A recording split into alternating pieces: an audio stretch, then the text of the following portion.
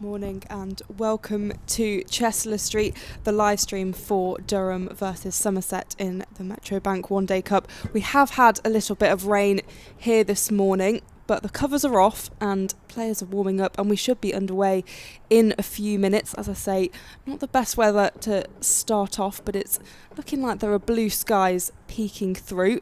A big game for both sides having mixed results so far in their campaigns. I'm Polly Starkey and alongside me is Claire Jenkins, and I think we can have a very good day today.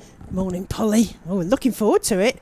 I mean, it certainly looked very northeasterly this morning when we came in and it was throwing it down and the covers were on, etc. But yeah, it is definitely looking brighter, and fortunately you can see a much brighter pitch than we can because we're looking out through tinted windows. So I'm reliably informed by Polly. But yeah, it should be a really good game today. I'm really looking forward to it. Yeah, as we have mentioned, lots of rain and a bit of a breeze, very chilly. So we do feel a bit for the players out there who are braving the cold. But as you say, let's talk about some recent results. So yeah. Durham started really well here a few weeks back with their opening game against Essex, where they won by 9 wickets. But they then have had losses to the Blaze and Surrey, whereas Somerset beat Essex by 5 wickets, then lost to Lancashire by 7 wickets, then beat Surrey by 7 wickets. That game against Surrey was absolutely fantastic. It was a little bit of a thriller there at the end with Amanda Shade Wellington and her cameo. Yeah, Wello doing a Wello, wasn't it? It's not gone till it's gone. Exactly. I think looking at the stuff, Fran Wilson didn't even realise that was doable, but Amanda Jade did. She knew that it was still possible. Comes in, whacks a load of 4s and puts them back in a game again. Exactly. Amanda Shade Wellington has been such an asset to Somerset. Obviously, she was with the side in the regional era with Western Storm and was so valuable there.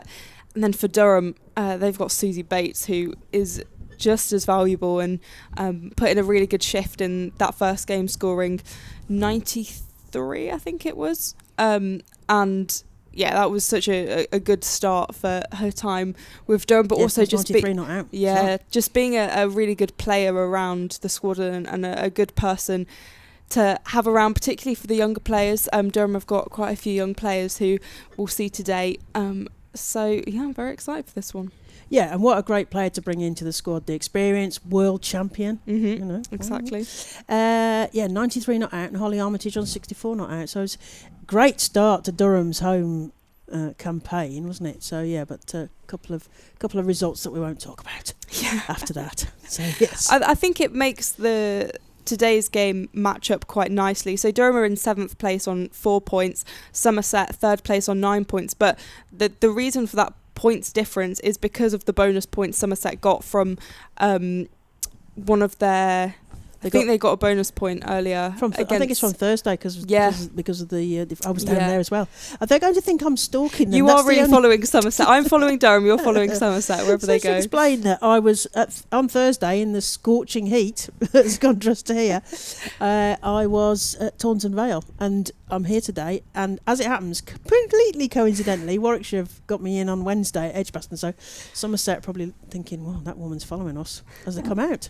Polly. Yes, as Somerset take to the field, Durham's batters, you can see Susie Bates there, making their way to the middle. We've mentioned it's a delayed start, so it's only going to be 48 overs per side as it stands. That's if there is no more rain about, which we've got our fingers crossed for. There are some dark clouds to the right of the ground by the LNER stand with Lumley Castle in the background, which we were chatting about this morning. Yeah, a place I need to go visit. You need to go. Yeah, I stayed there. It's when we were both at the launch, weren't we, of the Durham women's team, which is a great event. We might talk about that later. Big buy-in from the northeast, but yeah, I managed to stay at Lumley Castle, which is quite a. It should be a Harry Potter location. It's proper suits of armour and they look like they're going to come to life. Yes, so Lumley Castle up to our right. That's a bit dark. The other side I'm looking at, Polly, because that's nice blue sky. Yeah. Little Simpsons clouds just dappling the sky. So hopefully those are the clouds that stay around. It's going to be Susie Bates and Emma Marlowe to open the batting for Durham. Ellie Anderson will be opening the bowling for Somerset. number 45 on her shirt. The 21-year-old seamer. England under 19, of course, and the first edition of the under 19 World Cup in South Africa. Learnt lots there. I was chatting with her last summer about that. As Susie Bates will take the strike. Anderson from the Finkel end. Ooh. Starts with a dot ball. Just keeping quite low. I was a bit surprised at that. We've got Katie Jones, the keeper. He's also been part of England under 19. Yep. Possible future England wicketkeeper, perhaps? Potentially. It's early days, but Early promising days, signs. A contender, certainly. Ooh. Anderson, and that's the first wicket. What a delivery from Anderson. Oh my. The stumps have gone, and that is a fantastic delivery. Her second ball, and leg stump has gone askew. Literally bent back. Susie Bates out for a duck. There's lots of jumping around and cheers from the Somerset camp. That's because we built her up, didn't we? We were talking about world champion and things. Oh, bless her. Oh, well, I was hoping for a long innings from Susie Bates. Yeah, it's Going not to talk about my time with the White Ferns and going to New Zealand. Come on, Susie. not the ideal start for No. Durham or Susie Bates. 0 for 1. But that's a fantastic bit of bowling from Ellie Anderson. I've been really impressed with Ellie, particularly the back end of last season and this season. She went on loan to Western Storm and she's come down to sign permanently with Somerset. And yeah, I just think she's really developed as a player since her time with Sparks and Worcestershire. Obviously, she played most of her cricket at Worcestershire through the youth age groups. But no, it's really good to see her thriving. And I mean, what a ball-to-bowl second delivery and what a player to get out. Yeah, because during the last era, I did quite a lot of commentary for Central Sparks and for Western Storm, and so I've seen her bowl at Central Sparks and Western Storm, as you say, a good low-knee. Settled in very quickly down to the West Country and was a sort of natural pick, I suppose, to keep some pace for Somerset. So yes, great to see her developing as a player and really kind of getting into her stride with it. Yeah, and opening the bowling, having that responsibility. And we can see a little bit of rain coming down, which it's a worry. Slightly holding my breath about, as that blue sky is disappearing to our left. But players continuing for now. Anderson to Armitage, the captain, who defends that for no run. Oh, the weather's coming in again. Polly. Yeah, the rain is coming down and it's pretty dark outside. Players just walking around to... Sophie Love's kind of scrunched up trying to keep the ball dry.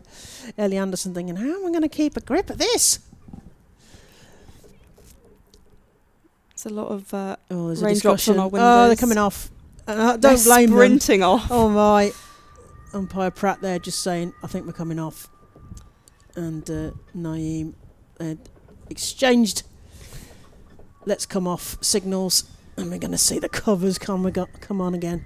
We can hear the wind is really whistling very, very loudly indeed. I don't know if that's coming through for you, but it's certainly, we're getting a proper whistle here from the weather. Well, shall we chat for a bit then? The weather really has turned, and we're not sure when play will resume. The covers are coming on, and the grounds team have worked really hard today already and have to continue their job now. Durham 0 for 1. The first over not even completed yet, and it is turning torrential. I think Susie Bates will be thinking, if only we'd started later, I might not have lost my wicket. Like, can we start the game again? Start again, yeah. But maybe, that didn't count. Maybe have a little word with the match referee. See what's possible. See if we can start again. But yeah, I suspect we'll be waiting a little while for play to resume, but we'll, of course, keep you in the loop with everything that's happening. Polly, before we go off, I want to... You're a marathon woman.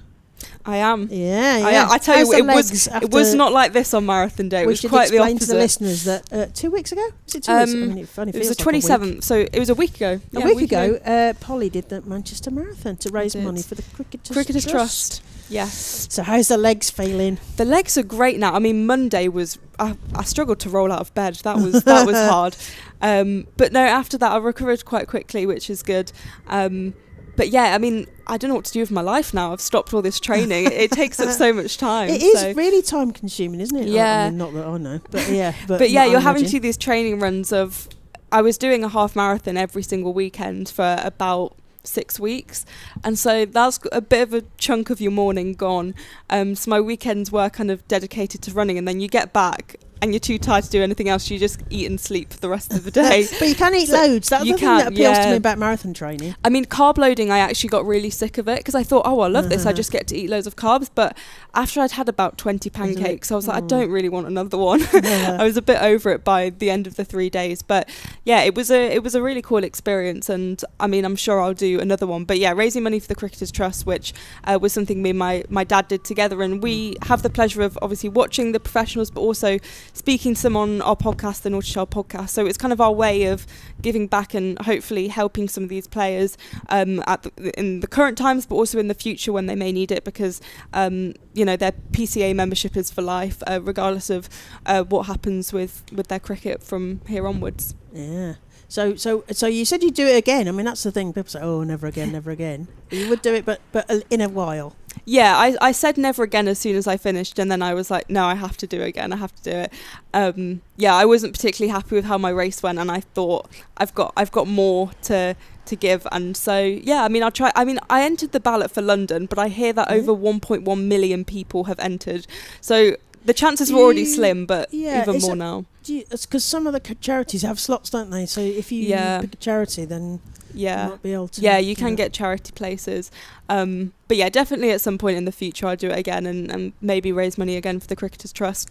I was explaining to Polly this morning that anybody who's done a marathon, to anybody who hasn't done a marathon, is like, a superstar. You're like, your eyes are twinkly and you're just amazed that someone can do that. Not the training, but also actually doing the run. So I think I was advising Polly she should just sit back and go, do you know what? I'm a marathon runner. I've done a marathon. And just, because people get obsessed about times and things. And I was also explaining, I won't give you all the backstory, but I did do a triathlon ages ago, and I'm just going to sit back on that, except I should say it was a triathlon sprint, which means it's much smaller amounts. But fact remains, I did a triathlon once, and people asked me about the time, and I'm like, I don't care. I finished it. So I think one should claim the fact that you have actually got a marathon. Yeah, and I mean, everyone gets the same medal. Yeah. If I did it in like 2.5 hours or 8 hours, I still get the same medal. And I was listening to Durham had a webinar with Paula Radcliffe. Yes, I was listening to that. Yeah, and obviously sign up for free. Exactly that. There's a fantastic part of Durham setup here, the Women's Cricket Network, and the access to those webinars. But yeah, obviously she is like the expert marathon runner, and she just did Boston. So I was like, maybe I want to try and do all the 6 majors and all that. Because you can still listen. So Durham have a Women's Cricket Network which you can sign up for free, and there is regular webinars, and you can still watch them now. So you can go onto the Durham Cricket website and listen back to these. But of course, Alison Kirbishley,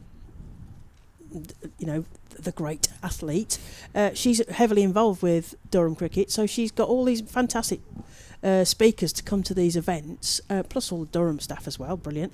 But I thought that was really interesting, that one, because I was listening at the time, and you say Paula Radcliffe, and she said something. What got me was, she said her coach at junior level, she was disappointed with a race or something, and her coach said, "That's fine. I don't want you to be the best person now. I want you to be the best senior." And I thought that was a really interesting take on, yes, you need to have somewhere to go. There needs to be space for expansion. It's that development and development mindset, isn't it? That, you're doing the best you can today, but there's got to be a bit more in the tank to work on those 1%ers that we talk about and stuff. That was my takeaway from the latest webinar. But yeah, fascinating stuff. And that was just before the London and Manchester Mhm. marathons. That was the reason that Alison Kirbishley got Paula Radcliffe on this women's cricket networking thing. But it was fascinating to hear her take on mindset, but it also, because she was talking about the difference between being an athlete where you're an individual athlete versus team sports, because she was saying she admires team sports people because they've got to turn out once, twice a week. You know, it isn't for her. She would be aiming at an Olympics or a Commonwealth Games or a big event, and there might only be a handful of those in a year. But to get yourself up for 2 or 3 times a week and different formats and all that, I don't know. Yeah, it was fascinating. I love that networking. Yes, as we say, definitely worth a listen. The rain is still pouring here and the covers are on, so not looking too optimistic. I'm sure we'll be back at some point, but it is looking pretty damp for now. We'll be back, as we say, whenever we hear updates about the weather. More covers are coming on, unfortunately. Durham 0 for 1, Susie Bates being bowled by Ellie Anderson from the second ball. The first over not even yet complete in this 40 over a side game in the Metro Bank One Day Cup. There are games elsewhere, we should say, yes, because of course there's rain here, but there are games going on elsewhere with live streams, so please feel free to move over to there. But remember to come back to us though. Of course, yeah. So there's a game at Beckenham where Surrey are taking on Warwickshire, and you're being looked after there by Georgie Heath, Dan Norcross and Kirsty White. There is a game at Trent Bridge where the Blaze are taking on Hampshire women, and then there's a game at Chelmsford where Essex are taking on Lancashire. I saw some tweets saying we've got lovely sunny weather here, and I was like, send some up here. So those are the games that are going on, and I haven't got the scores, but I'm sure you could check those out.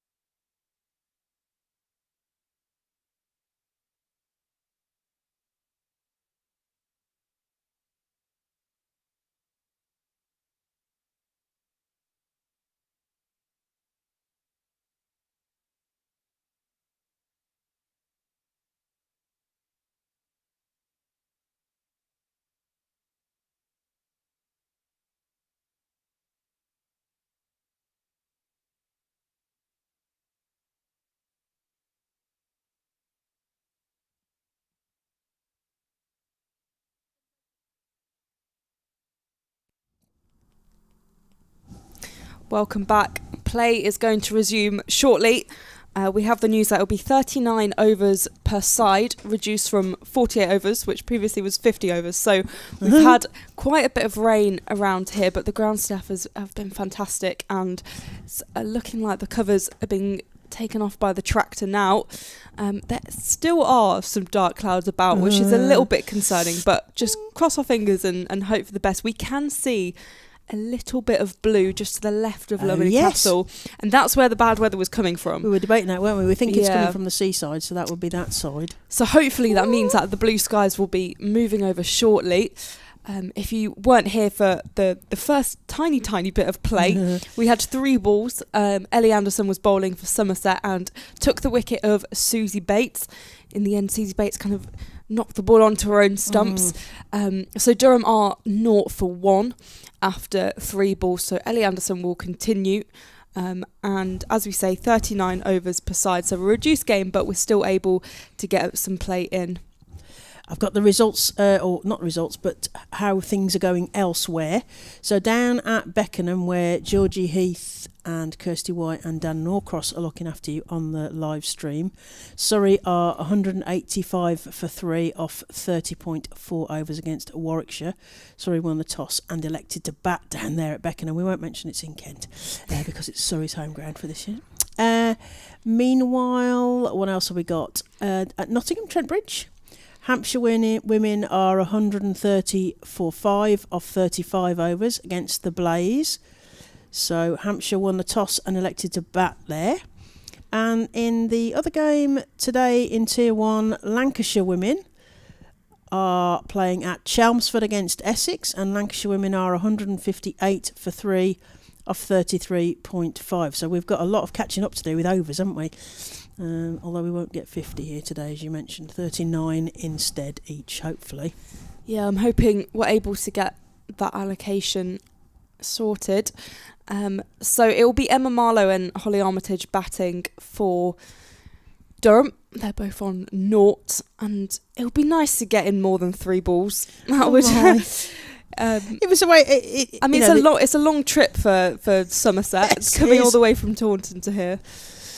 Yes, as umpires Naeem and Pratt take to the field. But yes, they started in what was sort of sunshine-ish, and then you could see it really coming in, and then they're starting to shrug the shoulders, and Sophie Love's trying to keep the ball dry, and then it just came down, and the umpires just looked at each other and went, nah, they're coming off. Yeah, everyone sprinted off the field because it did turn very quickly. It did. It was there was a little bit of drizzle, and then suddenly it was dark and rainy. So there are still some valiant spectators out there who have fought against all odds. They're hiding underneath the little bit of a roof at the top of the LNER stand there. So they've got the woolly hats on. I wish I'd got my woolly on. It's not that warm in here. I was thinking about going to the club shop and getting some extra layers. We shouldn't moan though. Durham branded gear. It's our fault for not being prepared. Well, I've got my woolly hat in the car, but it's a bit of I could have got it, but I have lots of layers on. So Ellie Anderson will be continuing from the Finkel end here at Banks Homes Riverside in Chester Street. Got Holly Armitage, the on-strike batter.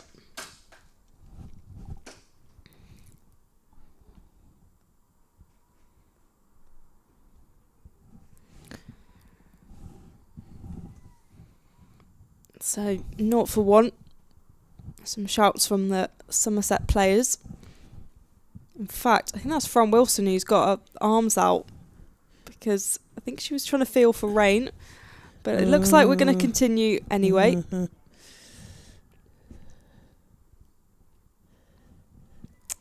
Anderson to Armitage. And that struck really nicely by Armitage into the offside. Races away to the boundary. They're on deep extra cover.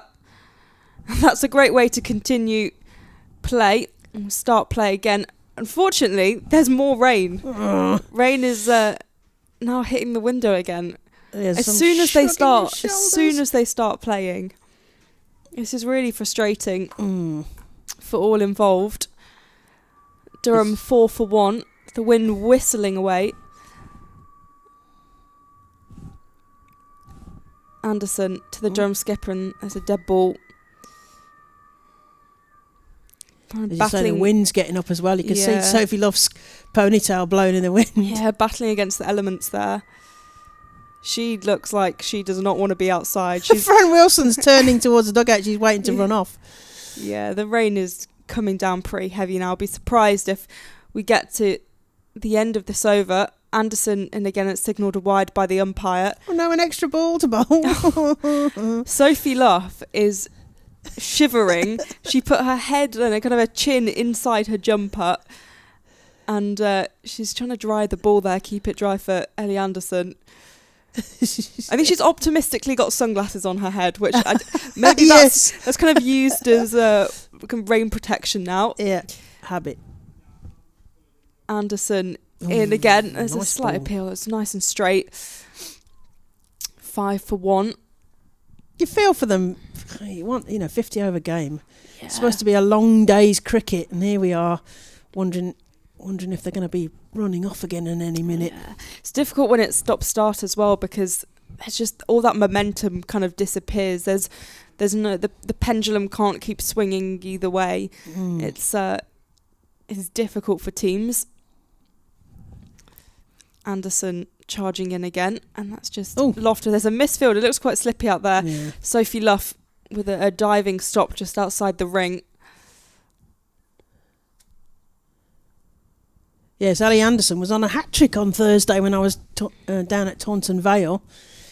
And it was the end of the over, so we were then like, we must remember at the beginning of the next over when she starts back again. But yes, so she did. They ripped through the top order of Essex, I'm afraid. That's the first over gone. 6 for 1 for Durham. Ellie Anderson with the wicket of Susie Bates before all the rain happened. And there'll be a change of bowler from the Finkel end. And I think it's going to be Laura Jackson, the new signing for Somerset. She was having a day out on Thursday as well. She took 2 for 12. Best economy of 2 was her economy on Thursday down at Taunton Vale. In the glorious sunshine where we were trying to put sun cream on and stay cool even in the shade. It's a bit of a contrast today, shall we say. Yeah, I was at Southport on Wednesday and I got a very nice tan. I in fact got tan lines where my socks were, so this couldn't be more different. Jackson comes in, right arm over. It's swiped up and over the fielder by Holly Armitage. It's going to reach the rope, but it is. Good stroke there. And that's the point of the power play, with the fielders being in close. The theory is that that's advantage to the batters in terms of being able to hit up and over the top, and that's what Holly Armitage decided she was going to have a go at. So up and over the mid-wicket fielder who's stood on the ring there. 25-yard ring for the women's game, 30 yards in the men's game. So, and it's different numbers inside and out. So 25 yards was where that fielder was stationed as Jackson comes in again. Armitage comes forward and plays a beautiful defensive shot, and that is tidied up by the short cover fielder. And there is no run. Laura Jackson having to brave the elements there in short sleeves. She has got short. Yeah. I mean, she's a northerner. She's from okay. More made of stern stuff. Yeah, she's Merseyside way. I think maybe Ormskirk. Okay. So she's used to the. She thinks this cold is quite weather. Nice. Then it's probably. tropical. As Armitage defends that down again, and that's cleared up. But a mad throw. Katie Jones, no chance there. No, she's not the tallest either, so that was just not going to happen in any world. But good backing up. Yep. Fran Wilson there. Yes, Laura Jackson settling into her new home, getting some good economy figures. Good economy against Lancashire as well. It's played down first and is cut off by the field, and there is no run. 11 for 1. Oh, yeah, 1-1-1, but not 1-1-1. We have to take our feet off the floor for Nelson. I think we possibly do. I can see in the dugout to our left that a couple of players are wrapped in blankets. Yes. They look quite cosy, they look actually. mummified there. Yeah, they've got bobble hats, jumpers, and wrapped in a nice warm blanket now. Jackson overarm to Marlowe, right-handed, slices at that one. It's going to go for 4. That's the cliche klaxon going off. If I say the quicker they come, the quicker they go. That was played nicely through where slip would have been, but down for 4. And Fran Wilson's got a. She's hoping someone's going to give her a cup of tea if she comes that far off the pitch. I think 4 more runs to the total. So we're off 11 for 1. We're now on to 15 for 1. Marlowe 4 and Armitage on 10. As the players go back to their positions, lots of them with hands, no doubt in hand warmers in their pockets, etc., and everyone blowing into their hands, Meg Lanning styley. Jackson comes in again to Marlowe. Oh, a little think about that, and then took a bat off it. Katie Jones, no doubt, eyes will have lit up. That's the end of the over already. So we are the heady heights of 2 overs. And Durham women are 15 for 1 here at the Banks Homes Riverside, Chesterley Street. Dare I say it's brightening up a little bit. I can see some blue skies peeking through. As you say, 15 for 1. And it's good to get a bit 2 overs down. It's a relief after the start we had where it was just 3 balls. 2 overs. Exactly. Ellie Anderson will be bowling again from the Finkel end after wicket from her second delivery to dismiss Susie Bates, and then a long rain break indoors. She continues here to Armitage, who plays with a straight bat, defended for no run. Holly Armitage, of course, England A captain for the T20s out in Australia. You were out there. We must get some. If you're prepared to go back to that moment in time and tell us a bit about that later, perhaps. Yeah, of course.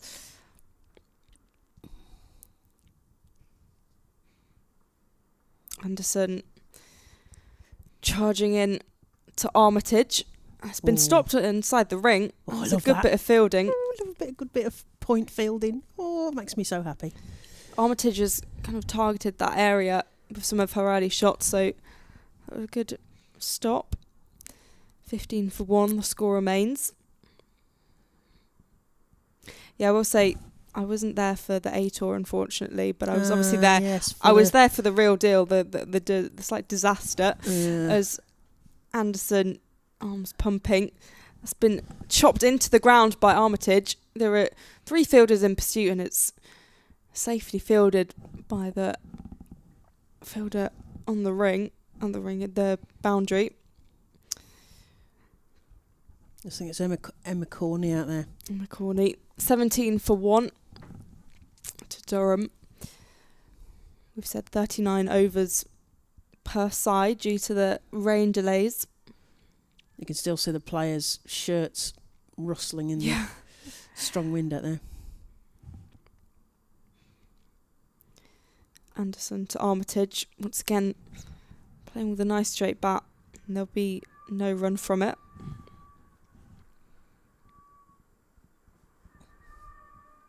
Because you took yourself out there, didn't you? And then you ended up working for various folks out there while you were there. Yeah, so I saw the fixtures come out probably about 14 months ago, and I saw a test match at the MCG, and I thought, I've got to be there. Got to be there. Yeah, got to be there. So found the cheapest flights I could and kind of organised it from there. As Anderson to Armitage. They'll scramble through for a quick single in the end. It's quite safe. Safely left. I'm not sure what happened. I think the ball's a bit wet, isn't it? Slippery, I think it's difficult to she's grip it. As if to illustrate, she's got a towel out of the back pocket and giving the ball a bit of a rub. I think we're going to see potentially that. It's difficult to grip and stop the ball, because that was uncharacteristic of Sophie Luff, who's a brilliant fielder. Anderson to finish her over to Marlowe. Ooh. Who drives that down the ground. They think about the single, but they don't take it in the end. And end of the over, 18 for 1.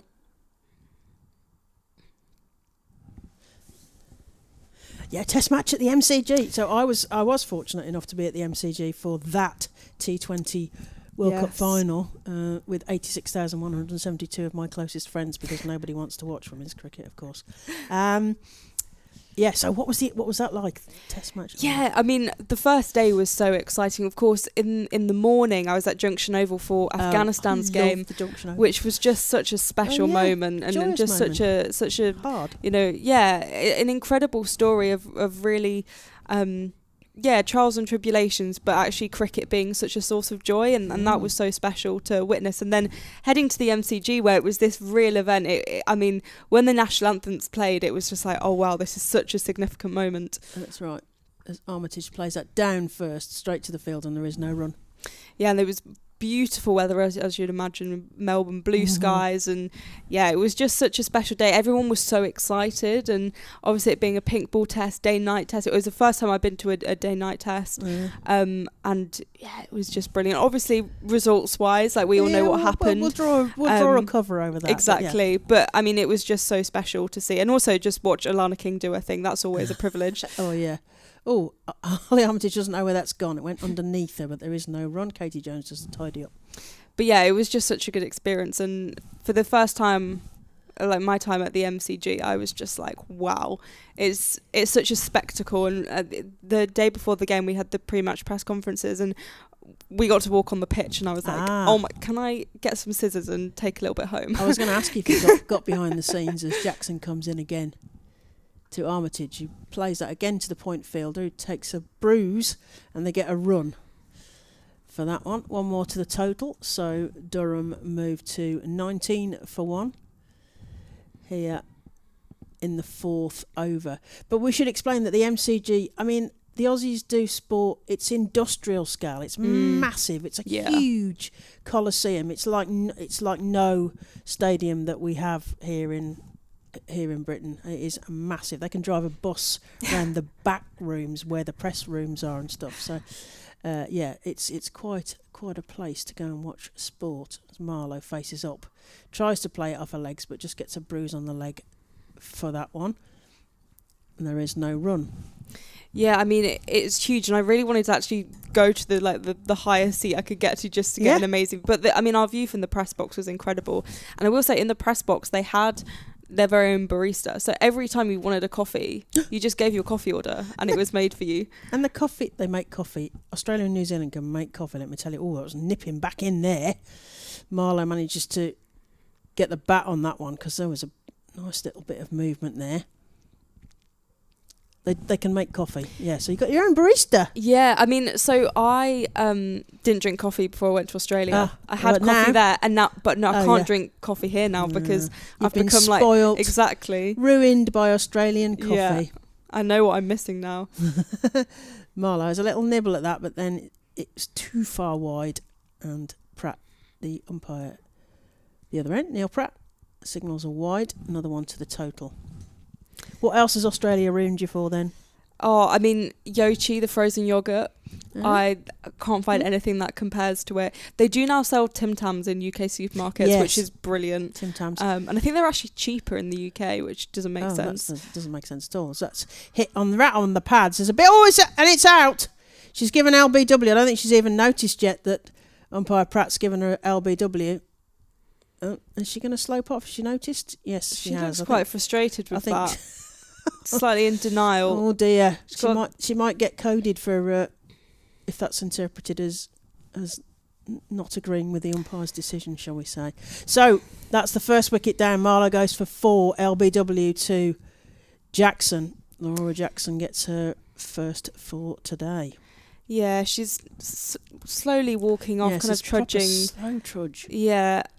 Head maybe frustration with herself. That's what I think it's what I think with LBW that's normally the case, or even being bold. It's just like, you could have gone on and done more. And I think with Emma Marlowe, like pre-season, she scored a century. She was in really good nick, and she had done really well. So it's that frustration of your ability is so much better than what you've done today. And obviously with the Durham are now 20 for 2. They lost that really early wicket of Susie Bates, which was. She played on, unfortunately. Yeah, exactly. Not what they would have wanted at all. So it's frustration for herself and for a team. And she looks disappointed with that one. Maddie Villiers coming in. Import from what was Sunrisers, would now be Essex. We'll see her with a ball, no doubt, later, as Holly Armitage explains what the ball is doing, etc. So Durham are 20 for 2. Yeah, interesting to see Villiers further up the order. Yeah. She kind of normally comes in middle to lower order, but yeah, I backed that decision to bring her up. It's a plan. And it's and the thing is that she gets quick runs, doesn't she? Because she's a runner between the wickets. Anderson from the Finkel end. That's lofted in the air. That's going to race away to the boundary just with a few bounces. What a statement to start from. Oh, that was Holly Armitage. That was Holly Armitage. Yeah, she saw that one. Dismissed it through sort of deep mid-wicket. I was surprised to see Villiers playing that shot so early yes. on. I was thinking the same thing. I was thinking, well, I was a bit confident because she was in at the non-striker's end. So yeah, of course, end the over. The captain leading with the bat. Armitage 18 not out, 24 for 2. Anderson to Armitage, he just defends that into the ground for no run. Yes, Australia will ruin you for lots of things. So we were talking about Tim Tams. They are chocolate biscuits, but not like we get here. They're like penguin bars, but thicker, better. Penguins. The chocolate's nicer. Just everything about them is, and you can get so many flavours. I have probably about 6 packs at home, which I bought a suitcase full of. I was like, they're going to stop me at like border control and being like, why have you got all of these? But yeah, I really, really like them. As other biscuits Anderson, are available. Indeed. Anderson's in and nice shot. that's pulled down the ground. That's the boundary rider, Emma Corney, with the fielding. But yeah, I mean, I just think everything's better in Australia. I absolutely loved it. Obviously, the weather is great. It did rain a little bit, but I think I avoided the rain for the most part. The beaches, there's really nice countryside. I didn't see any snakes or spiders. So that was a big bonus because I think that would have put me off. I saw kangaroos in the wild. Yes. As Anderson runs in again and goes straight through to the keeper, Katie Jones. So yeah, I stumbled across them in Canberra of all places. Actually, I was climbing up. Yeah, I was climbing up a mountain. I basically think I got lost, so I probably wasn't meant to see them. You know. Let's hope I wasn't. It's not the place to get lost because it's proper, like dangerous. All sorts of things will kill you, and it's the stuff that doesn't look like it'll kill you. It'll kill you. Anderson in again, and once again pulled down the ground. Emma Corney working hard there on the boundary on the leg side. But yeah, I mean it was absolutely fine. I was near a main road. The path wasn't particularly clear. But anyway, yeah, I saw these kangaroos, and I mean I knew not to approach them. Yes. I knew straight away because they were quite big. They were way bigger than I expected. Yeah, and they had joeys with them as well, so obviously they were even more protective. But they kind of stared at me. But then I was really glad because they bounced away, so I got to see them actually bounce. Oh yeah. But that was really, really cool. Didn't see a koala, unfortunately, but I do hear they're hard to find. As in the wild, there would be, yeah, probably. Runs and flicked off the pads. Nice shot to start there for Villiers. As Armitage pinches the strike there. Yeah, the thing about kangaroos, if you've not encountered them live, is that they can get very tall, sort of 6 foot odd. And whilst they might have smaller heads and arms in proportion, they are, I mean, properly ripped, aren't they? I mean, and the other thing is, I remember seeing one in a kind of conservation area as it came towards us, and I expected to feel it coming on the ground because they're big units and it's all muscle, but actually you don't feel them coming, but you can see them. Yeah. But they apparently are no strangers to perhaps attacking people if they think they're threatened or they need food, etc. As Jackson continues, that's played into the leg side. There's a gap there. It's going to be 4 runs. That's a really nice shot there from Maddie Villiers. No risk along the carpet. 4 more runs to the total. Durham are 36 for 2, and we are in the 6th over. Still in the power play. Although we haven't been told about whether the power play stays at 10 overs with the slightly restricted. Anyway, good question. But that will be, the power play will affect how many players the fielding side can have inside the 25-yard circle. It's a 30-yard circle in the men's game, 25-yard circle in the women's game. And the numbers inside and out will be different as Jackson comes in again to Villiers. Plays that this time into the offside, straight at Fran Wilson, is it? Or it might be Skelton. Who just stops that with her body, and there is no run. So kangaroos in the wild, but you didn't see any. I saw again koalas at a sort of conservation area, so you can get quite close to them. I also loved the bin chickens. Oh, the bin in chickens Sydney. They were incredible. I want a pet bin chicken now. Yeah. Jackson to Villiers. Down first. Oh, got a hand on that. They get through for one. They're coming back for two. They're determined to get a decent total here. So Holly Armitage pushing Maddie Villiers to get two there. Another two to the total for Durham. That was good running between the wickets. Running. That was Charlie Dean who got a hand to it. Oh yeah, on the 25-yard circle there. I've got a window frame just in front of that bit of the pitch. That's played forwards. There's a big shout. Maddie Villiers goes for a run and comes back half a round later. There is no run. There's a big shout, I think, because there was a big noise off the pad, but we're not on the right angle to see how close that was. Durham are 34 for 2. Oh yes, the scorers have said it's 8 overs in the power play, so we've got another couple to go yet as Jackson comes into Villiers, who plays it up and over. Beautiful shot to third. Is he going to get cut off? Oh no, the fielder then manages to knock it over the rope. Oh dear, that was a desperate dive there from the fielder right on the rope, who only ends up knocking it over, unfortunately. The boundary is marked by a rope here, which is probably slightly less dangerous than some of those sponge Toblerone things. It's Ellie Anderson down there having a little dive about.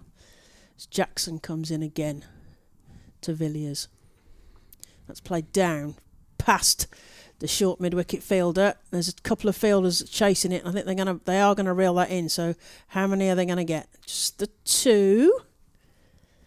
I've got this theory about a boundary is perfect if you can possibly run a 3. That's the length will vary with the conditions. So that's the end of the over. Durham women are 40 for 2. 6 overs gone. 8 overs in the power play for today's game, because we are on slightly shorter overs through a couple of rain delays. So we've got 39 overs each today. Hopefully with no more rain delays. So where were we? We were still in Australia, weren't we? Koala bears. They're not bears, but koalas. Mm-hmm. Apparently their stomachs can't digest eucalyptus, but that is their only diet. So basically they're stoned. So they only move slowly because their systems are trying desperately to cope with eating eucalyptus all day, which just makes them just zoned out. I think I was paying enough attention at the place that was what they explained to us. So they move very slowly, but they are really cute looking things.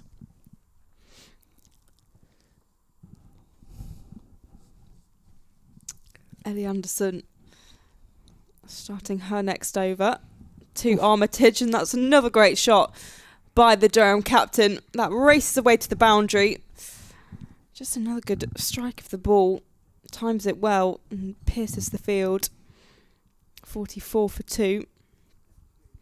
Yes, Holly Armitage, she got 81 with the top score against the Blaze and 64 not out against Essex. So she'd be wanting to add to those kind of scores, particularly if she's going to attract the England selectors' eyes. Do we know where Lottie is? Because I wonder whether there should be a Where's Lottie Today thing and she should wear a stripy hat or something. Anderson to Armitage, who plays it into the ground. Yeah. So if anybody wants to play along, where's Lottie today? I would say that where I was staying, they said, "Is your name Edwards?" And I was like, oh. I didn't see Lottie. That's not to say that she wasn't there, because she's a bit of a ninja. So where is Lottie today? So if anyone can let us know, drop us a message somewhere. I reckon she might be at Trent Bridge. Yeah, lots of England players there, isn't there? Anderson to Armitage, flicks that off the pads into the leg side, and they'll take the one run. I'm just trying to think, because obviously, I mean, this is not necessarily true because she has been in London for Lords. Oh yeah, but for the obviously launch England of are the World based at Cup. Loughborough, so I'm trying to think geographically. Yeah. So either Beckenham or Trentbridge, I reckon.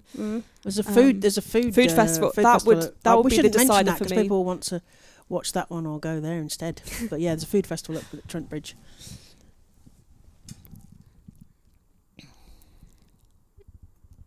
Anderson Oh, it's to bowled. Villiers.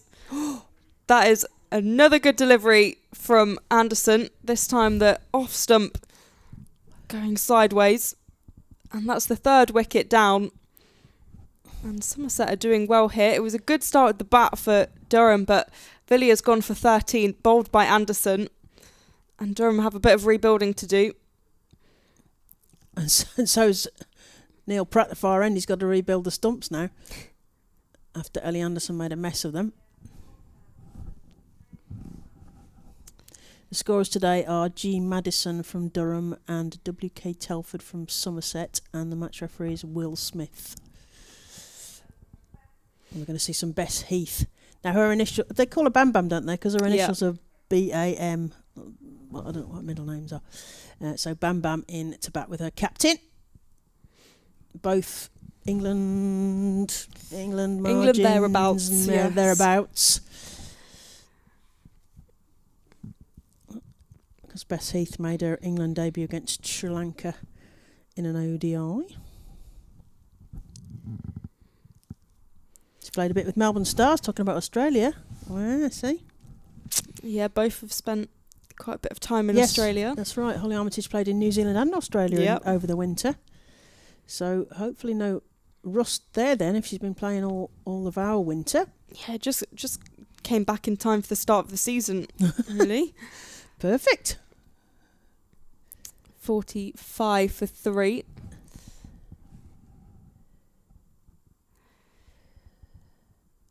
Anderson in, and that's a great start by Bess Heath, who launches that. It won't make it all the way to the boundary with Emma Corney in the distance there. Great strike of the ball on through the mic there. It was really good, kind of deep square leg area. They only take the one from it in the end. Because Bess Heath has made that move from Yorkshire effectively so that she can get the gloves presumably here at Durham. Anderson to Armitage, and it goes straight to the fielder inside the ring. Again, a great crack off the bat there. 46 for 3. 7 overs gone. One more over the power play. So what can they make of that power play? Durham batting. Captain Armitage on 26 and Bess Heath just the 1. Susie Bates was bowled for a duck by Anderson, and Marlowe was trapped LBW by Jackson for 4. And then Villiers was bowled by Anderson quite spectacularly with 2 lots of bent stumps from Ellie Anderson, former under-19 England. I'm going to see a change of bowling at my end. We've got Charlie Dean. We've decided that not only should be about 3 O's after Dean when it's Dino, but Ed Seaborn reckons there should be some extra E's because it's Dino, I think. Yeah. I'm not sure. Yeah, probably. If anybody would like to help us with that one as well. Charlie Dean is coming into Bess Heath. So these two will know each other from various England duties. A right arm spin. Bess Heath comes forward and plays that down straight back to the bowler, and there is no run.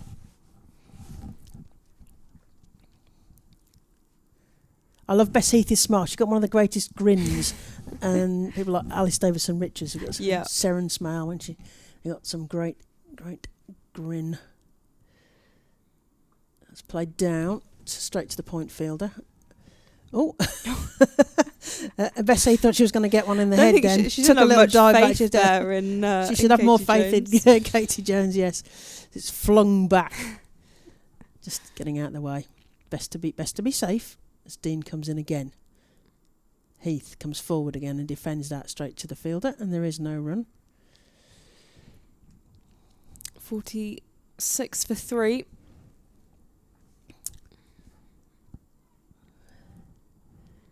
Heath taking a stance.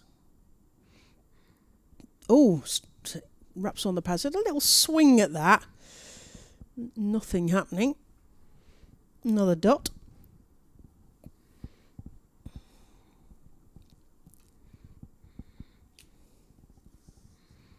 Dean, what's she going to serve up? Bit more spin. Down. That's hit down straight to the point fielder. There is no run. Holly Armitage seems to be finding some gaps, so Bess Heath needs to do the same here for Durham. I hate to say there's some bit more blue sky coming from the seaside, Polly. It's good news. Yeah. Heath plays that to point again. It's cut off, unfortunately, so there's no run again. It's tight bowling there from Charlie Dean. Was that a maiden? I think it was. Dot, dot, dot. Yeah. Yes, it was a maiden over by Charlie Dean. Dean O. Yeah, there's a bit of a scramble inside the ring there to stop the ball. Protect Charlie Dean's figures. And that's the end of the power play. Umpire Naeem giving us the signal. End of the power play. Durham are 46 for 3. We've seen in this year's Metro Bank One Day Cup, which is what this is, actually wickets haven't been so much of a problem in the power play as people like Emily Arlott have proved for Warwickshire, etc. So 3 wickets down, 39 over game. May not be that much of a problem, we shall see. Armitage on 26 and Heath on just the 1. Ellie Anderson already got 2 wickets and she'll continue from the Finkel end. Armitage facing. Plays it down into the leg side. Beautiful. Take the single. Beautiful time in there. Yeah, similar shot. She's played that shot quite a few times in her innings so far. She's enjoying the leg side. Timing that ball beautifully. Sophie Luff just having a discussion with Ellie Anderson. What's the plan? Heads back to her mark. Yeah.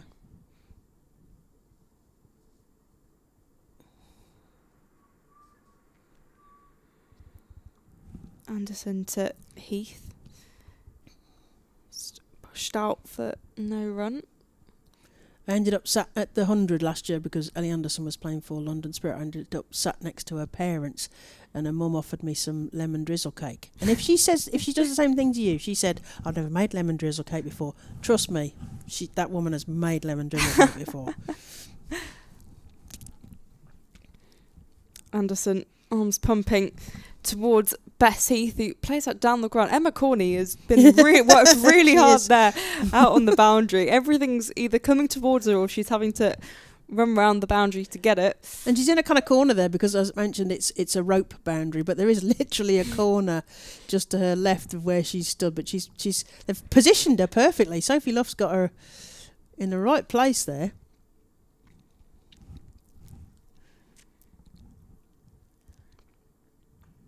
Anderson to Armitage, and they'll take the single. Some of the Durham batters warming up to our left. Yes. Trying to stay warm. Back to the lemon drizzle cake conversation. So when I was on commentary on Thursday at Taunton Vale, this lady in a big floppy hat, because she didn't look like she did because she had this big hat on, she said, hello. She said, I forgot, I'll bring cake next time. And it was obviously Sue Anderson, Ellie Anderson's mum.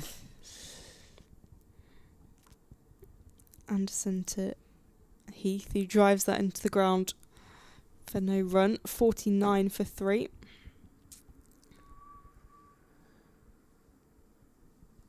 Maybe a little bit of discussion from the umpire about the protected area and Ellie Anderson's follow through potentially.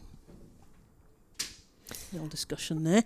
Well, Sophie Luff moves a fielder back. We were having Lottie watch. Oh, yes. And I hear she's rumoured to be at Beckenham. Rumoured at Beckenham. From my sources. Well, the other thing is that she might have body doubles, which would be great, wouldn't it?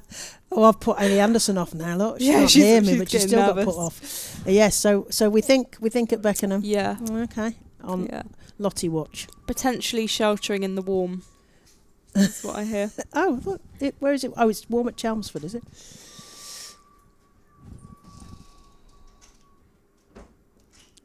Oh, Oh, it's another stump bender. It's another stump bender. Ellie Anderson is having an absolute day with the ball. Oof. Those poor stumps. Those poor stumps. Yeah, that one is going to be proper wobbly. Ellie Anderson with her third wicket of the day, and Bess Heath has to go for 2. There was us on important duty finding out where Lottie is, and Ellie Anderson's bending the stumps back. Well, Lottie, have a watch of this, because Ellie Anderson, that is some fine bowling.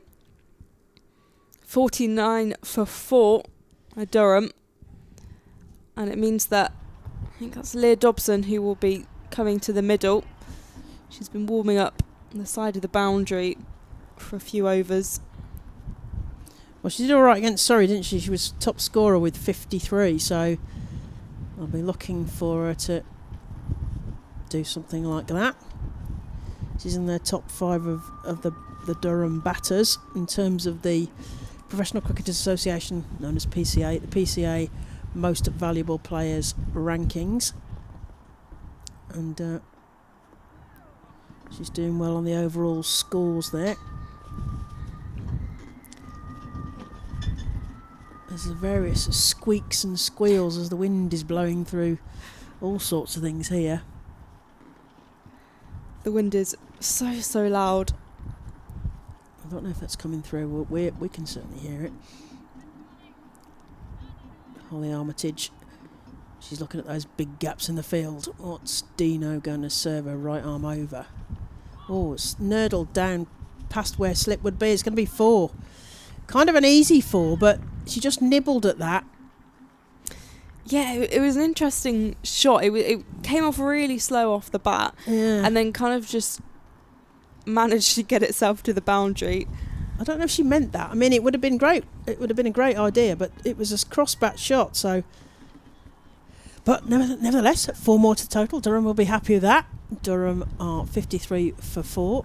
Armitage on 32. And Dobson yet to get off the mark as Charlie Dean comes into Captain Armitage. Comes forward and defends that. So that was obviously a much more spinny ball there from Charlie Dean. Settling in well to her Somerset surroundings. That's played down to short third, but straight to the fielder, Fran Wilson, and there is no run.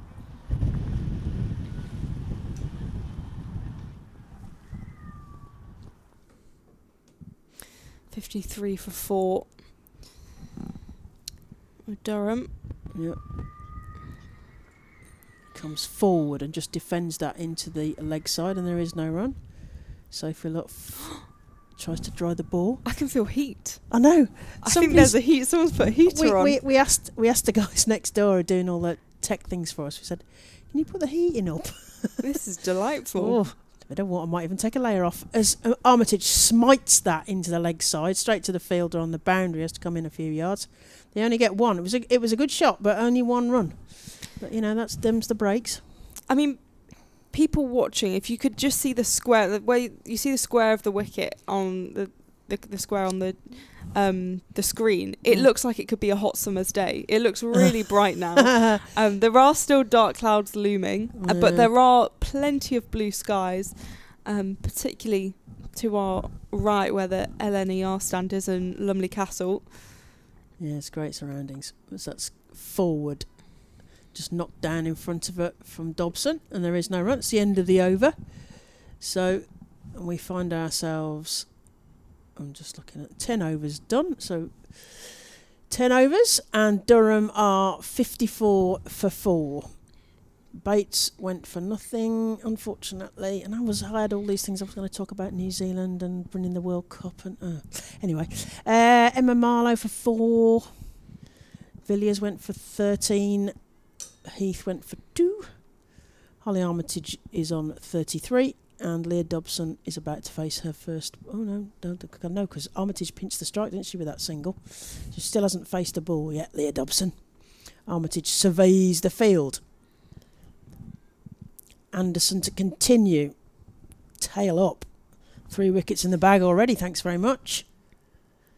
Ellie Anderson to Armitage. That's defended down respectfully by Holly Armitage. Holly Armitage is a kind of composite character for me of all the players I ever played against for the sort of northeastern teams and the Yorkshire club teams and the Yorkshire county teams. She reminds me of so many of those players from that time. As Anderson comes in, that's defended down again. He's obviously getting a really good line there, is Ellie Anderson, as Katie Jones goes round and fields the ball, and it comes back round the field, keeping it off this wet grass here at the Banks Homes Riverside, Chesterley Street. Durham, the home team, in the field, put into the field by Somerset, by Derbyshire, who won the... Is that right? Which way around did it? Somerset. Did they put themselves into the field? Yes. Yes, that's right. Thank you. I'm glad someone's paying attention. 54 for 4. Yes. Anderson continues her over. Sophie left around the ball again. So we've had a bit of bad weather this morning, but things are brightening up. Anderson charging in. Armitage awaits and she flicks it off the pads square, and she'll get the one run for it. We need to build a partnership with Dobson, who's only faced the one delivery so far.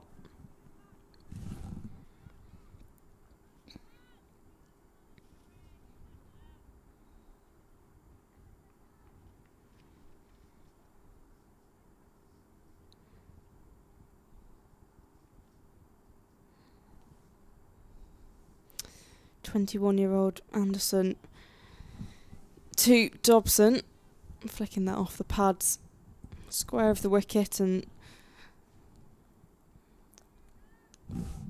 off the mark for Dobson. Indeed, 56 for 4 for Durham after that very early wicket of Susie Bates. Yeah, Ellie Anderson, who came through the Worcestershire pathway, captained the under-18s relatively recently, and that's a decent shot by Armitage. Does find the fielder on the boundary. That's maybe Charlie Dean up there. 57 for 4 at the end of the over. 11 overs gone, 28 remain in this reduced overs game. As we've said, 39 overs per side as it stands. We had an 8-over power play. Holly Armitage on 35 from 36 and Leah Dobson on 1 from 2 balls.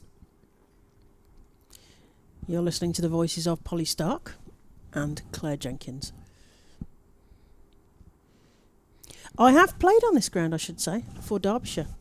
Oh. So, yes, this is one of the few grounds that they let me loose on, as that's played into the leg side by Holly Armitage, and they get through for a quick first single. You got that sense that they are trying to do the kind of cliche thing that, run the first one fast and then you've got more chance of getting a second run out, but they only got 1 there, so 1 more to the total. Durham 58 for 4. Dobson to face Charlie Dean. And a spin. Comes forward and plays that straight back to the bowler, and there is no run.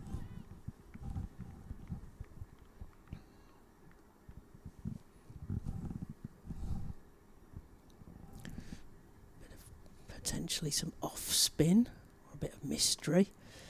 Straight past the cover fielder. That's a lovely stroke from Leah Dobson. 4 more runs to the total. Durham 62 for 4. Dobson now on to 5. Armitage on 36. Nice shot round the fielder there, the short cover fielder.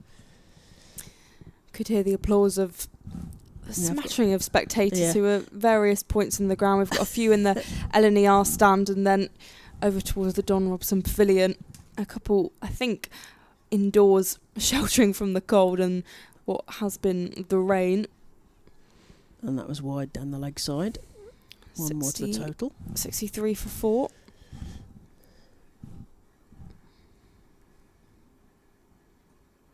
Oh, down the leg side again, so we'll get another wide there.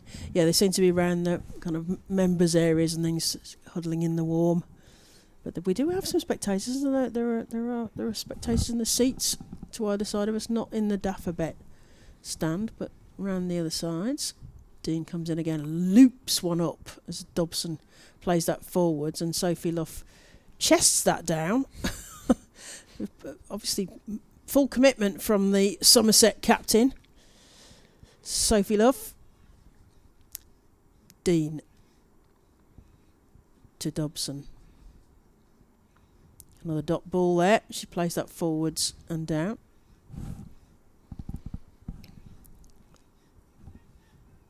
You can hear the chirping from the field from Somerset. They'll be well pleased with themselves getting 4 wickets to this point. Dobson plays that into the leg side. There is a gap. There's a sort of pocket behind Sophie Luff, and they get through for an easy single. Another one to the total, 65 for 4, and that's the end of the over. So we've seen 12 overs here, with 39 overs each. 27 to go. Durham are 65 for 4, and Armitage is 36, and Dobson is on 6. Yeah, you suspect this partnership is going to be pretty crucial for Durham. Obviously, Armitage going along well, 36 runs so far. Leah Dobson building her innings on 6 now. And yeah, you want these two to stick together. My concern is I can see Amanda Jade Wellington taking her jumper off, which means we're going to have some wello. Yeah, problems may start for Durham here. Was Amanda Jade Wellington, who is just one of the best overseas signings I think we've seen across the circuit.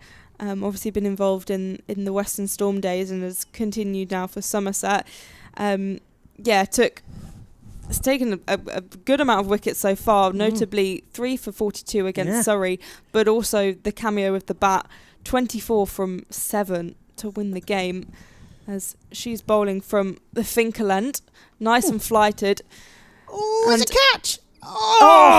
It's a drop catch out there. That was a trap, Chloe wasn't it? Skelton. I think that was a trap. Yeah.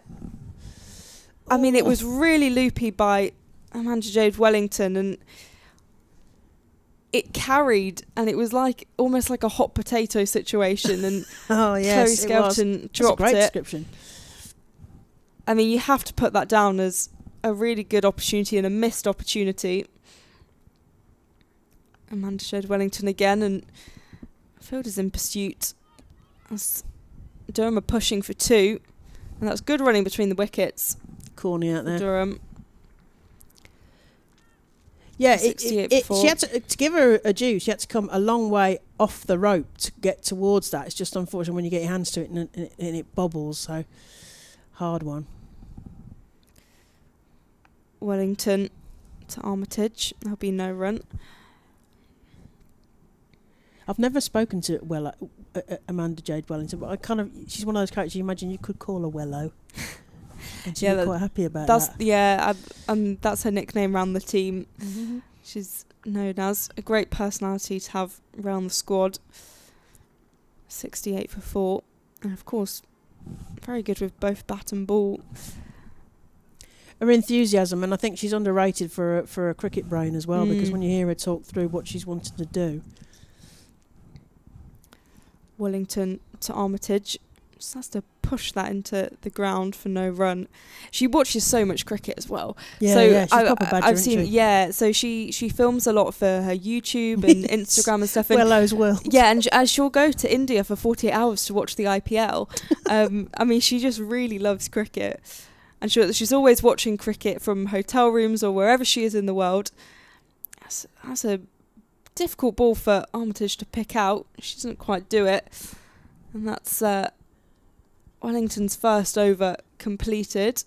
13 overs have gone, 26 remaining in this 39 over reduced overs game in the Metrobank One Day Cup. A reminder, Durham versus Somerset, with myself, Polly Starkey and Claire Jenkins alongside me. Yeah, I was looking at Wellington. So she made her Aussie debut in 2016 in an ODI against South Africa, but she can't get a permanent slot in Australian side. And I did hear her interviewed where she was saying she's got some English roots, and she was actually contemplating whether she could get qualified to play for England. I don't know if Lottie's heard that one, as that's played in fact, directly to the backward square fielder, and there is a single. Katie Jones negotiating Holly Armitage to get the ball back. Yeah, I wonder how close those connections are to the UK, because obviously you have a grandparent. Yeah, I'm not sure. I'm sure somebody will tell us as Armitage plays that through the covers. There's a bit of a gap there. There's a big run round. There's a great stop, diving stop, pushing the ball forwards there, out on the rope, and they've got back for 3. That was Armitage hit that, didn't it? She's at the other end. You think that's right? I think that's right. Durham are 72 for 4. Stroke through the covers, and illustrating my point that one should be able to run 3 if the boundary's the right length. Dino comes in again. That's played forwards by Dobson, but there's a dot. It's a defending that one, as Dino sends the fielder out to the rope again on the deep point boundary. Chloe Skelton patrolling the rope. Dobson forwards, sort of nurdles it round the corner, and they get through for a quick single. There is a chance of a shy, but Armitage is home. So what looks turned it into an easy single, but it was a scramble. Another one to the total. Durham 73 for 4. Armitage on 41. Ooh, heading towards a potential milestone there. Facing up, knocking a bat down into the leg side. There is no run. She marks a guard again. Durham captain. An early signing for Durham when the new setup was put in place. Smart move. Holly Armitage as a captain. Oh, Charlie Dean goes straight through her action there, but ends up with a ball in her hand. Dead ball. I don't think that was a threat to Leah Dobson at the non-strikers. I think everyone out of Charlie Dean. Yeah, would anything know. around Charlie Dean. Famously was run out at the non-strikers end in the game at Lords against India, which was Gillian Goswami's last game, and it kind of left a slight bitter taste, unfortunately. But more of that, as that's worked backward of square by Holly Armitage. They get through for a single. They're quite clear. Just the one then, says Holly Armitage. And that's the end of the over. 14 overs gone. Durham are 74 for 4. Armitage on 42 and Dobson on 9. This is good from Durham. They're rebuilding after those early wickets, and I think Armitage staying in is absolutely crucial. And I mentioned before, building a partnership with Dobson would be really, really useful, and they need to put up a competitive total on the board. And I mean, they'll be aware of what Somerset have done over the last few weeks, particularly that game against Surrey, where it was also a rain affected game. Yeah. And that they'll know what Somerset have in them, and the threats of Amanda Jade Wellington with both bat and ball, and they'll be wary of that, as Wellington will start her second over from the Finkel end. Wellington to Armitage, chips that up, but it lands safely, no run. We didn't get the full Dean roll there, but we did get a slide on the knees, because there's usually a roll from Charlie Dean early on. A kit dirtier. Wellington to Armitage, gets that in the air. It will fall short of a fielder, so it does land safely and kind of bobbles in the ground. So they managed to run through for 2, which I think is a lot better as a result as they expected from as it came off the bat. Dobson feeling the back of her knee. I hope that's just a little twinge.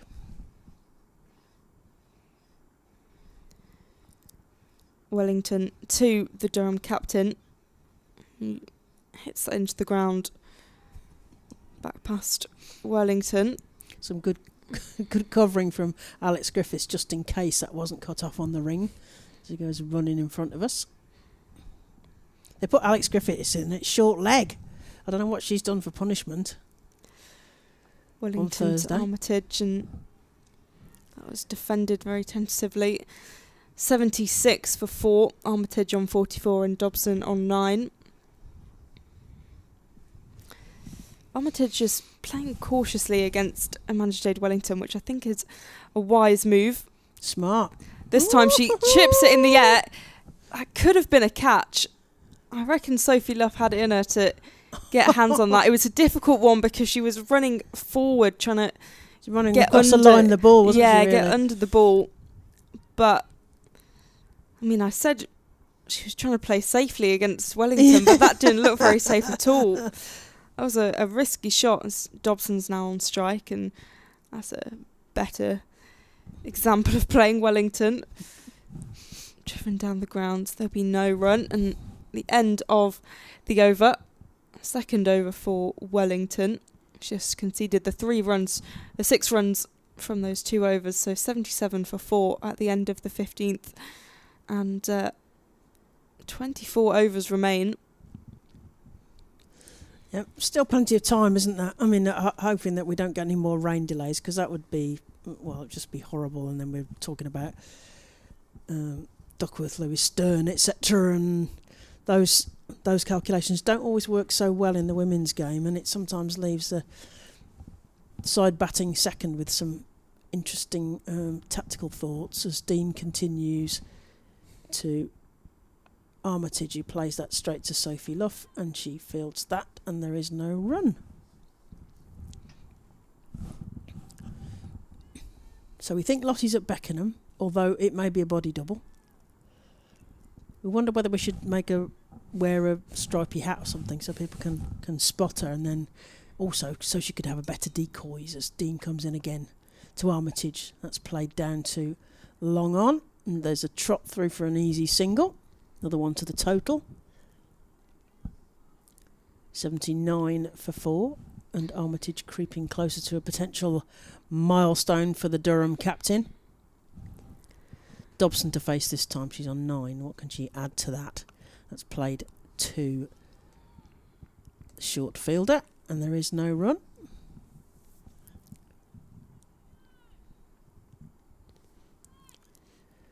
Shouts of Dino in the field. Dobson's shirt getting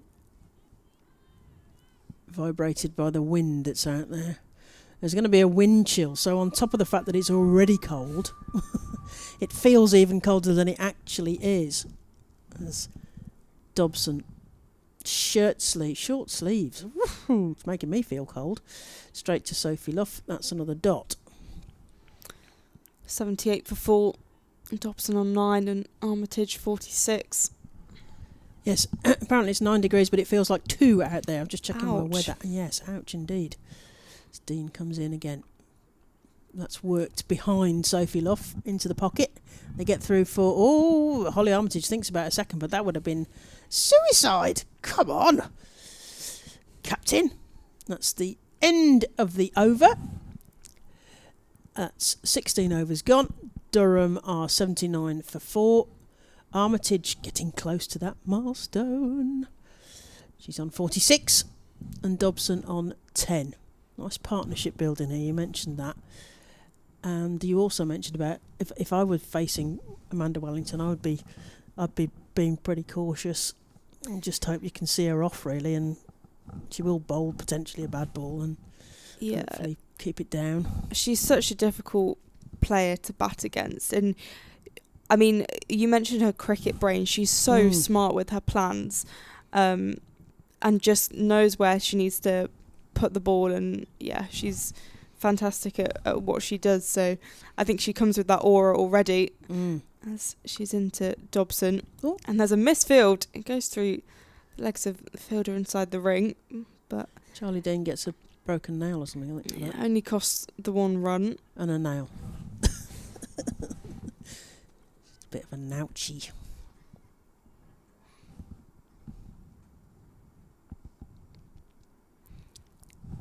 Wellington to Armitage. There'll be no run again.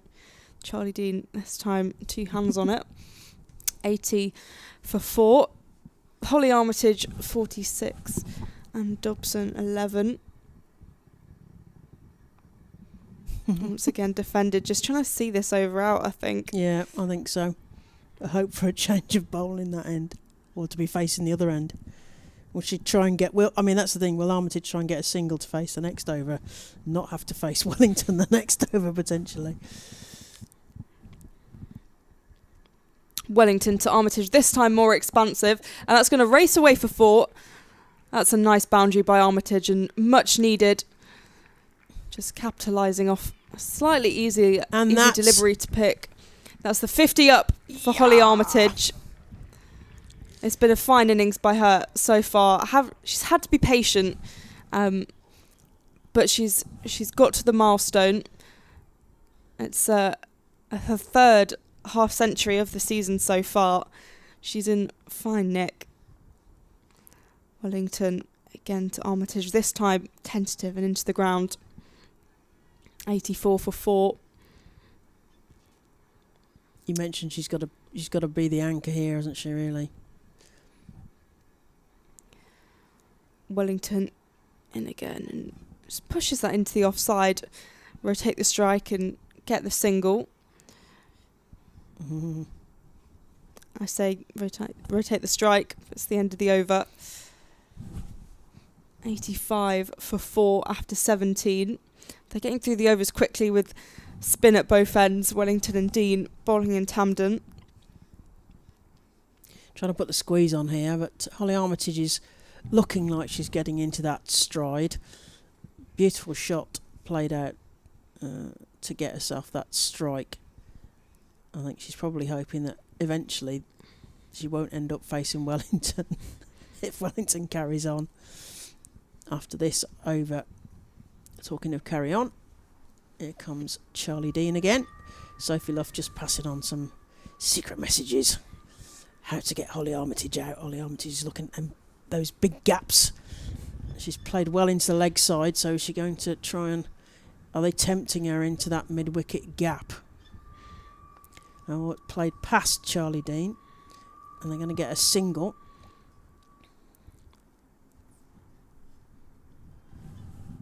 Score moves on to 86 for 4R Durham. Playing against Somerset here at the Metro Bank One Day Cup. That's carved out through point. There is a fielder on the rope who's going to pick that up. And they're just going to get the single. As you said, rotating the strike. Starting to get into some sort of rhythm here are Durham. Up at the Banks Homes Riverside in Chesterley Street.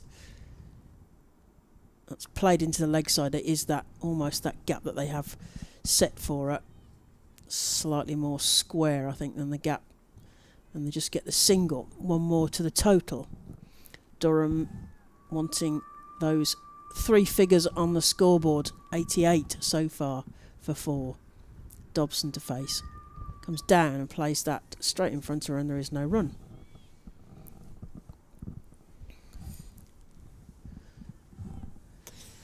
Chloe Skelton bowling, who's been a regular in the kind of Southwest teams for a few seasons now. Oh, and that's played straight to the fielder, who manages to deflect that, and they get through for a single. Have I got... Oh, it isn't Dino. Silly Clary. Chloe Skelton.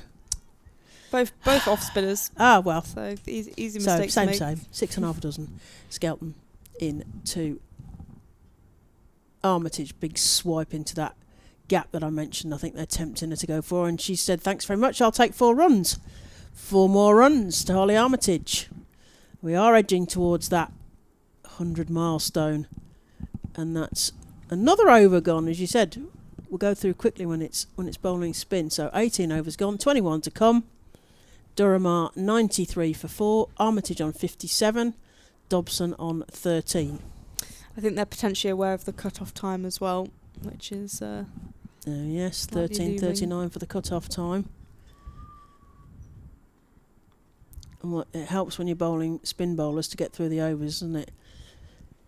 Although, of course, they've got Alex Griffiths who bowls quicker, and Jackson and Anderson, so the spin bowlers speed things up a little. Speaking of spin, Amanda Jade Wellington will bowl her 4th over from the Finkel end to Dobson. It hits the pads. Muted appeal. Yeah. It's very leg side. 93 for 4. I can see some raindrops on the window again. I'm trying to ignore Not them. thinking about it. It's defended for no run. I mean, I see blue sky, so Yeah. it's fine. They'll be all right. I just hope they get a full game in, because you want Yeah. them to get a full game. Wellington to Dobson. Takes hold of that. Plays it into the leg side. And they'll get the 1 run. 94 for 4. Dobson on 14, and Armitage now taking the strike. 57. Some movement in the field. Amanda Jade Wellington putting her... They've got 2 cover fielders, which seems to be the fashion this season. And a mid-off. Squeezing on the offside. Wellington to Armitage. That's just pushed into the offside for no run. 94 for 4.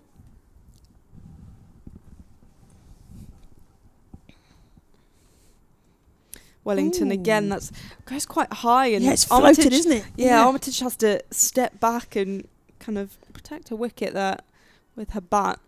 I was a bit hesitant. We've had 2 instances in Tier 1 and Tier 2 of players hitting their own wicket, which I've right. barely seen before until now. Wellington again, that was very beautiful floaty. shot there. Oh, lovely. That's raced away to the boundary. There was loads of flight on that delivery, and Armitage just timed it quite nicely to get the best out of it. And it's another boundary for Armitage. 61, the side 98 for 4. Really close to that 100 milestone as a collective. We're sort of at the we will be at the halfway stage, aren't we? 19 overs gone, 20 remaining. So what can they get to? My theory, although it only works for the full 50 overs, is double plus 20, but I think Durham would like to take effectively 210, 220 off this.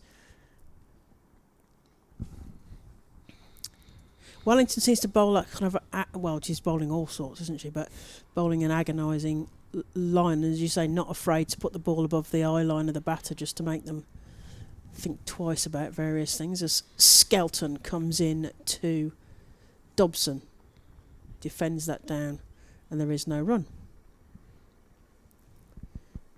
98 for 4, tithering on the edge of that 100.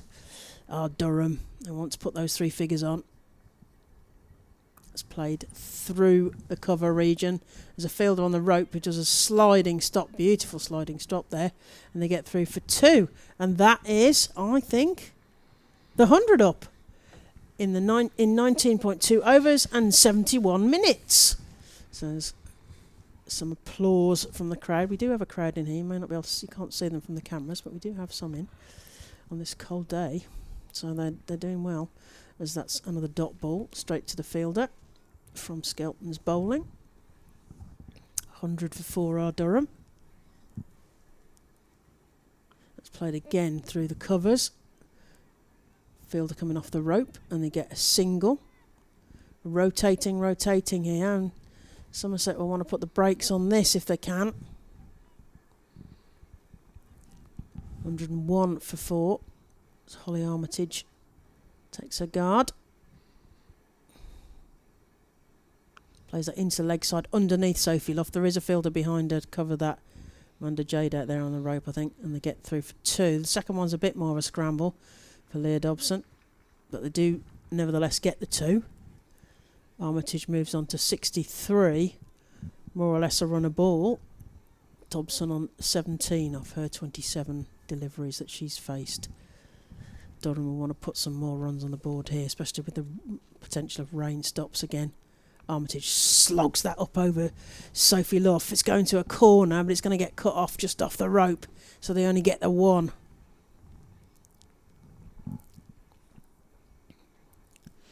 And another over goes by, so we are beyond that slight tipping point of the amount of overs we're going to have, because we're rain affected here, so we had a couple of stops for rain, and we're going to play 39 overs, so that's 20 overs gone and 19 remaining. Durham are 104 for 4. Yeah, good from Durham. Good rebuilding between Armitage and Dobson. A game that looked like it was slightly disappearing from Durham when those first few wickets were falling. I think particularly after the dismissal of Bess Heath, it wasn't looking too positive. Yeah, Spates was bowled by Anderson. Marlowe was LBW to Jackson. Villiers was bowled by Anderson, and so was Bess Heath.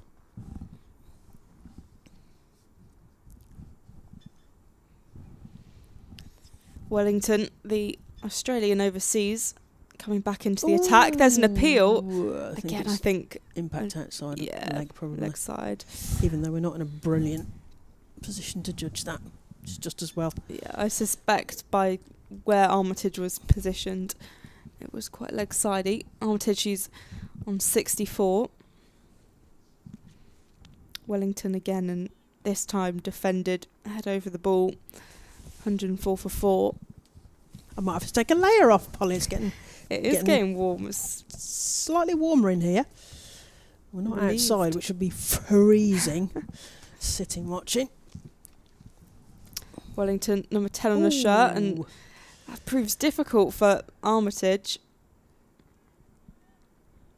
I wonder whether Wellington's worked out a plan here, because this she's frustrating. Building the pressure, yeah. She's frustrating Holly Armitage here.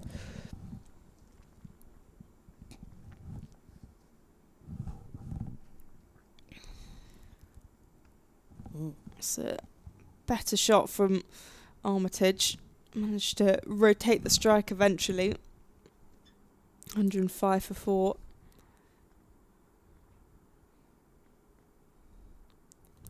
Changing the field and bringing in a slip. Moving and cover point to point, and bringing the sweeper fielder slightly squarer, more coverish. Wellington to Dobson. Straight back to Wellington. I think it catches her finger. Yeah. She doesn't seem to be in too much pain. So she just flicks it off. Yeah. Nah. Wellington again. That's lofted in the air, up and over the field, and that races away for 4. That was a nice shot by Leah Dobson. It was into that corner where there's no fielders, so it was low risk.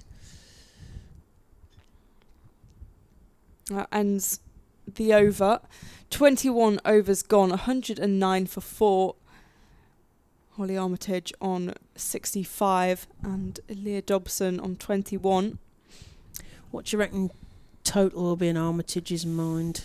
Ooh, it's a good question. I mean, they've got to be looking beyond 200, 220 maybe. Yeah. Beyond that, if they can possibly do it. Yeah, I think she'd be keen to push up maybe to, 230-ish. Thank you for those who are watching us on YouTube. Please remember to press that like button, because that will help others to find the stream here. As we got a change of bowling. Lumley End. The Lumley End, beg your pardon. New to commentating here. I have played on this pitch, I was mentioning earlier. I played for Derbyshire on here many years ago. I don't even want to count how many. I have played on this pitch. It was pretty unusual in those days to get to play on decent pitches.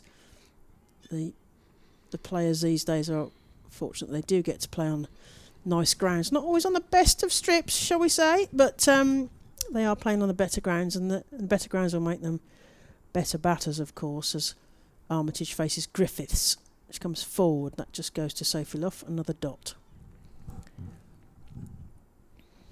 109 for 4.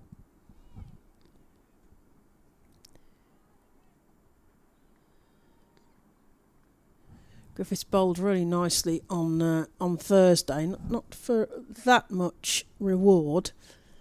And we had a good view of it because we were commentating side on, so watching her action. Banging the ball in as that's worked into the leg side by Holly Armitage. Just a single. Yeah, you and I have commentated together at Worcester, haven't we? Where we've been side on in a porter cabin, and it's not ideal, but it does give you a completely different view of how fast people are bowling, and also how rhythmical the actions are, etc. As Griffiths starts at the top of her mark, right arm over to Dobson. Plays a swipe at that and it goes through Alexis Griffiths' hand. That'll be a hand warming Nouchy. As Sophie Luff just checks with her bowler that she's okay. There is no run. Yeah, where we're positioned here, we kind of have a middle ground view between being kind of a very pitch fine level. leg, aren't we? Yeah, we're not quite bird's eye view, because I think that gives a completely different perspective when you're watching a bowler run in, whereas we kind of... Oh, it's clean bowled. She's out. So Griffiths gets a wicket in her first over as another stump goes bending back from the Somerset bowling attack.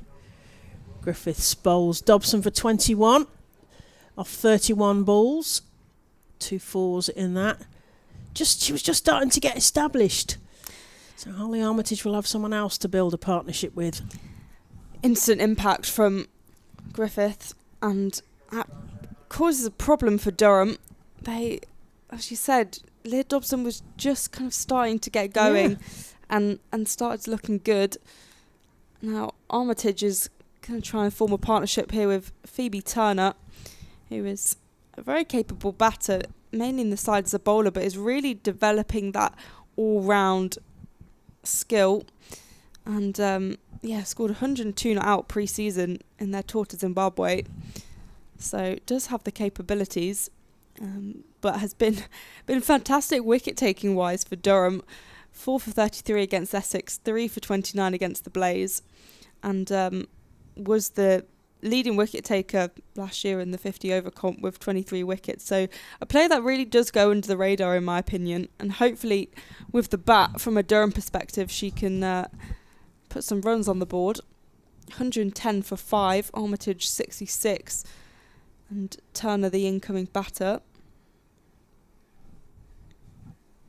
Yeah, we shall see her later with a ball in hand. She's one of 4 PCA players of the month as a result of the bowling that she's been doing mostly, but we shall see her perform with a bat.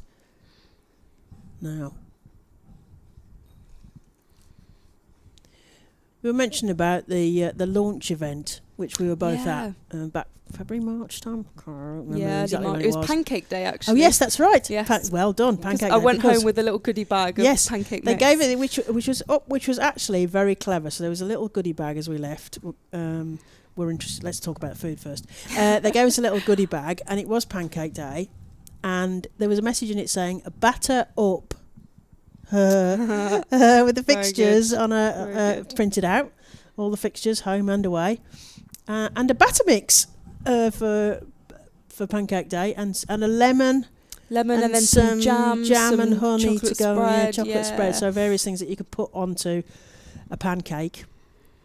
So that was, yes. But it was very well supported. We were in the lovely members' pavilion there. Lots and lots of people there. It was very clear that there's a huge buy-in in the North East to having a women's team here.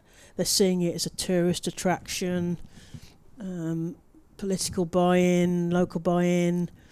The event was emceed by Alison Kirbishley, obviously well known for her athletic prowess, but she's a huge advocate for the women's game, for women's sport, and it was quite an evening, wasn't it? It was really good. It was great to hear from the players as well. Yeah, I think the thing I found most interesting was hearing about the process and getting the council, hearing from Marcus North and Rachel Hopkins, Danny Hazel, like people that were really involved in this process, and actually a process that was really difficult and and they weren't really expecting, not exactly half of them I think were, well, quite a lot of their brains were, we're never going to get this because Yorkshire are definitely going to get this, but and then but still putting in the work to say, look, no, we really do want the buy-in here. As Griffiths continues from the Lumley end to the new batter, Phoebe Turner. Plays that 2 point and there'll be no run. And the commitment to grassroots girls cricket in the area is fantastic. I've said this stat before, but they said at the evening that proportionally they have the most amount of I think it's girls playing grassroots cricket for the region, which is just incredible. And there's such a hunger for it here, and that's so exciting for the future, because there will be a constant stream of players wanting to play for their county. You want that production line, don't you? It's Turner glances it off her legs, gets called through, and they get a single, but it's signalled as a wide. It sounded batty-leggy to me, but umpire Pratt said that was a wide, so that's a wide, and they run it as well. So another 2 to the total, 112 for 5. Yeah, that you want that production line, you want that player pathway. We used to call it sort of talent spotting, etc. in the old days. You want all of that. You want the players looking over their shoulder, and that's down the leg side. That is a wide. We're going to get 4 wides for that. 4 more to the total. A little bit stray from Alex Griffiths. So you want that, yeah. So you want that production, and that's down to the backroom staff, the development staff. And I was pleased to see my old mate Marsha Davis. Now, I played for the West, and Marsha Davis, she's up here doing the recreational development side. So great just to catch up with her, and her colleagues obviously doing a great job in terms of getting the youngsters involved as Griffiths comes in this time to Armitage. That's defended down. I think that was a very good ball. She's getting back on target there, and that's the end of the over. So that is 117 for 5 for Durham, and we are 22 overs down, 17 to go in this rain-affected game in the Metro Bank One Day Cup. If you look at a team like Somerset as well, the amount of players that are homegrown and have really come through that pathway, you compare that to Durham, who have kind of had to build a team. They have got a few of those homegrown players. So Lizzie Scott is from Northumberland, but has played for North East Warriors, which was the kind of combination team of Durham and Northumberland. Trudy Johnson was the same. She's from Sunderland, and she came through Durham and then North East Warriors. And then Grace Thompson, who made her debut on the first day here and took that first wicket. She's a product of the academy. Brilliant. 17 years old, as Amanda Jade Wellington will be bowling from the Finkerland, going into her 6th over, and there'll be no run to start. And so just starting that kind of production of building these players and getting them to come through the systems is what Durham seemed to be really ambitious about. And I think also building more than just cricket, and things like the Women's Cricket Network is a fantastic example of that. It's going above and beyond, and I think that's why their feedback from their pitch was so positive. Again, delivered by Wellington, and there's no run. Yeah, because genuine buy-ins, is only as good as the action that comes as a result of that, isn't it? So they seem to have that genuine buy-in. And as you say, it will yield homegrown talent as more people get excited. Wellington to Turner, racing through for a single. They were going to push for 2, but there was hesitancy. Yeah, that would have been a brave decision to make. 118 for 5. But great that it was local talent that got the first wicket here, and they won on the first game, because there was a tremendous amount of pressure on the players from the build up that had been to have the first game here. Wellington to Armitage, pushes that into the offside for no run. Yeah, there was a lot of build up, and I guess for every county we were kind of watching like, how's it going to go? How are they going to do? Because you can see these squads on paper, but you don't know how it's actually going to play out on the field. Wellington in again, and that's swept by Armitage. It's going to go all the way for 4. There's a bit of a loosener at that last ball from AJ Wellington. A rare loosener, and Armitage is 70 to her name so far, 122 for 5. Yeah, you mentioned about local talent from the Somerset team, because they were Western Storm for the last 5 seasons of regional setup, and it was a massive area. It was the area that actually Marsha Davis and I played for the West, which is basically the whole of the West Country and the whole of Wales, and that's a massive area. And the pathways that they established for that to pick the cream of the crop had them during the regional era as a very young side, and they're starting now to really kind of, like Griffiths, a Welsh player, and coming into their own now.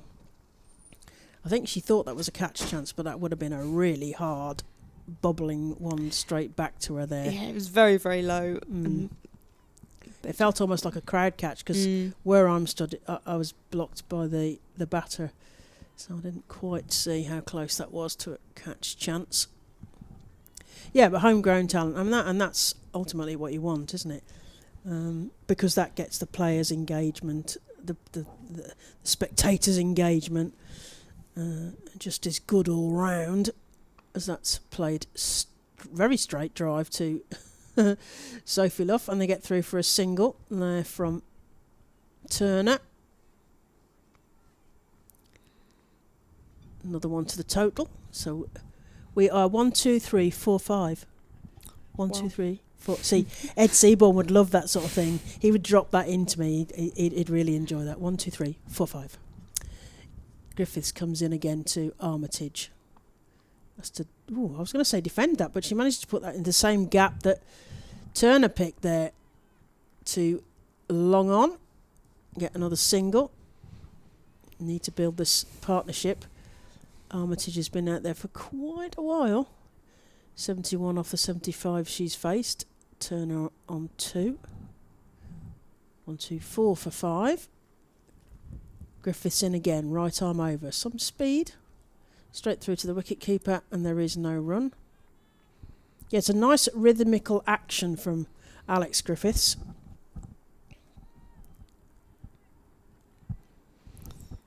We'll have a proper look at scores elsewhere, but Surrey have scored 313. Sophia Dunkley 102 not out. Woo! That's Lottie, look at me, is it? Definitely. Turner to face. And that's down first, straight to Charlie Dean, and there is no run. Charlie Dean's got her sunglasses on. She's very optimistic, so it must be much really sunnier out there than it is. I mean, as we say, it's tinted in here, so it could actually be quite bright out there. Sorry, you were saying? Yeah. I interrupted you. Warwickshire have a big task with 314 to chase, and then Hampshire finished 189 for 7 after their 50 overs. That's played down, back to Griffiths again, and there is no run. That feels incredibly low. Are they rain low. affected or something? What's happening? No, they played all the 50 overs just very slow. What are they doing there? Wow. That's... Where are they? Where are they? At Trent Bridge against the Blaze. So they want to finish early for the food festival. That's what it is. Well, they took their time to do those 50 overs. So what's the story there, Jack and Ori? I'm not quite sure what's happened, but nobody in the side has got a strike rate above 74 is the highest. Okay. So I'm not quite sure what's happened. They look like teens and 20s scores there, are they? Yeah. So what? Yeah. I mean, the Ella McCacken got 57 at the top of the order, and elsewhere... And then the others just teens and 20s. Oh, dear. Yeah, so it's not gone very well there. And then Essex versus Blaze will be Lancashire. licking their lips there. Was it the Blaze? Yeah, the Blaze. Oh, they're already 10 without loss. Lancashire finished 230 for 8 as Charlie Dean will now be bowling from the Finkel end. It really has brightened up. So Charlie Dean was right to wear her sunglasses. What shadows on the pitch, Polly. 125 for 5. So yeah, Lancashire 230 for 8 after 50 overs, and Essex are now batting in reply to that. Okay. Dean again to Turner, defends that for no run.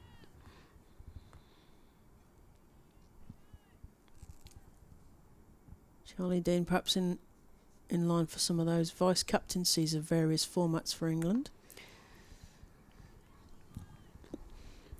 Yeah, of she the was dot. asked about captaincy. Yeah. And I think people would be a bit mad to say, no, I never want to do So that. I ask you, Polly, would you like to be captain of Oh, England? I would love to be captain. You Thank see? you, Charlotte Edwards. You see? Appreciate the honour. As there's a shy at Oh, the stumps. Sorry, I distracted you. Oh, they've got to get 4 overthrows. Oh, Mad throw. Sorry, I Yeah. was busy having a conversation, distracted you. yeah, but, that's poor in the field when, this game might not go down to the wire and it might not be You fine never margins, know. but it could very well be the case. And I commentated on a tie, Polly, so yeah, if anything's it's close, possible. if close ends are following me, then anything is possible. Dean to Armitage, pushed into the offside for no run. 130 for 5. Armitage 72. Turner 7. But Charlie has got captaincy experience. London spirit, Exactly. yeah. Although she had to stand in, didn't she? Because Heather Knight was injured that year, I think. Scramble the single. Taking more risks now as they head into that back end of the innings for Durham. End of 25 overs, 14 overs remain. If you're joining us, there's 39 overs per side. Durham versus Somerset in the Metrobank One Day Cup here at the Banks Home Riverside in Chester Street with myself, Polly Starkey, and Claire Jenkins alongside me. Durham 131 for 5. And you heard it here first. Polly Starkey's not ruling out captaincy of England. I'm not in ruling future. out. I hope that's a headline. Yeah, that'll I'm be the headline from not today. ruling out. Take from that what you want. You would be honoured if offered. I would be honoured if offered. Oh, that's if excellent. That's good Charlotte enough for Edwards me. thought me suitable. Yep. Griffiths to continue. That's played through the covers by Holly Armitage. That's going to get cut off just on the rope. Oh, a great diving stop there. And they're going to get 3. Oh, lovely. A 3. That'll keep the scorers excited. And the scorers are Madison and Telford. And they'll be very excited about a 3, I think. Another 3 to the total. 1, 3, 4 for 5. My question to you, Claire, is: Oh, yes. Are you wanting to be England I'm captain? not ruling You're it not out. ruling it out. Good. The fact that I don't play anymore might be a bit of a disadvantage as Griffiths comes into Turner, who works that into the leg side past umpire Naeem. Just the one. Another one. There's nothing stopping you coming out of retirement. Well, no. If Lottie calls, you If answer. Lottie calls, I am. Yeah, I'm not ruling it out. It would be a surprise call from Lottie. It would be rogue. If as coach she allows me to captain from fielding at point to point, then I'm not ruling it out as Griffiths comes into Armitage. Talking of captains, captain of Durham, captain of England A T20 during the England A series recently in Australia. Polly was there for the actual Ashes, weren't you? Yeah. Any more reflections on saw that? it all firsthand. Was it? More reflections? Was it was painful to watch. Yeah, It's a big horror reflection. show, unfortunately, as Armitage just makes sure that her stumps are set correctly. Is Katie Jones doing a bit of rebuild? I think the wind might have blown them off. We could have heavier bales, couldn't we, if it's windy? By the sound of this wind. Yeah, we're getting a right Nothing is squeal. impossible. I will say it was an incredible experience and I would do it again in a heartbeat. Brilliant. The best month I've probably ever had on planet Earth. Wow. As Armitage plays that through point. There is a bit of a gap there. There's a fielder on the boundary. He's going to run round. Diving, palmed inside that corner that we talked about on the rope. And they're going to get back for another 3. Ooh, 3 more to the total. Lots of running here. So Holly Armitage is getting her steps in. She's got that. No doubt they have those tracker things on the back of into the back of their shirts, don't they? She's getting her miles up, so she won't need to do her miles today on feet or whatever it is they call it. Durham are 138 for 5. Armitage on 79. Turner on 8.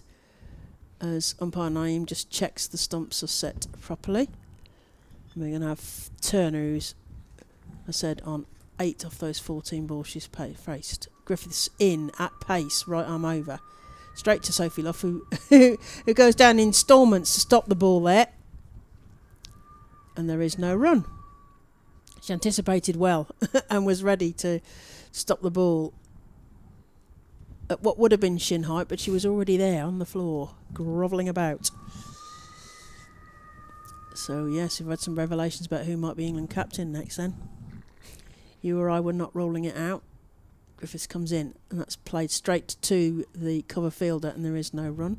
So, yes, a bit of a horror show in Australia for the actual Ashes. Yeah. You took a punt. You were saying you saw the fixtures and thought, I'm going out. Yeah, I kind of just decided it would be the perfect End of the opportunity. I mean, I don't know what I'll be doing in when the next Ashes in Australia rolls around, and I just thought I may as well now. I have the month off from uni anyway, so I won't be missing much. And who doesn't want to go to Australia in January and watch cricket? So I kind of made that decision. And obviously, yes, it was a hard watch, but there were some positive points. I mean, I thought Lauren Filer bowled really well, and that's been for England kind of a part they wanted to replace after the retirements of Catherine Sciver-Brunt and Anya Shrubsole, as Charlie Dean continues from the Finkel end. So I was really pleased to see that, and then just the experience of getting to travel around and all that sort of thing was really good. And I mean, as I say, difficult, but it's made me more optimistic for the summer with the appointment of Charlotte Edwards. And of course, we have spoken about England captain, but Nat Sciver-Brunt has been appointed captain and will lead England certainly for now. So that's an exciting appointment. And Charlotte Edwards is yet to pick her first team. And West Indies on tour next month. Dean. Or this month. Turner. Yeah, this month. 21st of May, I think, is the first game in Canterbury, which feels fitting with Kent being kind of Lottie's home county and all of that. But unsuccessful for Tier 1. Although there is a Tier 1 team playing in their county. Just saying. But so sort of taking the England team to where she played some cricket. She also played in East Anglia, I seem to remember, because we did cross over a little bit, playing days. Dean to Turner. I don't know what happened there. Kind of up in the air, but little twirl in the air. 139 for 5. Armitage on 80 and Turner on 8. Approaching the final ball of the over. Charlie Dean just adjusting her field.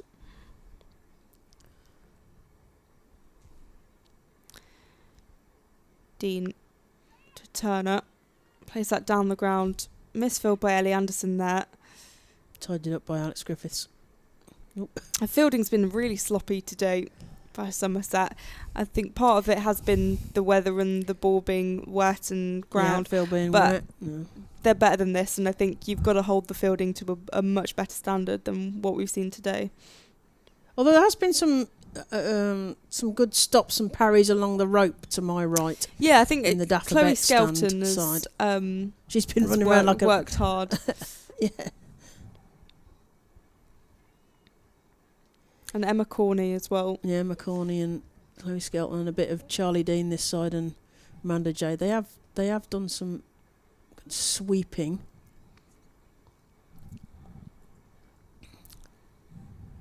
Griffiths to continue from the Lumley end to Phoebe Turner.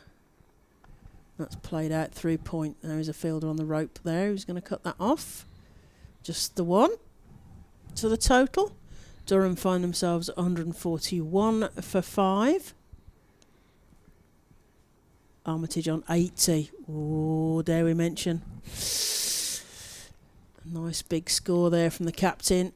How much more can she get here as Griffiths right arm over, some pace at her. Plays that past her backing up batter to long on, and there is a single there. Yes, the field has been a bit patchy. Some good fielding on the rope. Also, Durham have kind of frustrated them because when they have put it in the air, it's been into a gap. I think Sophie Luff probably had the closest, but I think it would have been an absolute specky if she had taken it. As Griffiths comes in to Turner, who plays that. Oh, talking about ball in the air, There's a fielder underneath it. It's a catch. Oh no, it's not. It's put down. Oh no. Seems to have a hands on it mid-air, and it gets put down, I'm afraid. It seemed to hang in the air for quite a while. Lusty blow into the leg side, backward, literally behind the square leg umpire, just coming off the rope a little, and unfortunately hits the ground.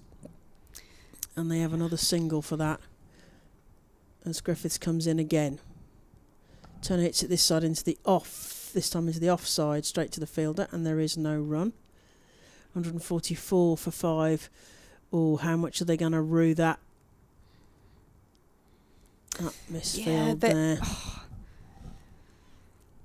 They can't be dropping catches at this stage of the game, especially when you have got Armitage going along nicely, building this partnership with Turner.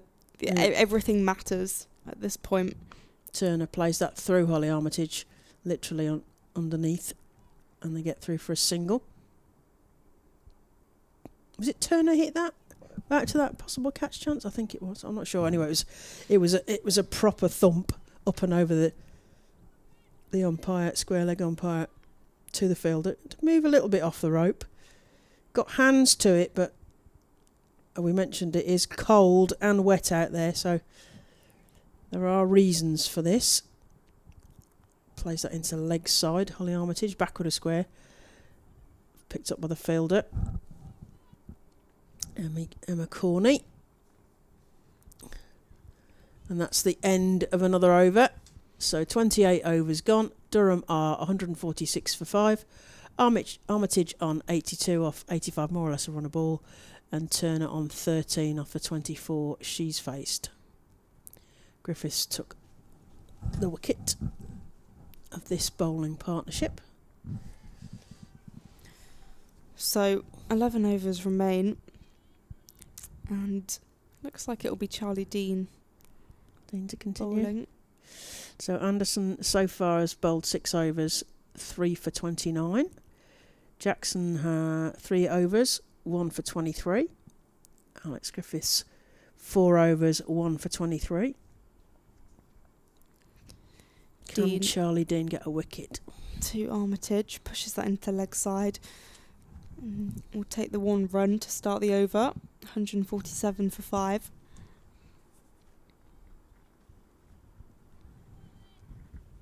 Getting to the back end of the innings here. Holly Armitage has been out there for ages. What can Durham get to defend? Dean to Turner.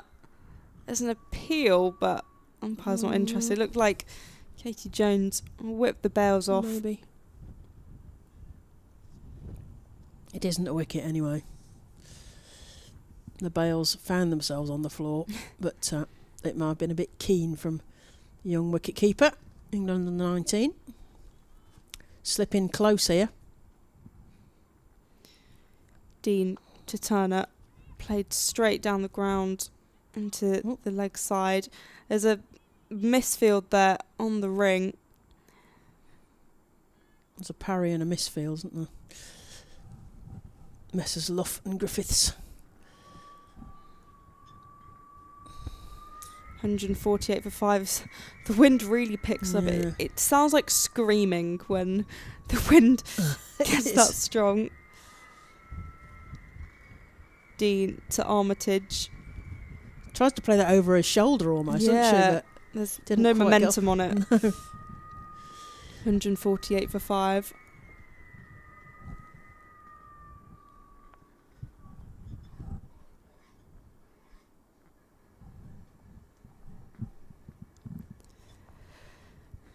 Dean, off spinner, has defended straight back to her.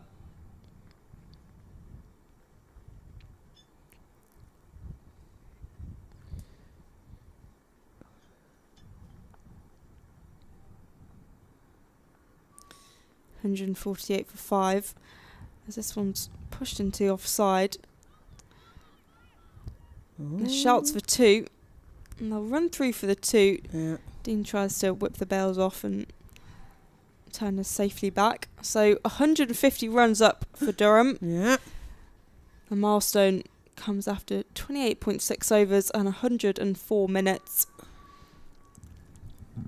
And that's the end of the over. 10 overs remaining, 29 overs gone. Well, they want to add at least a run a ball, won't they? So that'll take them to 210. They want to be, and I suggested that my theory would take them to 210, 220-ish. So they want to get north of that if they possibly can. So maybe expect another gear to be clicked through here in terms of some more quick running. What can Sophie Luff do in terms of squeezing the field and the bowling as Griffiths comes in again to Turner, who plays that through the point area. There is no point close. The fielder is on the rope there, and they just get the single, but an easy single because it takes a while to get the ball back to Katie Jones.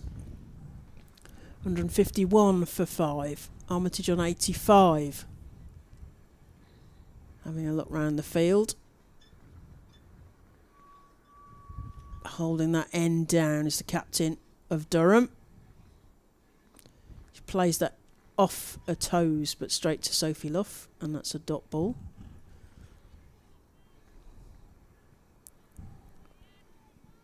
Griffiths getting in a rhythm here into her 5th over.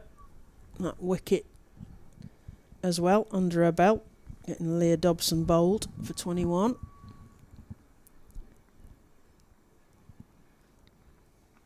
Played down first, that's a proper kadunk. And they get through for a single. Drop and run, I mean, it was a sort of slight, it was more of a kadunk than a drop and run, but I think drop and run is often forgotten art. If there's a gap there, just soft hands down and then running over the ball. Enid Bakewell in her day, she was a great drop and runner at Cricket Week as Griffiths comes in to Turner. Plays that in, over the top of Sophie Luff. There is a gap there. There's a fielder running round to the rope. It's going to cut it off. Yes, collapses on the ball, cuts that off. They get through for 2. Who is that out there? I can't down quite on the see. haunches. It's at the furthest point from us, the far corner. Had to do quite a lot of running there as Griffiths goes back to her mark. She's running in more or less from the 25-yard circle there into Turner. Plays that straight to Sophie Luff, who seems to be a ball magnet there at sort of short catching mid-wicket. It's not really mid, it's sort of mid-on-y, but it's more mid-on-y than mid-wickety, I think. That was Charlie Dean. Oh, running round. Yeah, Yeah. she's got the tail. She's got a towel hanging out as a tail, but she looked like she'd run out of puff as she got to that far corner from us. Griffiths tossing the ball from hand to hand as umpire Pratt just takes his stance again. Griffiths in. Turner plays that into the leg side. They get through for an easy single there. There's quite a big gap there, and Holly Armitage is calling for the 12th on. I think she probably wants drinks, gloves, could be anything really. She's taking her gloves off. I think they're probably getting a bit hot in there. Just for a quick chat, maybe some tactics. She's been out there for an awfully long time, for 86 off the 91 balls that she's faced. Turner on 18, Durham on 155 for 5. You're listening to Claire Jenkins, former Derbyshire player, and I have played on this pitch, and Polly Starkey from the Naughty Child podcast, which is essential listening to anyone interested in women's cricket. Yeah, have you had many other players on the pitch? We've had a lot, actually. A lot of the special Durham guests? team. Yeah, quite a few of the... In fact, I'll have a look at the list. We've had Emma Marlowe, Susie Bates, Leah Dobson, Phoebe Turner, Catherine Fraser, Katie Levick. Probably easy to say who you haven't had. Sophie Luff, yeah, Fran Wilson, Charlie Dean, Katie Jones, Ellie Anderson, Laura Jackson. And you could listen back to those, can't you? Yeah. Any all good podcast platforms will give you the Naughty Child podcast Indeed. back episodes if you're interested in. We've had some of them. hearing We've those. had Sophie Luff and Katie Levick twice. Oh, duplications. Indeed. It's always fun when you go back and speak to someone, because we're like, it's been 3 years, and we're like, how has it been 3 years? Time's gone so fast. That must be great, because you can review what did they say last time, and what were they aspiring to do, and has it transpired, etc. It's really interesting to kind of hear back about and reflect on, as Ellie Anderson is in to Turner. Oh! And there's an appeal. It's a big appeal. Her towel has fallen out the back of her trousers, which I can't see who that is, but someone Charlie Dean. Because actually, there's some sort of no ball rule now, isn't there, about towels out? If the towel falls out, I think that's why they're like dead ball or no ball. Yeah, they're sort of doing the equivalent of whistling and going, nothing to see here at all. That was quite comedic from Charlie Dean. Anderson to Turner, takes hold of that up and over, and that all the way for 4 into the stand. I thought we might be on a 6 there, wasn't it? Almost. Kind of been far off. Yeah, I think it too kind far of skidded and bounced. There's now a debate about where is the ball, because they've got to find it in the covers and get to it wherever it is. Yeah, I think it's actually gone into the stand. Into the Dapperbet stand. There's a great advert for Dapperbet there, look.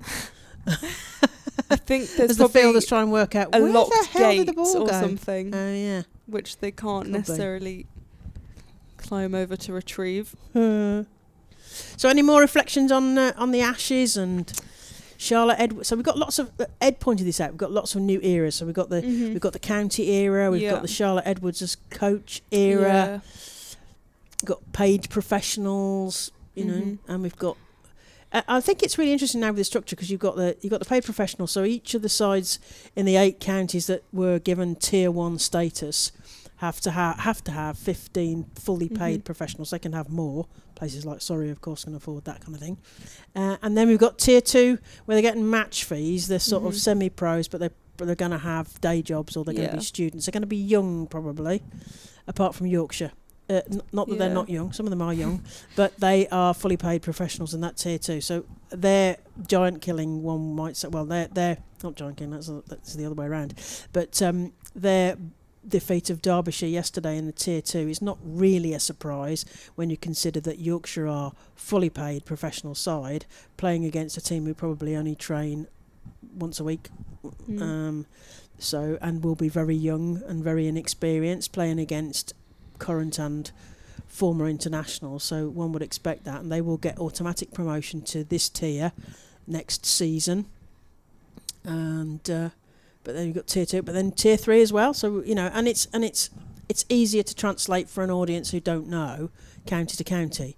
Whereas would people know who Northern Diamonds were, or Central Sparks were, or Western Storm were? And now it's easy to make that comparisons across, isn't it? So.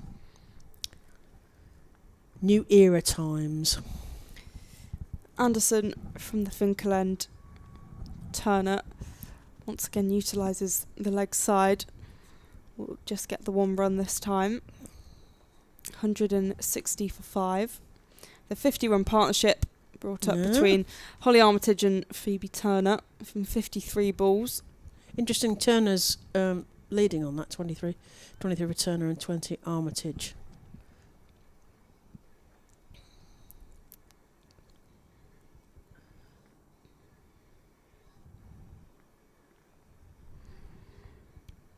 Anderson running in again and flicked off the pads. Will get the 1 run. Durham 161 for 5. Armitage has hit 9 fours so far. Has done a lot of running for singles, 2s and even some 3s today.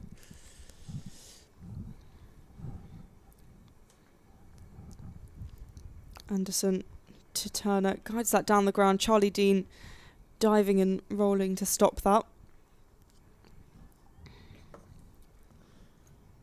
High fives with the captain, Sophie Luff.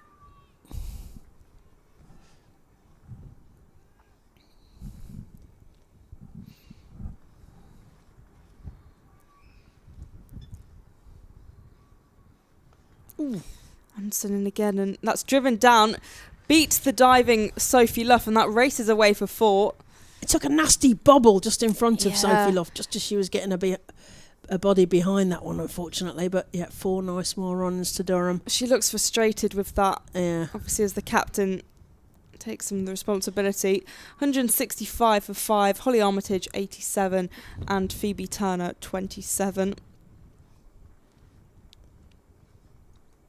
End of another over for Ellie Anderson. We've got 8 overs remaining. We've had 31, as we explained, 39 over game because of the rain we experienced this morning.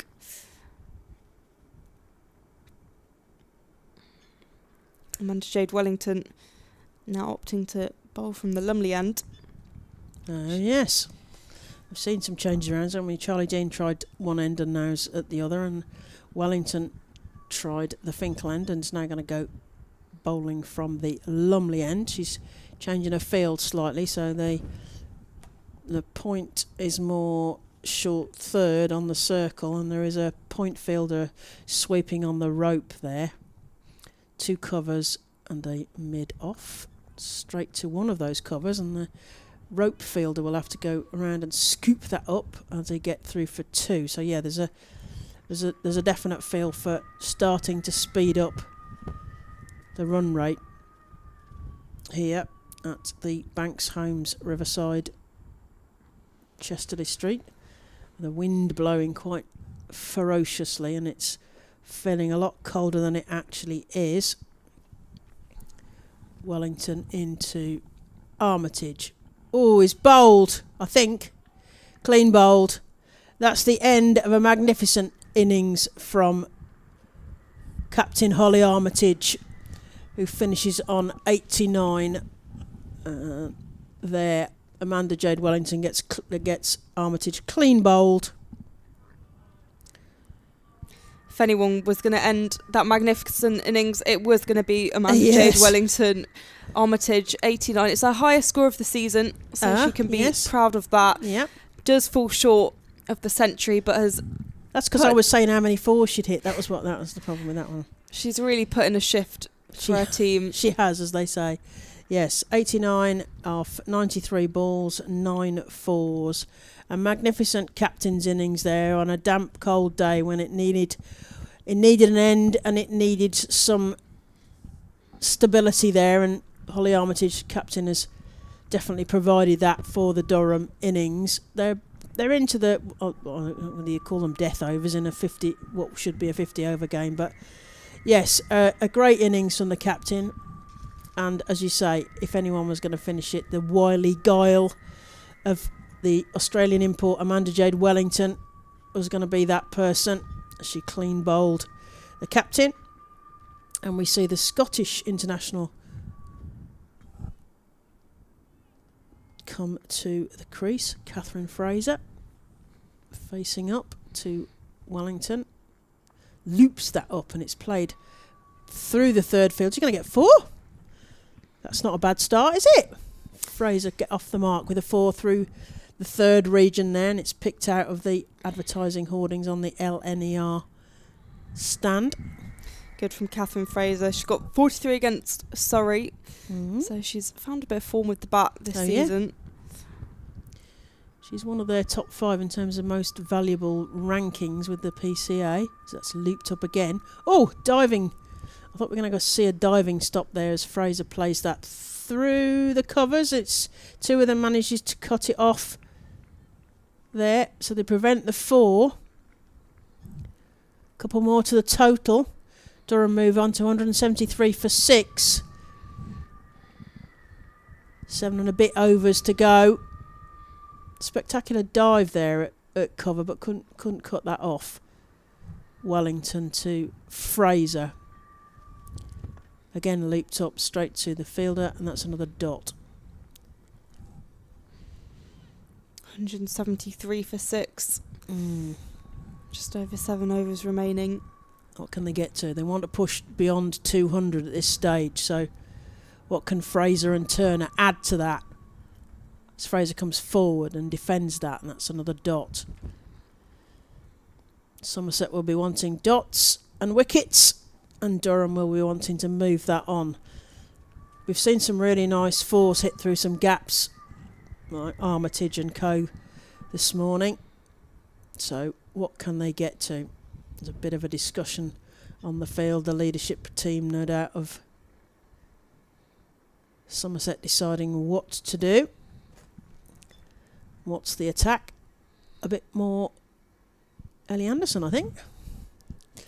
Yeah, Anderson has worked hard. She's done 7 overs so far, 3 wickets for 39 runs. Bates, Villiers and Heath, that's not a bad list of very impressive list. Durham batters to have got out this morning. I'll be doing this so that the fixture between these two teams in the Vitality T20 County Cup, which is this sort of FA Cup style competition. I'm commentating down at Exmouth with Ed Seaborn. Friday night at Exmouth, get yourself down there. Anderson to Turner, pushes that into the offside. There'll be 1 run. 174 for 6. Yeah, the T20 Cup is something I'm really excited about. I mean, poor Derbyshire have to play Yorkshire again tomorrow, which after their absolute battering. Potentially Yorkshire may rotate players, I'm not sure, as Anderson is charging in again to Catherine Fraser. It was a slow delivery, and so we should explain the Vitality T20 County Cup is basically all the players, so Tier 3, Tier 2 and then Tier 1 join in, as you mentioned, sort of later in the process. But it's an opportunity for the smaller counties to get to play on bigger grounds and potentially win a trophy, especially when two Tier 1 teams are playing each other. Anderson to Fraser on the back foot, pushes that out to the leg side for the single. Yeah, it's a really good opportunity for teams to also just like face different opposition and mix it up a little bit. But the opportunity, the thought that, you know, someone else could win silver other than Tier 1. Like, I would love to see a Tier 2 team lift it. Worcestershire have been really strong in their campaign so far. Obviously it's 50 over and this is a T20 comp, but I'm really excited to see how it pans out. Anderson to Turner, plays that down the ground. And also there are at least 2 draws that have 2 Tier 1 teams playing each other, so they'll knock. So that's less Tier 1 teams left in the draw after that round. Is the point I'm trying to make very badly.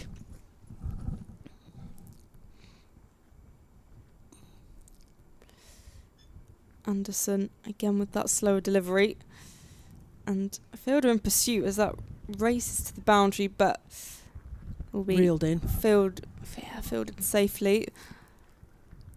Elvin through for a couple. 178 for 6. Approaching the final ball of the over.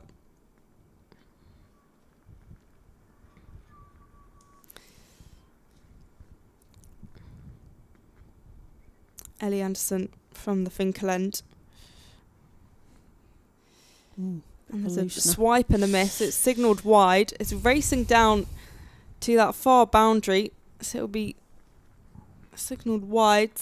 So that's not what Somerset will have wanted at this stage. 183 for 6.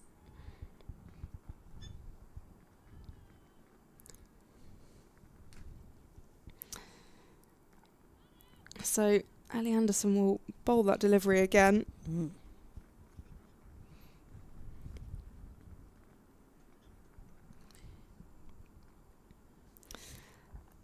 Anderson to Fraser. That must have been really close. Yeah, there are gasps, hands on head, and bails off, but not a wicket. So it's you can take a breath. Any Durham fans there? So Durham are 183 for 6, Fraser on 9, and Turner on 29. Were you looking at the scores from the other grounds? I was just musing at the other grounds. I think we've got. Let me have a little look here. So down at Beckenham, where Georgie Heath, Dan Norcross, and Kirsty White are looking after you. Surrey women got 313 for 7, and Warwickshire are 23 for 2 in reply. They need 291 off 47 overs. The Hampshire game at Nottingham, and that's nurdled where the slip fielder was. There are going to be 4 runs there. 4 more runs to the total. They can save their legs there. Durham 183 for 6. Yes, where was I? Nottingham Trent Bridge, where they're having a food festival there in combination with that.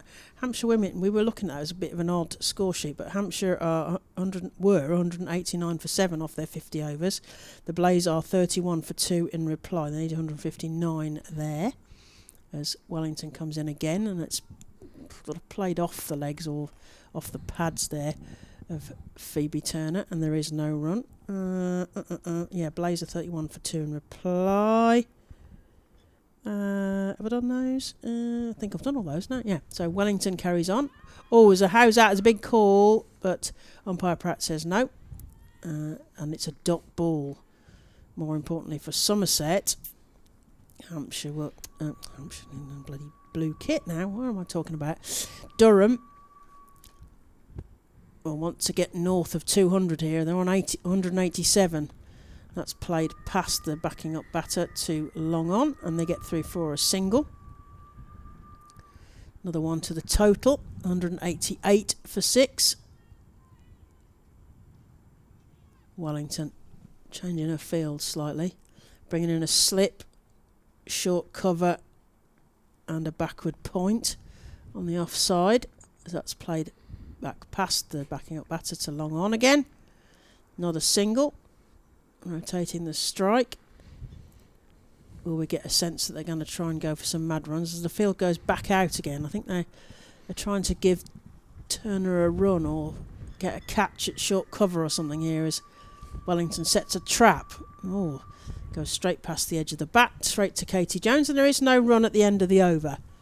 So 34 overs gone, 5 remaining. Durham are 189 for 6, Fraser on 10 and Turner on 34. What can they get through? They're going to want to get beyond 200.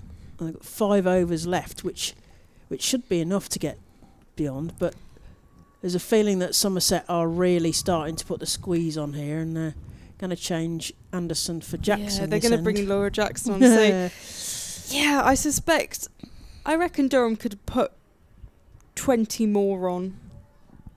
I mean, they reckon that you should be able to get at least a run of ball, so possibly 30. Yeah, potentially 30.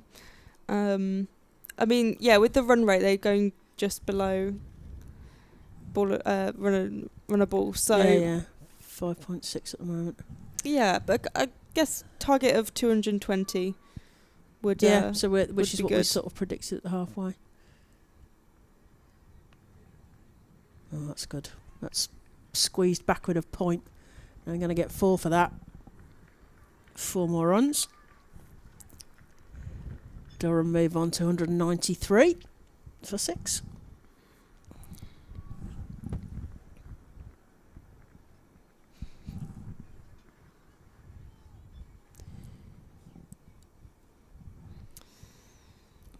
Laura Jackson charging in. Ooh. There's a swipe at that.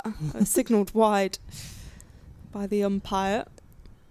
194 for 6.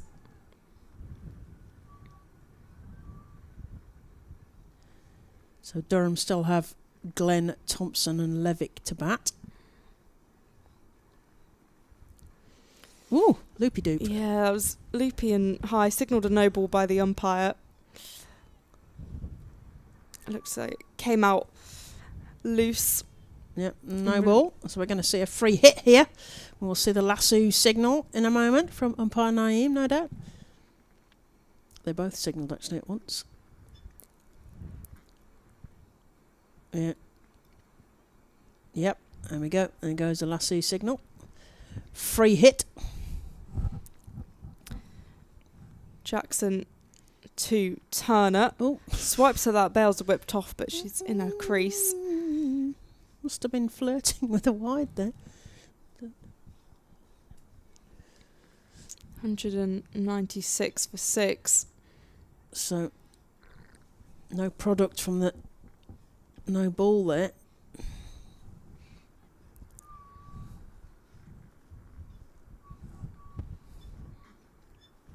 Jackson in again. Whoop. That's lofted in the air. It's skied. Dropping. A field dropped. Yeah, dropped just before the fielder. Yeah, Griffiths would have needed a motorbike to get to that one, but dropping agonisingly in front of her. As we get shadows emerging again, Polly. Must be enough sunlight to make a shadow. Jackson again, push behind, racing down to that boundary. It's a nice little nick on that, and that's 4. And 200 up. 200! 200 from 34.4 overs. Wow, 200 up. 34.4 overs, 130 minutes. Catherine Fraser on 19. Phoebe Turner on 35 as Jackson's in again. And good work on the boundary by Alex Griffiths. Yep. Good running as well between the wickets. Knee slide in that one. Good stop, getting her body behind the ball in that corner down in front of us. 203 for 6. Final ball of the over.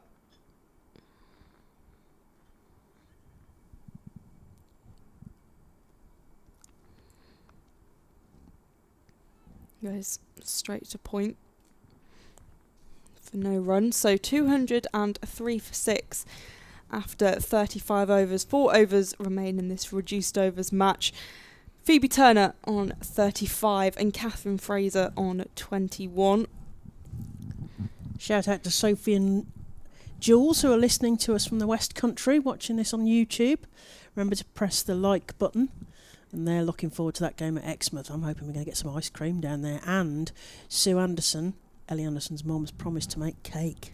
Marvellous. So, yeah, what can go? What what's more not could to you like want? about that? The seaside, Friday evening, Exmouth. Ooh, lovely. Thanks for tuning in to the YouTube on the Durham Cricket YouTube channel and through their match centre here at the Banks Homes Riverside, Chesterley Street. We might even have a bit of sunshine here at the moment. But yes, Sophie and Jules, we're hoping for better weather down at Exmouth by the seaside.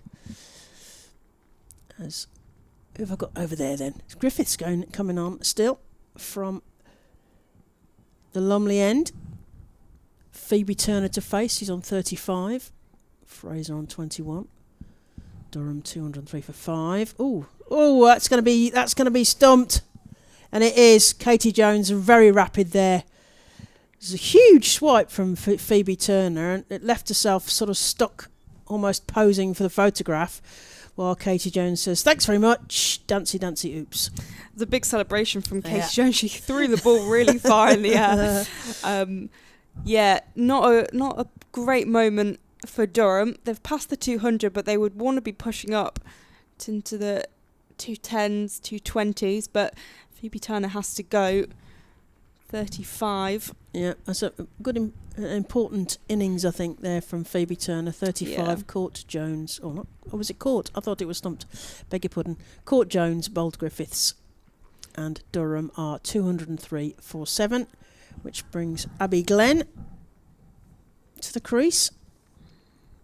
We'll see her bowling her right arm medium later, no doubt.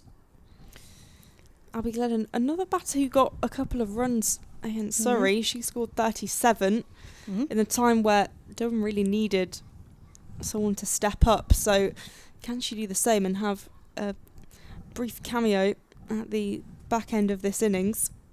Just those 3.5 overs remaining, so just a few balls left now. What can Durham push that total to? What can they defend when they have ball in hand. Meanwhile, Somerset will want to restrict this, make as many of these as dot balls and wickets at the back end of this game. And we are at the cut-off point, so there might be some fielding problems here as Griffiths comes in. Straight through Griffiths. Oh, and through the diving mid-off fielder. But there is a sweep around there who manages to get around to that and cut that off. So it went through Griffiths, through Jackson at mid-off, and is picked up at long-off, but by the long-on fielder, Amanda Jade Wellington, running round, sweeping behind her bowler there as Griffiths comes in to Fraser, who's on 21. Plays that to the covers, but straight to the fielder, and there is no run. Dot ball, precious for Somerset. Katie Jones will be glad to get a catch, or she's doing particularly well behind the stumps this season. Yeah, stumpings and catches. An exciting talent for Somerset. Yeah. Griffiths into Fraser. Ooh, takes a swipe, and there's an appeal for a stumping from Katie Jones, but umpire Naeem unmoved. So Katie Jones now have to repair her damage on the wickets at our end. We're looking down from the Finkel end. Sort of a very fine leg. As Polly mentioned, we're at quite a good vantage point here. Not a bird's eye view, but looking down a strip. As Griffiths comes in again to Fraser. Plays that straight back to the bowler, and there is no run. 104 for 7. Kind of stuck in that early 200s. Yes. Get Stuttering. out of there. Yeah. Having lost Holly Armitage, there's a need to make impetus again. Fraser's doing well, 21 off 17. Glenn's got 1 off 1. Can Fraser, Scottish international, can she add to that 21 that she's got? That's underneath, and she has to defend that down in front of her, and there is no run. And that's the end of the over. So 36 overs gone. Durham are 204 for 7. Fraser on 21. Glenn on 1. Just the 3 overs left. What do you reckon? With 204. So run of balls, 18 more to that. We've talked about 220, 230 potentially. Yeah, I mean, I think at this point they'll be happy with 220. Yeah. I think Glenn doesn't have the time to get settled. She kind of has to Just to fire go, and go, yeah. And Fraser perhaps needs to push on a little bit more. Party time, do you think? Yeah, I reckon so. I think also, like... Happy hour. Yeah, they can kind of risk it at this stage of the game. They need to get a few more runs on the board, and why not, as Jackson's in. And there'll be no run from that first ball. Just swiped out into the offside. Like Fraser. Grace Thompson and Katie Levick. I don't know if they're chomping at the bit. They're probably covered in lots of layers. I think I can see Katie Levick huddling behind the players' bench. Jackson to Glenn, who pushes that into the offside. They do rotate the strike this time. 205 for 7.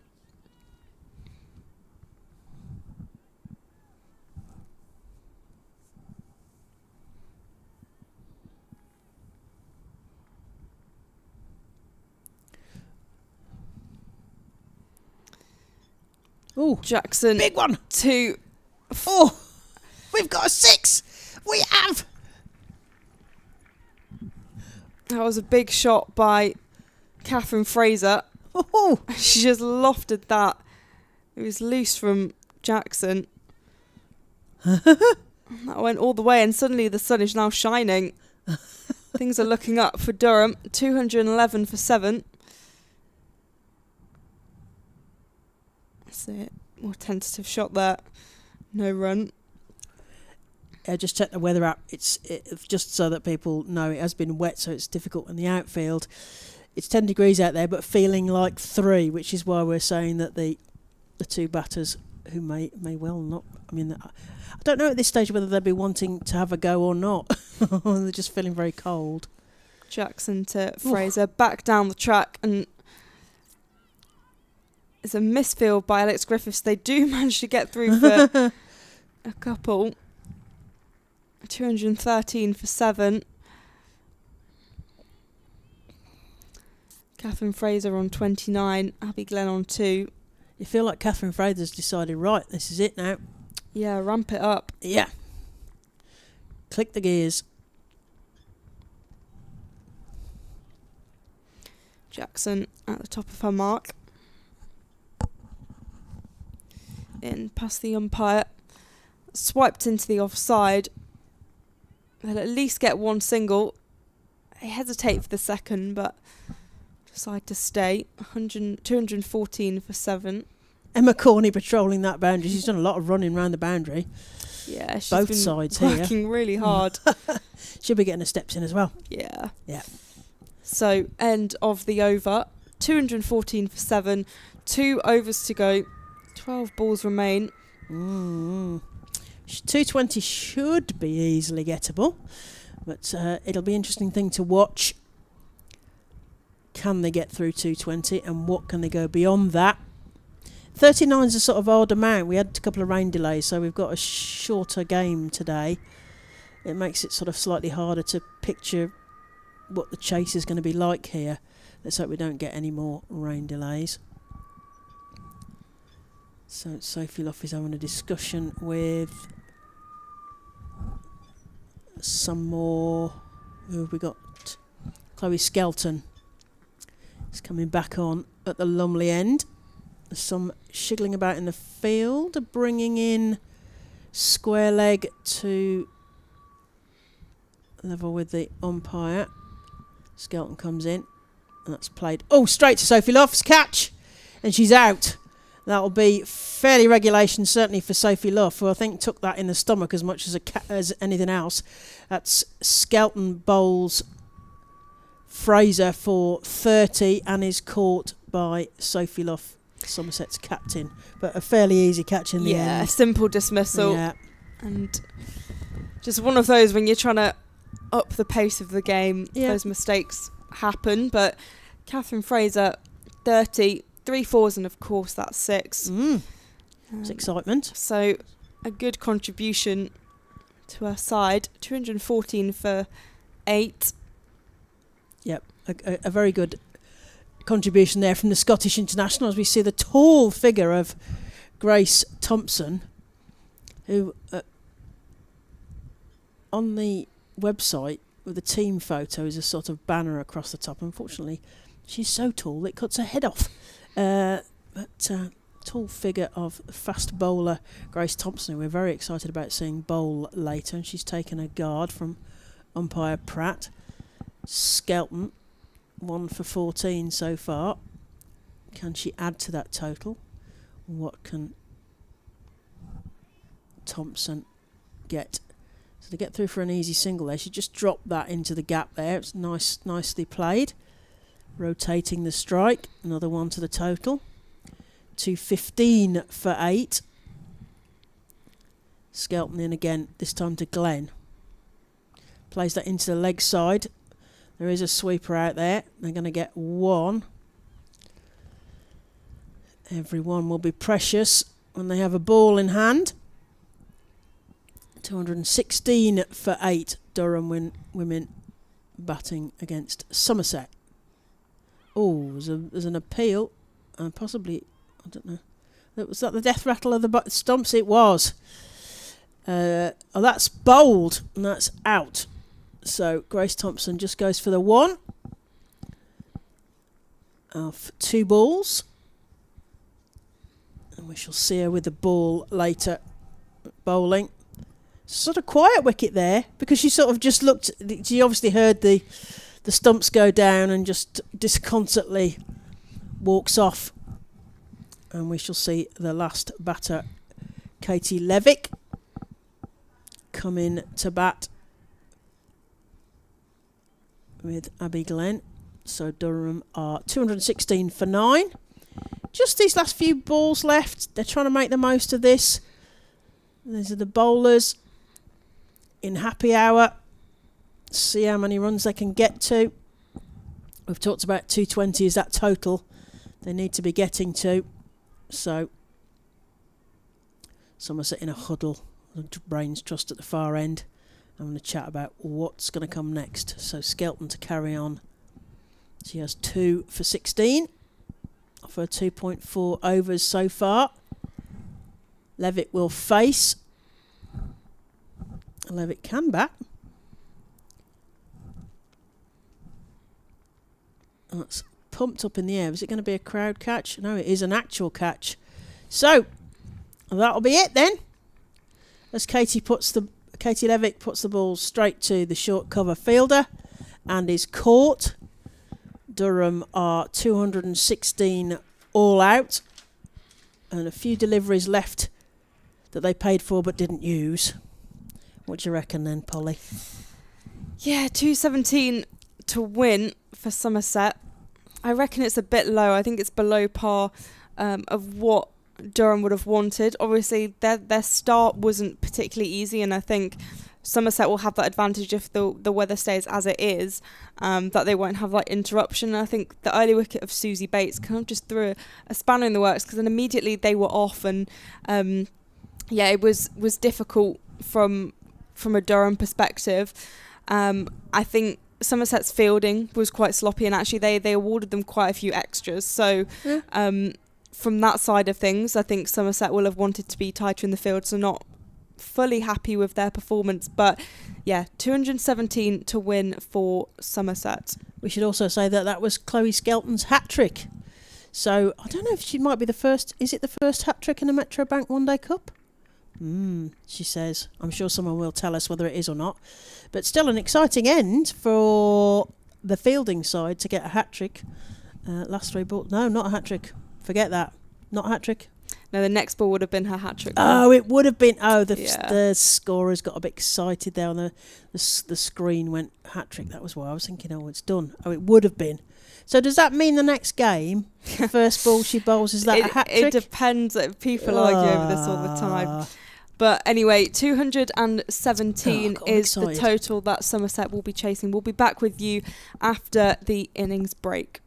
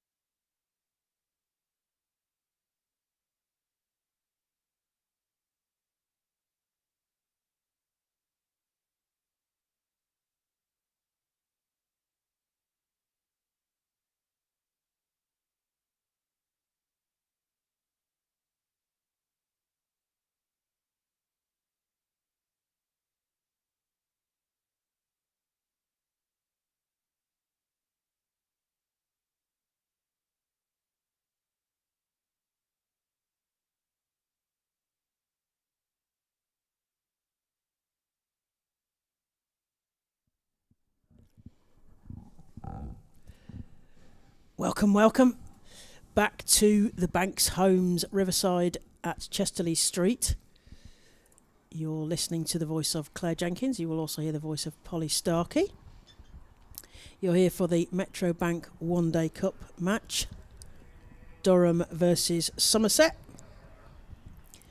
And we've had a couple of rain delays. So the news, if you've not been following the first half, just to catch you up, we've got a 39 over a side game here. So rain affected, 39 overs a side. And Somerset will need 213 to win. The scoreboard rather helpfully has given us a Duckworth Lewis Stern. Hopefully we don't get any more rain delays, but you never know. And we did have enough sunshine for some shadows earlier, but it's gone a bit gloomy again here, hasn't it, Polly? Yeah, it's been a day of mixed weather. We've had sun, rain, rainbows, cloud, blue sky. So hopefully it stays as it is and maybe even brightens up a little bit as we head into the late afternoon. Now, Durham scored 216 from their innings. So Somerset are chasing 217 with their opening batters, Emma Corney and Rebecca Odgers, out in the middle. Beg your pardon, the scoreboard is partly right and partly wrong. On the bottom right it says to win 213, which is not helpful. Durham scored. Yes.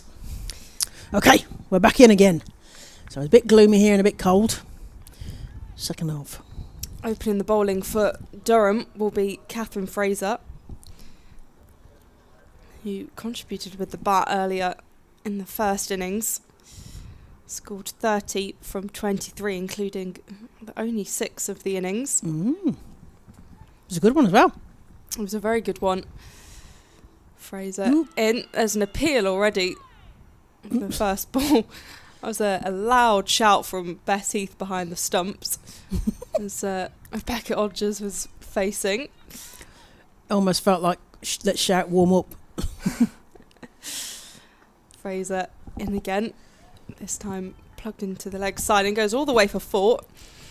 Good start for Odgers, 22-year-old.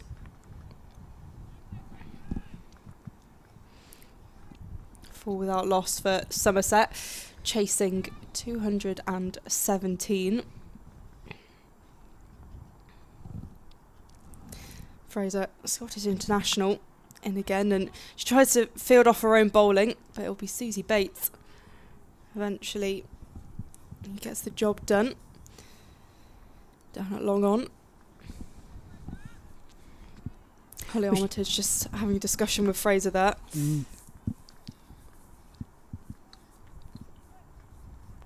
5 without loss.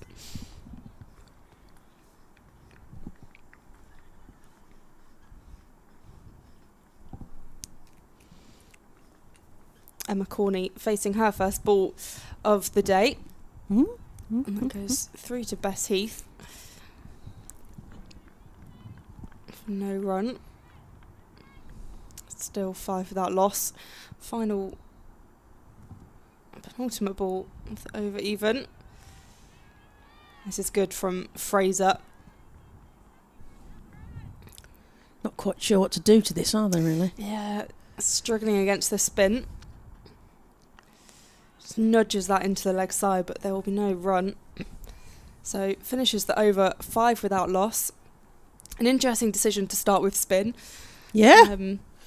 From Durham. Traditionally, lots of sides have started with the pace and then gone to spin to do the squeeze later on. Yeah, I mean, traditionally that's what Durham have done as well. Yeah. I say traditionally, they're only 3 games in. Yeah, traditionally in 3 games, that's fine. Yeah, keep going. But yeah, it's an interesting decision that Holly Armitage has taken. Now, at the other end, they're opening with Seam. Yes. So kind of going for a kind of counterbalance. So you've got Grace Thompson, the 17-year-old seamer. He'll be long, bowling. tall figure, slim, thick figure. Yeah. Those people who played in my day would be, if I say that she looks like Lucy Pearson coming in at you from the far end, they'll be able to picture this quite nicely as she comes in. It's played forward. defensively, and there is no run by Odgers, who's on 5. Yeah, I mean, you can pull comparisons to Lauren Bell a little bit as well. Yeah. Particularly with the height. But yeah, just 17 years old and made her debut here just a few weeks ago. In fact, about 10 days ago. Yep. Odgers to face. Defends it again down. Just getting a feel for what this is like, because it must be coming at some pace.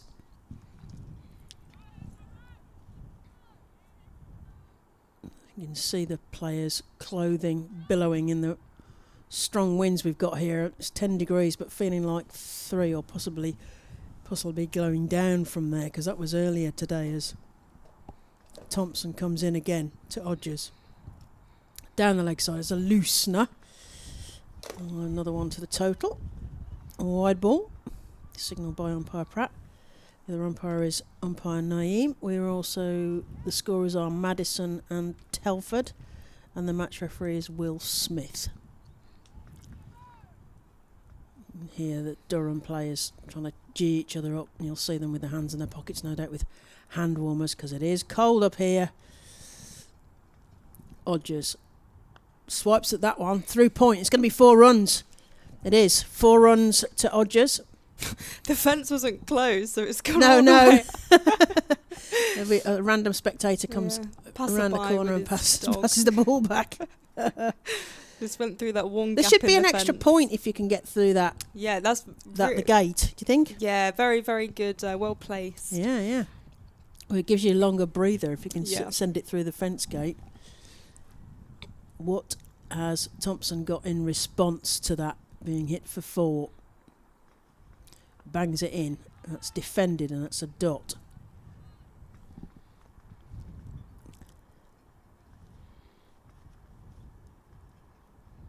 Hope you're all refreshed from lunch breaks and so forth. There's gardening going on. All sorts of people are listening to us, driving, watching all their gardening. I'm not quite sure how you watch while you're gardening, but apparently watch while you're gardening. Thompson winds up from the far end to Odgers. Again banged in and just defended back through the bowler's feet for no run. I've actually got into gardening this year. I've got a lot of plants in the garden, growing some carrots and radishes. Yeah. Beetroot. Yeah? Yeah, we've had some successful cress as well, which, I mean, I don't think that's very hard to grow. Oh, it's like gardener's question time I here. know, but I felt very accomplished with myself. There's nothing quite like something grown for yourself, is there, as Exactly. Thompson comes into Odgers. And that's worked into the leg side backward of square. There's a fielder running round, but won't catch it. It's 4 more runs to the total. Odgers enjoying this here. Enjoying the pace on from Grace Thompson. And that is the end of the over. So we have 2 overs gone. I think it was was it 8 over power play because of the reduced? Yeah, 8 over power play. So that's the fielding restrictions with the 25-yard circle. It's 25 yards in the women's game, 30 yards in the men's game, and the numbers inside and outside that circle are different for the men's and the women's games.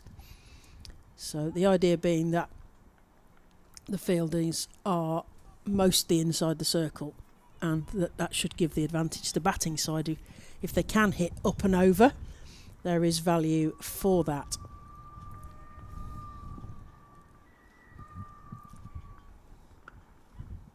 What's through a gap? Well, you were away there, weren't you? Away with the fairies. She's had lunch. She told me she was hungry. I was starting to get worried because she sat quite close to me. I was away with the You fairies, were away there, weren't you? As that ball was smeared through the cover region. Come on, Polly. There was nothing in that brain there. Yeah. 18 So you were thinking about gardening. I think I was, actually. Fraser in, and that's pushed into the offside. Fielded inside the ring. Little misfield. I was actually. I'm not good at concentrating, and I was thinking about if I could redo, because I live in a student house. If I could redo the garden, how would I do it? Oh, I was thinking about a proper. maybe pick another time for me to do that when you're not on air. Fraser in. Oh, That's launched in the air. That should be taken, and it is safely by Bessie. That's the first wicket, and Emma Corney has to go. She only goes for 4, and Catherine Fraser with the breakthrough wicket. Wow. Corney goes for 4. Court Heath bowled Fraser off 6 balls. So what would you do to redesign this garden? Was there some product to that? Yeah, thought I about mean, your garden redesign? I was just thinking about where could I properly dig and put real beds in, Wow. because I've just got pots at the moment. Yeah, so. pots are easy. It's easy. But I'm just trying to see life just outside of cricket as well, because I don't want to tunnel vision cricket all the time. Yeah, one should be multi-talented. I can live with that. So maybe have a dual career in garden, landscaping, all that. Okay. Well, it's an outdoor life. See. And you can apply it to cricket, because then maybe if I get really good at mowing the lawn, I could go into groundskeeping. You were talking about groundskeeping. I was talking about the groundskeeping earlier. Yeah, so what we saw earlier was the tractor and the rope, and so if anyone can make that happen, Meg Lay, I'm relying on you. Can you get a chance to drive a tractor around the outfield? That seemed to be your dream, didn't it? I'd love that, yeah. Come on now, Polly, switch on. Catherine Fraser already with her first wicket of the day and contribution with the bat. Sophie Luff, and captain, the new batter, facing her first ball. Just pushed into the offside and there'll be no run. 18 for 1.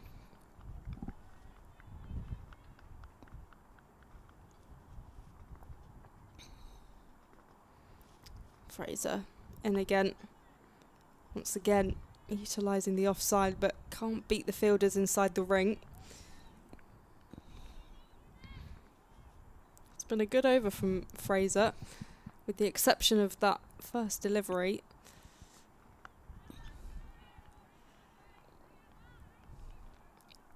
Well, it concludes the over. 18 for 1, and just 4 from it. And crucially, the wicket of Emma Corney for 4. Yep. And they'll have wanted to get Emma Corney out, because she got 61 off 68 versus Surrey, and 7 fours and a 6. So they didn't allow her to settle at all. She skied one for a catch to the wicket-keeper in the last over.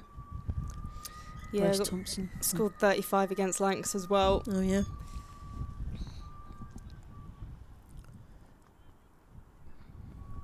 Top of the par with the batting, certainly for Somerset. So Grace Thompson to continue from the Lumley end to Odgers. Odgers plays that 2-point, who manages to squash it. And they don't even get a run. It's good fielding there at backward point.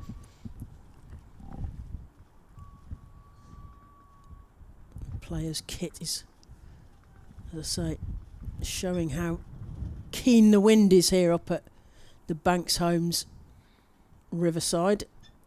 Thompson comes in again. That's played to cover point, and again there's no run, straight to the fielder from Odgers that time, who's on 13. Chirping in the field.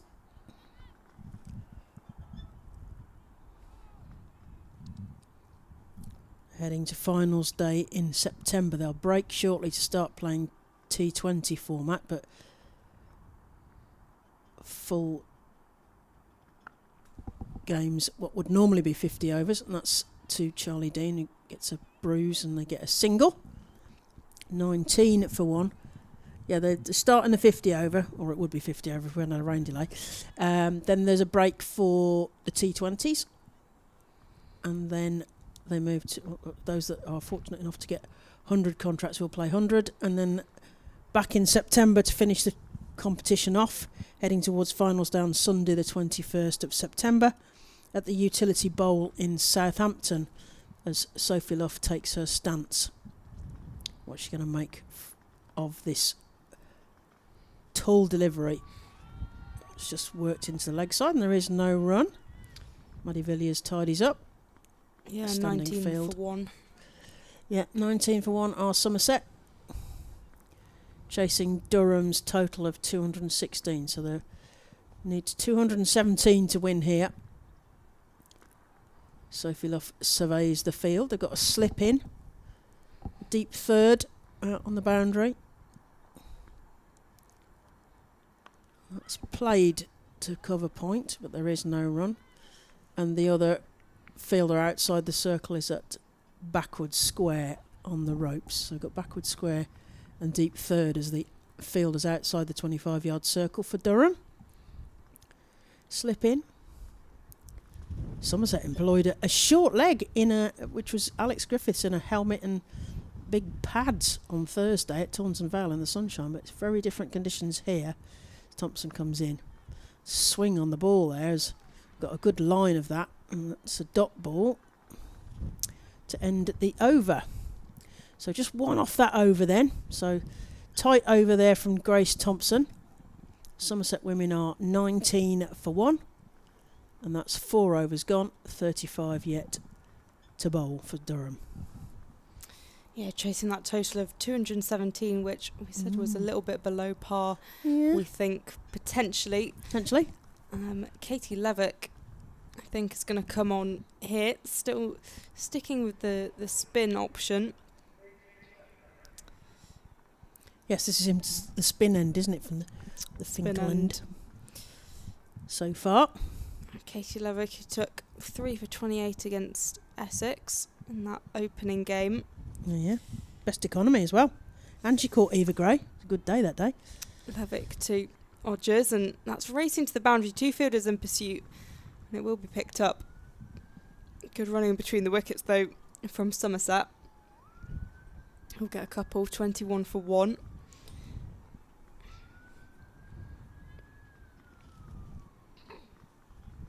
Levick, who's just been on the county circuit for years and years. Yeah.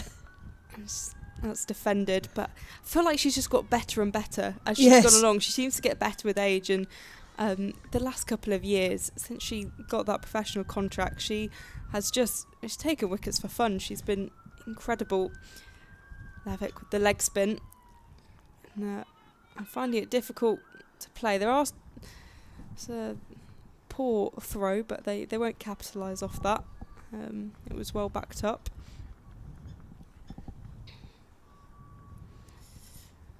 Levick to Odgers, pushing that into the offside for no run. She's got them puzzling about where to play this, hasn't she? Levick, 23 on her shirt. Ooh. I don't know quite how that missed everything. Yeah, by some miracle, really. Goes down as a dot ball. It's exciting, dot ball. Levick in again, push to point inside the ring, and she finishes her over. Just the 2 runs coming from it, 5 dots. So a very good start from Katie Levick, and exactly what Durham need to just restrict Somerset from pressing on. 21 for 1.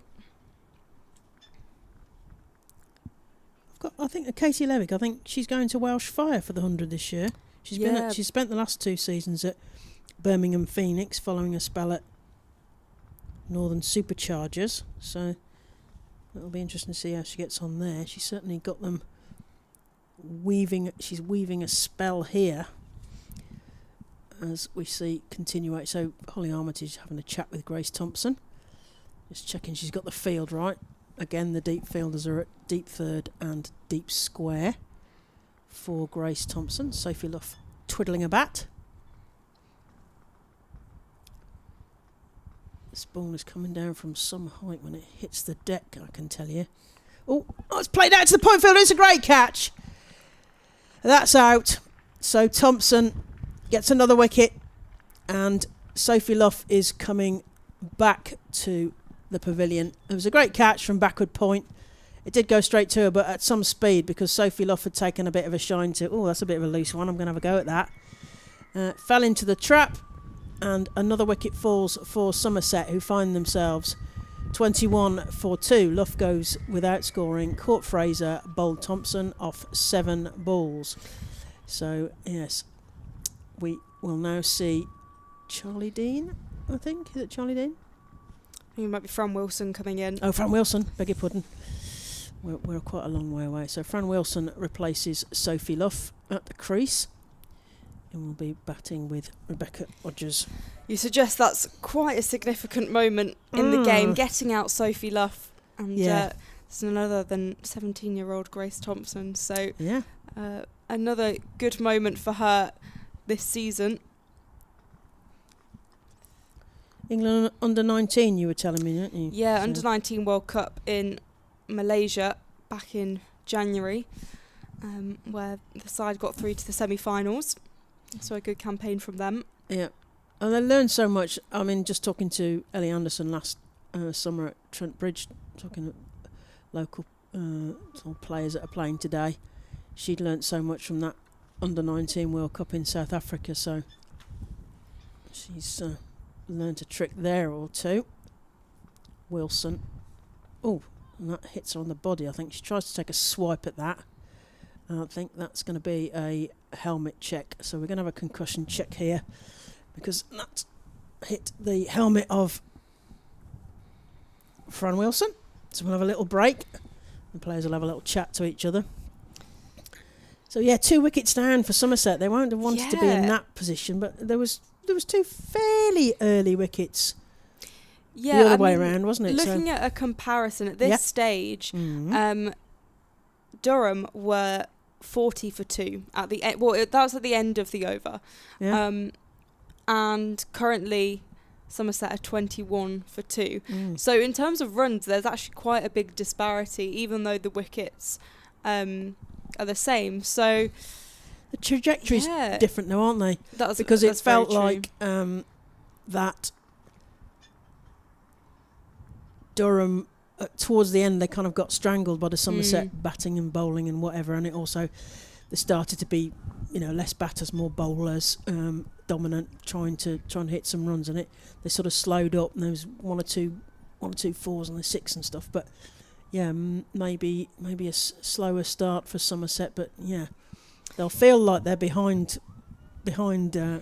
significantly. Yeah, I mean, I think it was before you went on air, you asked me who's going to get the big score for Somerset then. Yeah, I did. And I mean, someone's going to have to step up, because what Durham had was Holly Armitage, who put on such a big pile of runs, and Somerset will need someone to do exactly the same. Maybe that person is Fran Wilson. Maybe. Because you normally expect Sophie Luff to be playing that kind of role, as Thompson comes in again to Wilson, who's been successfully helmet checked, and that goes straight through to Bess Heath behind the stumps. Wilson takes a bat off that one. One would hope that for Somerset's cause that Fran Wilson is that senior pro who's seen it all and been there. Thompson in to Wilson.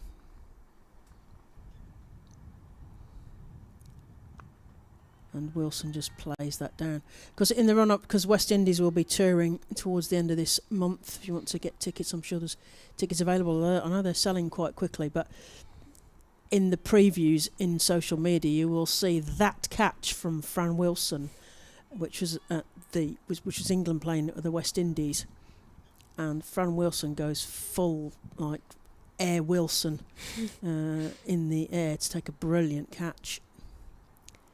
And that's played straight to the point fielder again. There is no run. Yes, I think it was Hayley Matthews, but it was a brilliant catch. If you put Fran Wilson England catch, it's worth a C on that.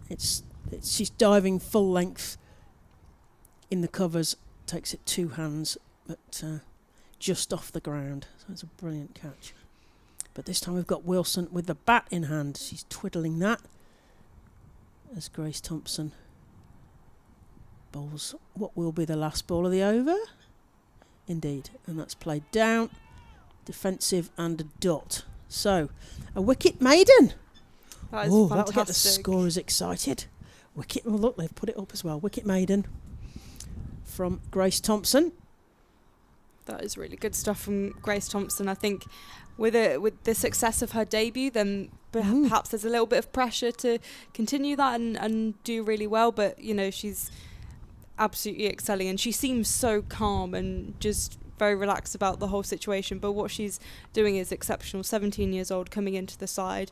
She's just been given a contract and she's absolutely thriving in senior cricket. Brilliant news. Katie Levick will now be bowling from the Finkel end, bowling her second over. That's pushed into the offside for a gentle single. 22 for 2. 2 for 2.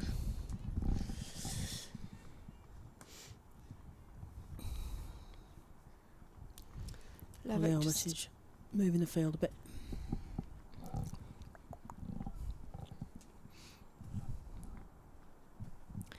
Levick in, and that's struck into the offside.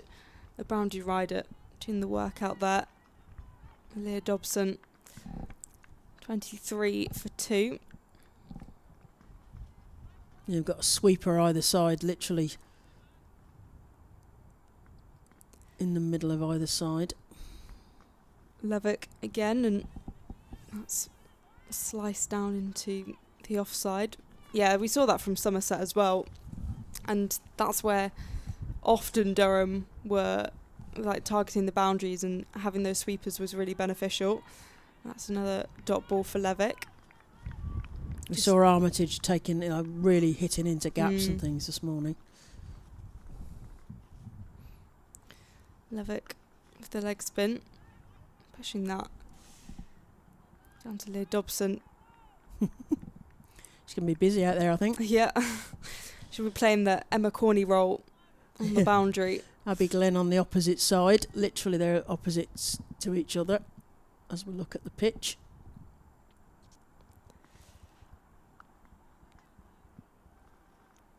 Another dot ball for Levick's tally to finish the over. Just 3 conceded from it.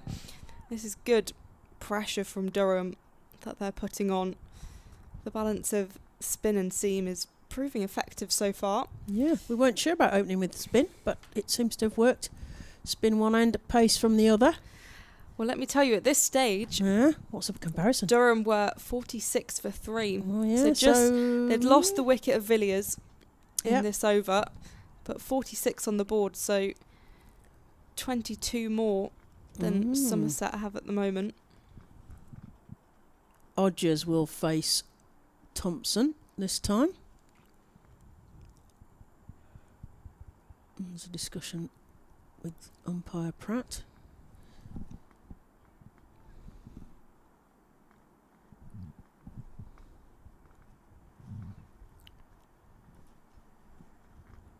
Odgers tries to work that into the leg side and straight to the fielder, and there is no run.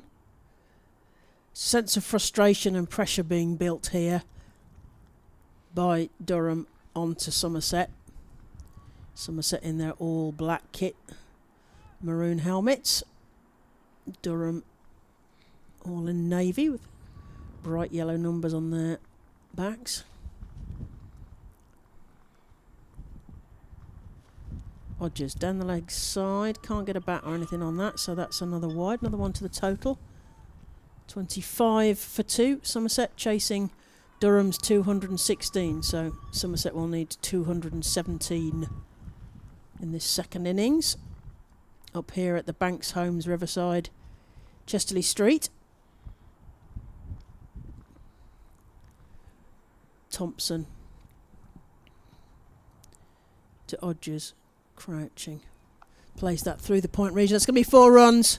Beautifully played down there by Rebecca Odgers. Really nice shot there. 4 more to the total. Somerset 29 for 2. Odgers on 22. And Wilson just on the 1 so far. Nicely played. Almost underneath the point fielder. They've shut the gate now, so there's no point. There's no extra points for getting it through the gate in the fence there. Yeah, Rebecca Odgers also scored 22. So she's started well. I've been impressed. She hasn't played much senior cricket at all, but I'm impressed with what I've seen so far. This is good. Nice variety of shots. Because they have relied on Corney and they've lost her already. Court Heath bowled Fraser for 4. Thompson comes in again to Odgers. Tries to play that through into the leg side, but Susie Bates does the tidying up, and there is no run. Susie Bates, world champion. White Fern, New Zealand international. A great acquisition for Durham here, because she'll be great around the group as well. I had the pleasure of working with the New Zealand team. I won't say how long ago, because that'll show how old Susie is. But I did have the pleasure of working with the White Ferns and working with Susie Bates some years ago. Oh, that was the outside edge, but nothing on it. So Bess Heath just collects the ball and throws it back around again.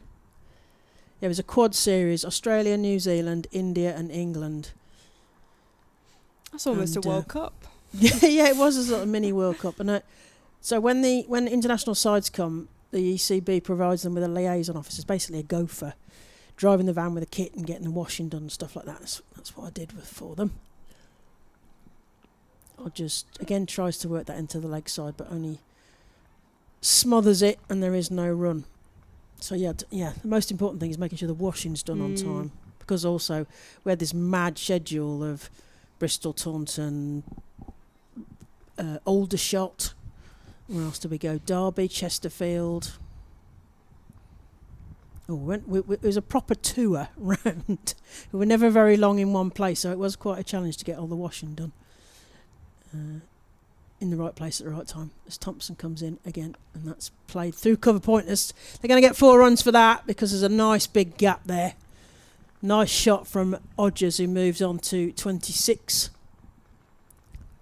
And off the 28 ball she's faced, Wilson just on the 1, and Somerset 33 for 2, chasing Durham's 216 all out. Few balls left not played, but 216 all out were Durham the first innings. So that means 180 to win. And at the same stage, so obviously Somerset 33 for 2, Durham were 46 for 3. That was a maiden. That was maiden, that one. Okay. So it'll be interesting to watch those comparisons as we go through. So it's good. I do always find that comparison interesting. Also just to see how different teams play and the approach they take when either batting first or chasing. As Katie Levick will continue here, push that into the offside. Wilson facing. Those two sweepers are covering quite a lot of the pitch between them, but they really are working hard. They're obviously thinking, well, we can give away singles, so we'll just have somebody sweeping either side and try and get close in and squeeze this. Levick to Odgers, who nudges that into the offside. They'll take the single. It's probably a good day to be on the boundary and doing all that running because it'll actually keep you warm. Keep the blood pumping. Levick with her leg spin. Sliced into the offside dive. Kind of leaping outside the ring. That's Holly Armitage crawling about. She's trying to work out if she's left anything behind. I think it's a hand warmer or something. Yeah. And got replaced back into the pocket. 36 for 2 as Levick is in again, and that's flicked off the pads into the leg side. They'll come through for a single. Durham will be pleased with keeping the lid on here, and Somerset will be wanting to get more than singles. Yeah, I've got to chase that total down. Got to keep that pressure on and get a couple of wickets. I think will make the difference. This one's just been nudged into the offside. It came up quite high. Looked a bit risky to start, but actually there was enough time, having played it down first, and the fielder having to get round it. 38 for 2. Catherine Fraser there at point. Some discussion about a plan. Armitage just having a quick word with Levick. Yeah, 8.5 on the board. And Levick's in, and this goes back to the bowler. So end of the over, 38 for 2. 9 overs have gone, and we've got 30 remaining, with Somerset requiring 175 to win. So what was the comparison then, Polly? So, end of the over, obviously Somerset 38 for 2, and Durham 49 for 4. So they lost Bess Heath at this point, but 11 runs ahead. Yeah, so 2 wickets down, so that sort of evens it out in a way. Yeah. Except that also relies on Somerset getting more than singles to chase down the total. We've got a change of bowling.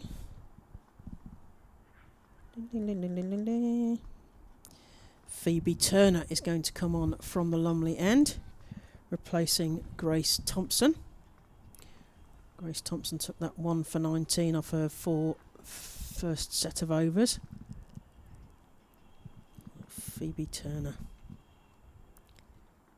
banged into the pitch, dug out by Fran Wilson, and there is no run. Phoebe Turner's on one, isn't she? She's one of 4 PCA Players of the Month being voted for.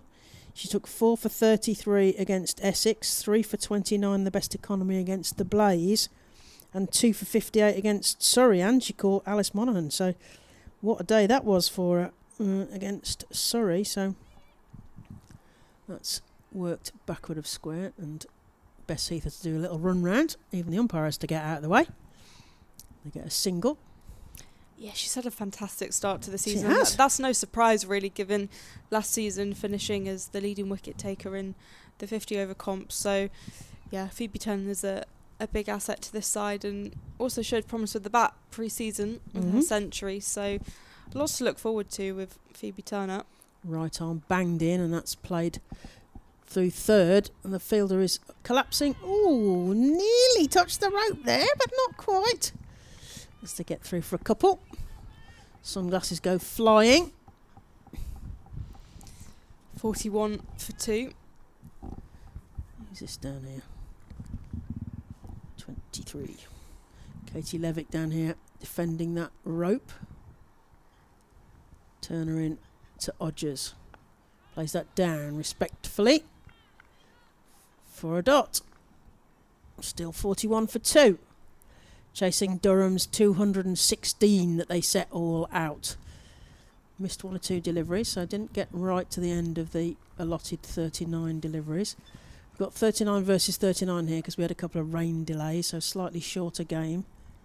And we've got a DLS on the board as well, so Turner to Odgers, who swipes at that one into the leg side.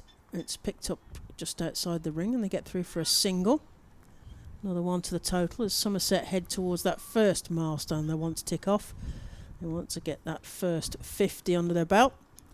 42 so far. Wilson to face this time. Turner. What she got to serve to Fran Wilson. Plays that, guides that past the point fielder, underneath the point fielder, and they get through for a single. Very deliberately posted there by Fran Wilson, and she also pinches the strike. She takes that single at the end of the over, and Somerset are 43 for 2 after 10 overs. What's the comparison? So Durham were 54 for 4 at this stage.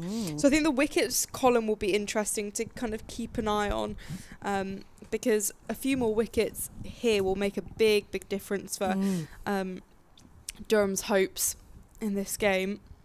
Because we kind of alluded to, they probably wanted to get a few more runs on the board. They started pretty well, and you can see that from the comparison, but kind of struggled towards the latter stages of the game as Holly Armitage has opted to bring Maddie Villiers on, so a third spin option for Durham.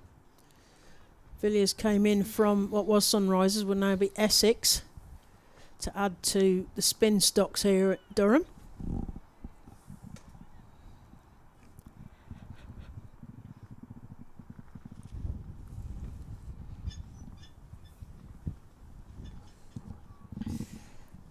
Villiers to Wilson, pushes that into the leg side for no run.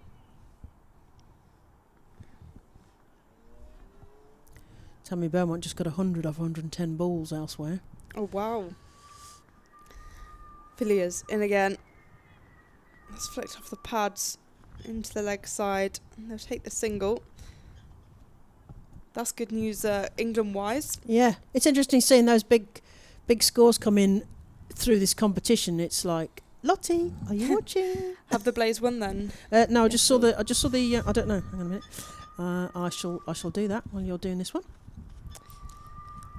Villiers comes in. That's pushed into the offside. Another dot ball in this over. The Blaze need 10 runs to win from 13.4 overs, so I think it's safe to say that could be close.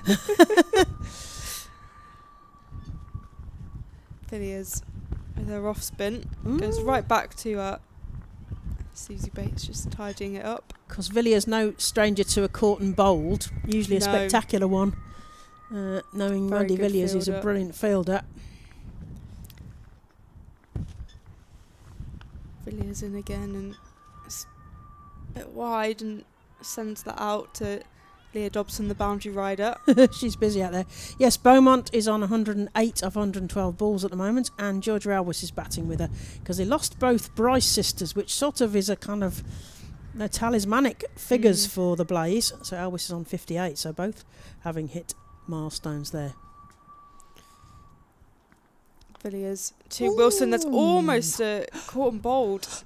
I caught that. What did you say? She's no stranger to a caught and bowled, is she, Maddie Villiers? She puts her hands up, it's quite high. I reckon if she jumped, she would have got it. She got fingertips to it. Yeah. But it wasn't quite there. They're always difficult, those ones, because it is pure instant reaction. Yeah. But she's got great instincts there, hasn't she? So. Yeah. So what's the numbers and the comparisons then, Polly? I feel like a statistician the scores on the doors. Scores on the doors. So Somerset are 45 for 2, while Durham were 57 for 4. And you were right. The Blaze have, that is now a result. The Blaze have beaten Hampshire by 7 wickets up at Trent Bridge. So you've got plenty of time to go to the food festival at Trent Bridge, which is going on the same day.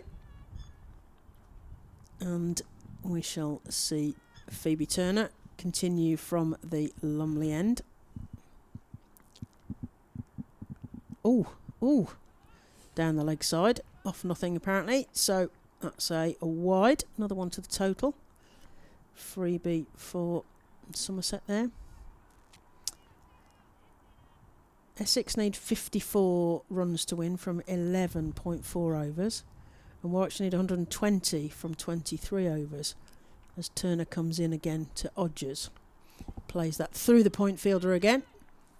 They get through for a single, bouncing awkwardly off the practice strips there to the fielder at point.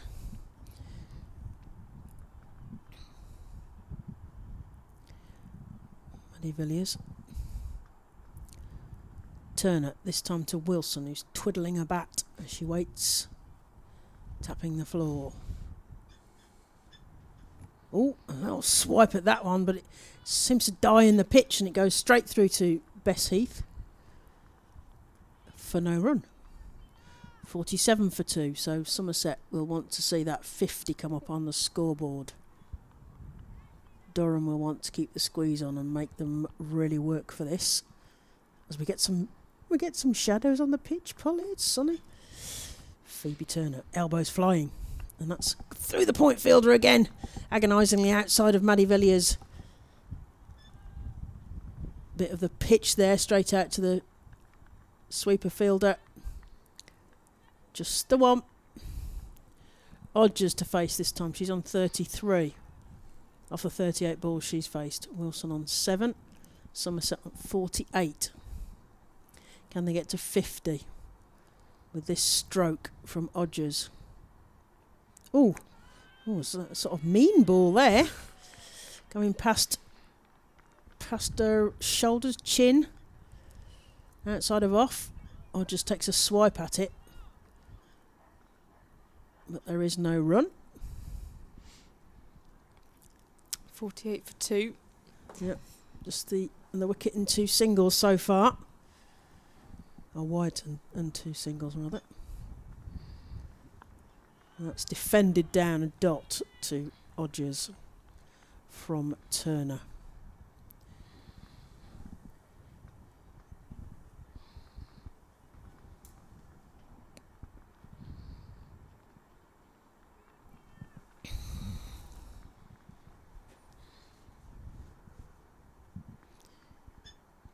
Phoebe Turner on the far end.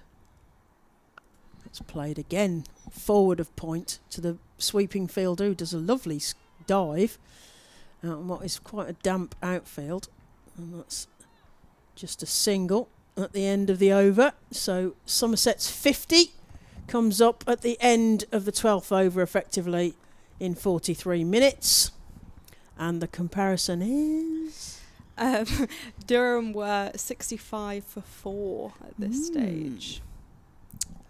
So, as you say, maybe the wickets balances out the score. So, we shall see.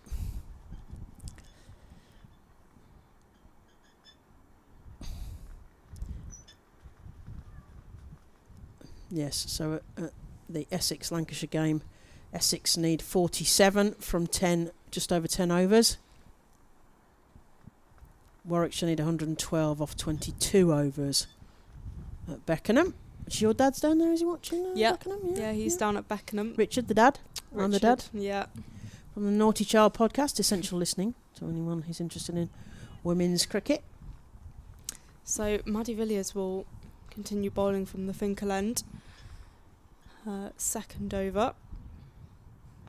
That's defended for no run. Maddie Villiers had the best economy against Surrey, although she didn't take a wicket. 0 for 49 off 10.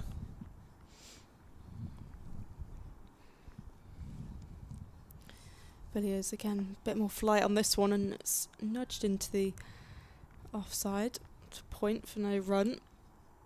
50 for 2, starting the over well. From Wilson on strike.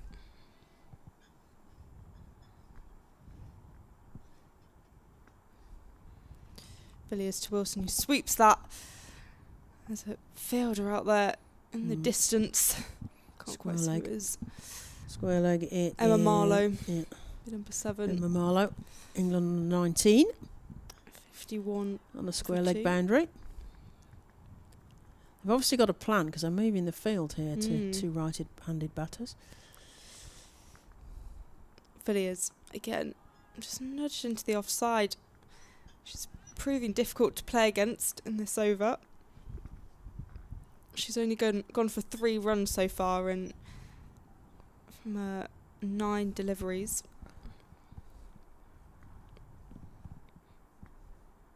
Villiers to Wilson, who tries to scoop that. It's going to race towards the boundary, but it slows up in the outfield, and Emma Marlowe manages to run round. So I'll only get 1 for it, which doesn't quite seem like the reward for that sort of shot. But Fran Wilson's obviously decided to go funky early, but it was just a dink, and unfortunately it's too damp in the outfield for that to run off. Villiers in and flicked off the pads to square. Yeah, it's one of those as well that you probably wanted to play that shot against a seamer to get the power on it. It's like it's the Kate Cross Classic when she ramps. She's gonna ramp. Yeah. You see her look around. And like, if there's no fielder there, then it's fine. She'll do it. The ramp is on. So 53 for 2 after 13. 26 overs remain. I wonder what you're going to ask me. And the comparison is 68 for 4, while Somerset are 53 for 2. I think we could have a classic here.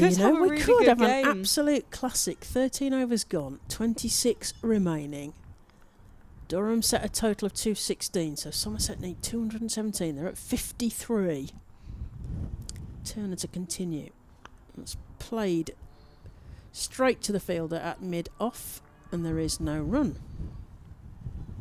The wind's getting up. You can hear that in the mics outside.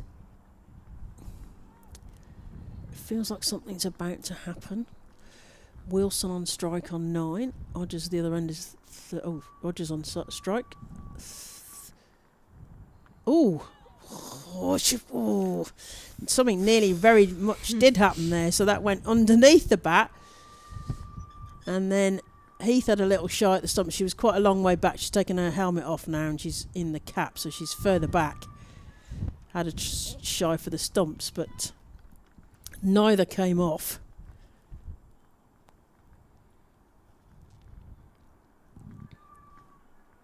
I think that's Wilson on strike. That's played outside of off. Thinks about a single and then thinks again. It is Fran Wilson on strike, despite what the scoreboard says. Wilson surveys the leg side. There is a big gap. If there's any loose down the leg side from Phoebe Turner. I suspect they're expecting her to play slightly through the off, although it's a shorter boundary that side, and that's hit down straight to Holly Armitage, who does a sort of dance around the ball there. Made picking the ball off the floor look quite complicated there. Maybe a spike got stuck. Yes, maybe a spike got stuck, and it is a bit damp out there. Phoebe Turner returns to the top of her mark. Wilson tapping her bat. Outside off. Oh, she loves that shot. Maddie Villiers manages to deflect it, and they get through for a single. Katie Levitt coming off the boundary rope to tidy up after Maddie Villiers managed to parry it down. Probably saved a possible extra run. And Odgers will face Turner. Turner is right arm over, medium pace, bangs it in. That's sent round the corner to the fine leg fielder, and they get a single. 53 for 2, 159 is end the of the number over. of runs that Somerset require to win, and end of 14 overs.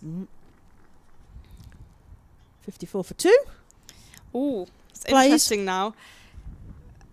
Durham were 74 for 4. So 20 runs ahead. How many runs is a wicket worth, do you think? That's Is the $1 million question, is it really. Is it 10? If it's 10 runs a wicket, then they're even. That we shall see what transpires here. We're just glad that the weather seems to have at least improved for the moment. We've got some shadows being created by the sun here. Maddie Villiers here from the Finkel end. Defended by... That's Odgers at the far end. Yeah, I think the scorers are not quite sure who he's facing here.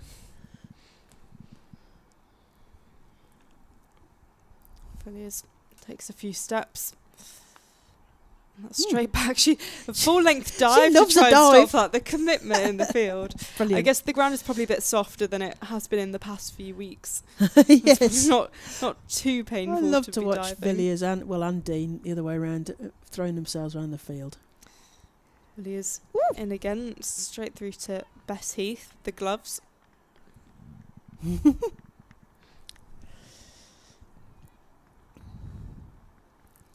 It's definitely Wilson this end, Yeah. non-striking, so it is Odgers. Villiers to Odgers. That's played expansively. No Dobson on the boundary though. Working Busy, hard out there. Mm-hmm. There are one or two players in T-shirt sleeves, but maybe that's a preference, because I know some people don't like sleeves on their arms. Villiers coming in again. It's into the leg side. I'll take the single. Yeah, I noticed Phoebe Turner. Yeah, she's got T-shirts on. Yeah, she's northern. She's made of sterner stuff. Yeah, she's from North Yorkshire. She'll right. be fine. Yeah, she thinks this is basking. Yeah. Villiers to Odgers. Pushes that down the ground. Again, another dive by Villiers. I wonder if she did swimming, diving, Yeah. a bit of swan Some sort dive of there. gymnastics or something. Yeah, she looks like, Well, I respect the commitment. Yeah, that's right. Even if it's not necessarily paying off. So, give us a comparison then. Polly! Somerset are 57 for 2 at the same And stage. Durham were 77 for 4. Oh, so still the 20 runs. Yep. Ah, Yeah. it is fascinating to see how those things work. And sometimes it's a big start, sometimes it's a big finish. Well, Batting sides differ in how they attack things. I'd say this suggests that Durham need a wicket. Yes. If they were Just fall to settle down, their nerves yeah. a little. Turner comes into Wilson, who plays that lovely, just sweeps around on that. They're only going to get one. That was a really nice shot, but it went straight to Leah Dobson sweeping on the boundary rope there. So despite that beautiful crack in the middle of the bat, they only got the 1 run. Odgers is on 38 to face the next ball from Phoebe Turner. Can she get a wicket? That's played straight to Holly Armitage, who scrobbles about again.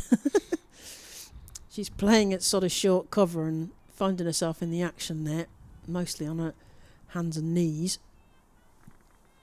And score is 58 for 2. In the Metro Bank One Day Cup here at the Banks Homes Riverside, Chesterley Street. Odgers plays that forward again to Holly Armitage, and that's another dot ball. I listen to the voices of Claire Jenkins, former Derbyshire player. I have played on this pitch against Durham, and Polly Starkey from the Naughty Child podcast. Essential listening for all women's cricket fans.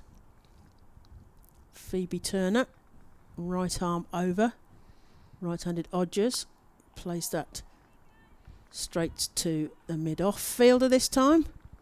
Again, no run. Durham frustrating Somerset here, who are desperate to find those gaps.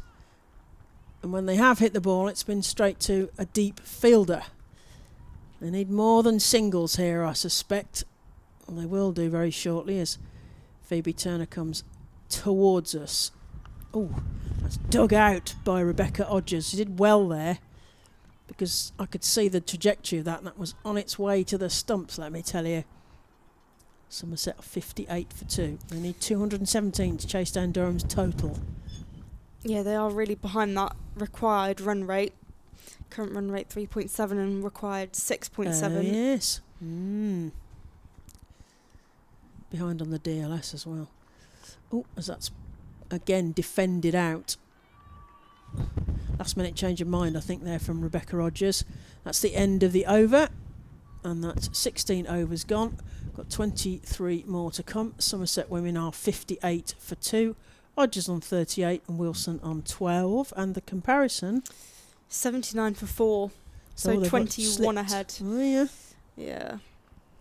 So Somerset will need to start upping the run rate here, as somebody sounds like they're taking a wheelie down a local road here on this cool but now sunny day. It's up bright here again, at yeah. Chesterley Street. Let's hope the sun stays out and we get a full game here, which will be 39 overs each. We were rain reduced. Maddie Villiers in and pushed into the leg side for 1 run. Villiers, who's now into her 4th over.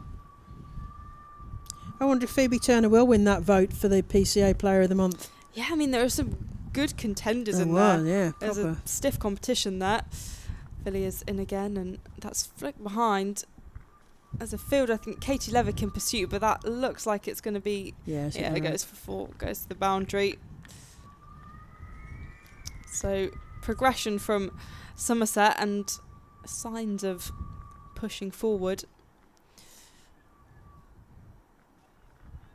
63 for 2.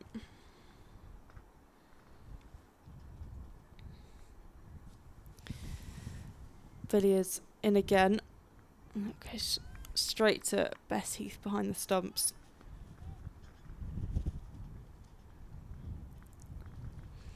Just having a discussion with Captain Holly Armitage. Potentially changing the field around slightly.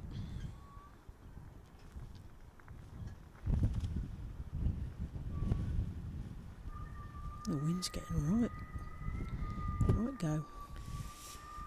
Villiers to Odgers, nudges that into the offside for no run.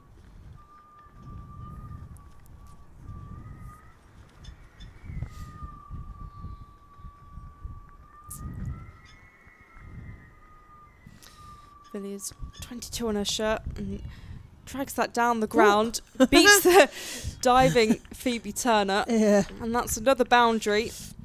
It's been a productive over. Odgers moves on to 46. Yes, edging towards that potential 50.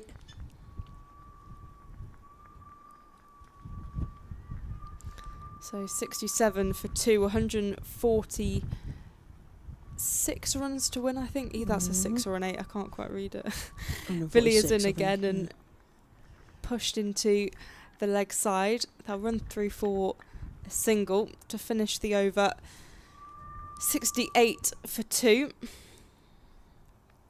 The comparison 85 for 4. Gap's getting bigger though, isn't it? They need to up the run rate here. Somerset. I mean, even though that was an over of 10, the same over Durham scored 6. So even if they are progressing a little bit, Durham were also progressing at this time.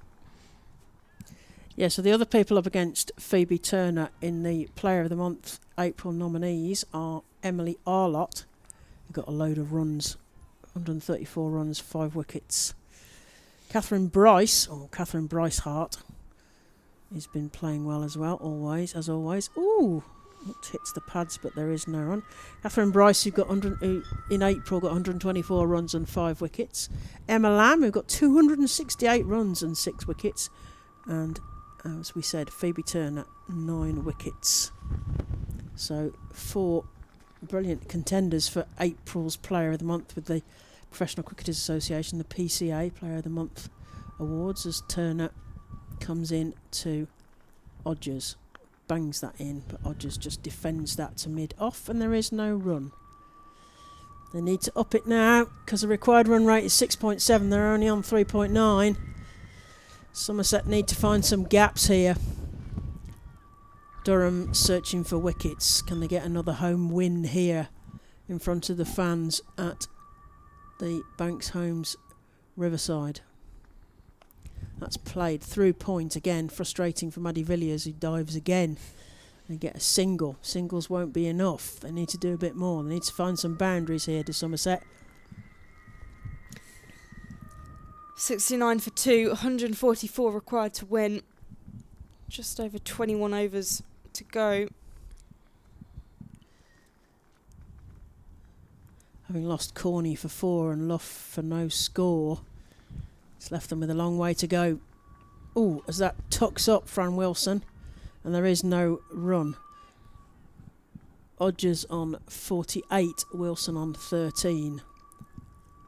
Score is 69 for 2 from Somerset. They're chasing Durham's 215. They need to get a move on here at Chesterley Street.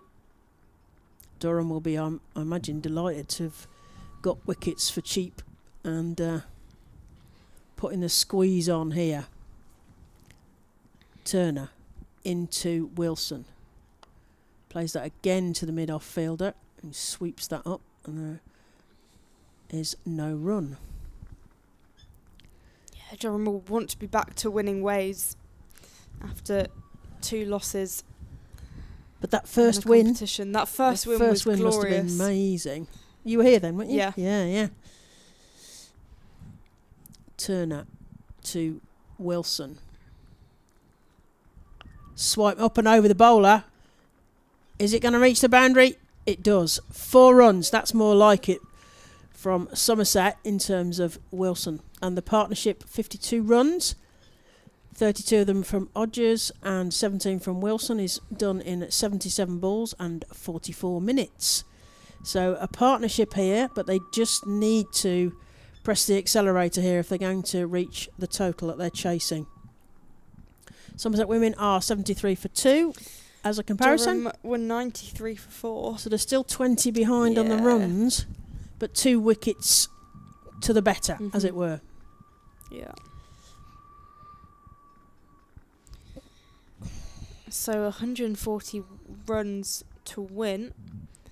Looks like Katie Levick is going to be bowling again from the Finkel end. So far 3 overs and has conceded 10 runs. Because we're talking about different batting innings, because I see internationally there's a tri-series going on in Sri Lanka, and Sri Lanka beat India, and you think, oh, that'll be Chamari Atapatu, but it wasn't. She got 20 or so runs. A couple of other players got over 50s, and Sri Lanka won by 3 wickets against India in Sri Lanka in the tri-series with South Africa earlier today.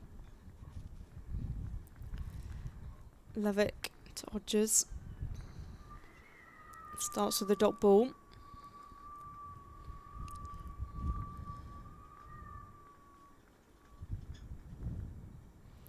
And again, and that's signalled wide by the umpire. Bess Heath takes the stumps down anyway. Yeah, it was clearly a leg side wide, but Bess Heath was keen. 74 for 2, 139 runs to win.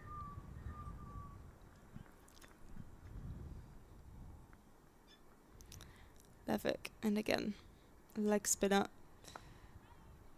Plays that down the ground. Susie Bates fielding. We haven't actually seen much of Susie Bates today.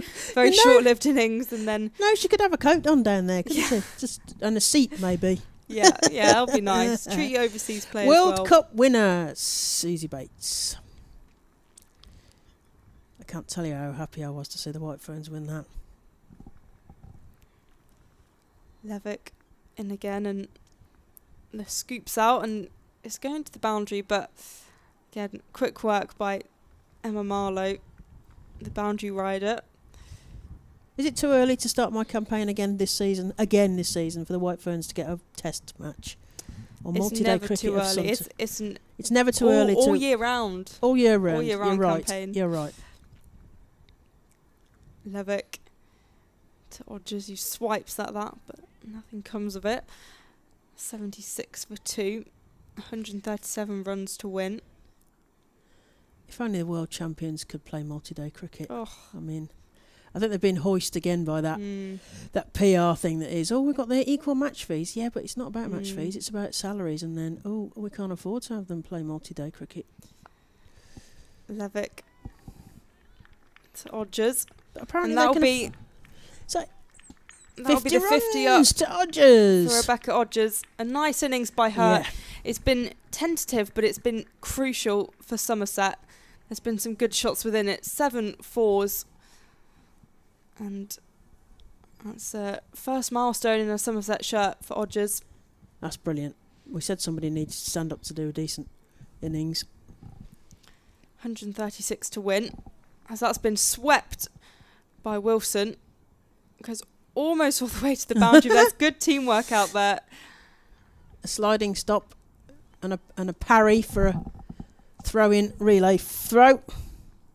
So that's the end of the over. 19 overs gone, 20 overs remain. The score 79 for 2 and 134 runs to win. So 79 for 2 plays. 98 for 4.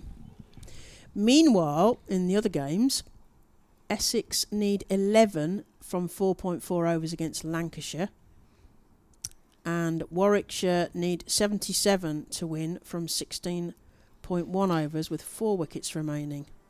So there could be some tight finishes here. Warwickshire are 237 for 6, chasing Surrey's 313 for 7. I hear that Warwickshire were given 5 penalty runs. We're given 5. Oh yeah, Yeah, that's exciting. For helmet. No, it's Fielding to do with restriction? aggressive throwing by Danny Gregory, which seems incredibly uncharacteristic. The pigtailed Danny apparently Gregory. Seems very harsh. Well, I know that the umpires are clamping down on if you're a bowler and you're throwing at the stumps, but really throwing at the batter. Yeah, it was thrown to the wicket keeper. That's exciting. It was Davina Perrin batting, but nobody complained, yeah. So that's worked up and over her shoulder. I think, is that going to meet the boundary? Is it going to get cut off? It's cut off. Great fielding there from backward of square. Another one to the total. Somerset are 81 for 2. Odgers on 52. Wilson on 20. And it's Glenn from that top end, the Lumley end, into Odgers, who again plays the same shot, same ball, same shot, dinked backward to fine leg, and they're going to get through for a couple of runs there. Catherine Fraser doing a lot of running in that corner, but they're serving the same ball and getting the same result, so they're going to drop Phoebe Turner into that short, fine leg position to cut that shot off for Rebecca Odgers, and she won't be able to play that. Well, she does play it again, she might get courted. So Odgers to face Abby Glenn, and she plays that this time to Maddie Villiers at point, and there is no run. 130 runs to win. Yes, it'll need these two to really dig in and start getting a bit funky, possibly. They have upped the run rate a little bit in the last few overs. Yeah. That's played up and over the bowler, and that's usually worth it for the runs, and it is. 4 runs. 4 more runs to Odgers, who moves to 58 off the 70 balls that she's faced. Wilson on 20. Somerset are 87 for 2, chasing Durham's 216. Up and over the bowler. I can't imagine that's much fun. So, what has she got in reply? Odgers, straight through the bat. Straight through to Bess Heath, who's right up to the stumps in a helmet. And there is no run. Odgers has started twiddling the bat now, which makes it difficult for me to distinguish which batter is which. So she's got a big 18 on her back, so that should be a big hint, really.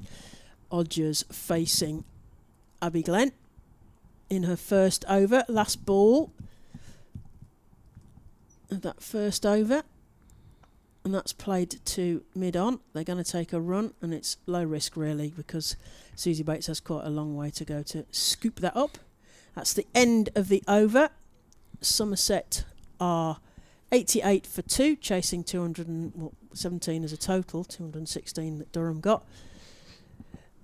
20 overs gone, 19 overs remaining. So we're at the halfway tipping stage. So what's the comparison then? 104 for 4. So 88 plays 104 for 4. 88 yeah, for so 2. about 16 ahead. Durham were. I suppose the dilemma for Somerset is having lost those 2 quick wickets early from players that they might have expected to get big totals. Yeah. It really does depend on these 2 pushing up the run rate. Levick.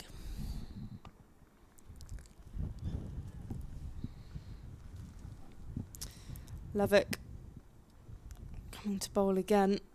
I'll take the single from that first ball.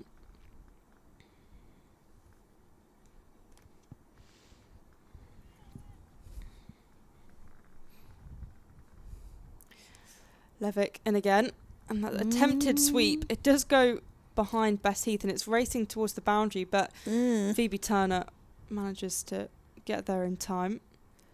I mean, it's given us a wide, but it's took some sort of deflection to make it go roundy, but yeah, well, umpire Naeem says it must be right. Levick in again, and that's sliced by Fran Wilson as Leah Dobson cuts it off, so I'll just get the 1 run from it. 93 for 2, 120 runs to win.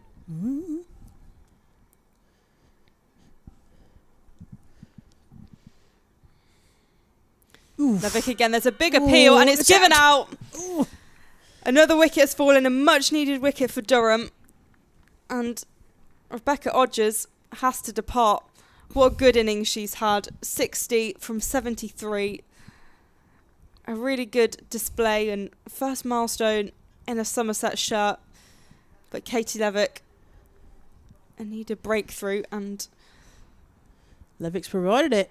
indeed, Somerset now 3 wickets down. Their task, already difficult, made even harder. So Odgers gets 60 off 73 balls, including 8 fours. So that's they needed somebody to play that glue innings like Ollie Armitage played for Durham. Will that be enough? Will that be the confidence they need? At what stage do they deploy Amanda Jade Wellington? We're now going to see Charlie Dean. So we shall see how that goes. It's that we're sort of halfway through now, aren't we? Just a bit further than halfway. Required run rate is 6.5 and the actual run rate is 4.5. So there is a need for Somerset to start speeding up here. Well, Dean usually is pretty rapid between the wickets, and so is Wilson actually, providing they don't run one another out potentially. So the players take a bit of a drink, and Dean and Wilson have a debate about what they're going to do next, no doubt. It's pretty cold here at Chesterley Street, the Banks Homes Riverside. Let me just check my app, which says to me that it's 10 degrees but feeling like 4 out there. So no wonder they've got hand warmers and they're mostly in long sleeves and trying to keep themselves warm out in the field. 93 for 3, 120 runs to win. 2 experienced batters out in the middle, but Durham are on top in this game so far. The required run rate 6.5. Yeah. The current run rate 4.5. That's the thing, isn't it? They need to start getting multiples here. Not singles won't be enough. Meanwhile, Essex need just 6 off 3 overs to beat Lancashire. Yeah, that's down at Chelmsford, isn't it? Yeah. She's batting well, 73 not out at the moment. Ooh. And Warwickshire needs 68 runs from 14.2 overs with 4 wickets remaining. So that should be that looks like it's going to be a good game, but you need to stay with us. Oh, that's a result. I've just seen it click over. Essex looks like it's a result anyway, is it? Yeah, Essex have won by 5 wickets. So that's 2 wickets. The Blaze win, Essex win.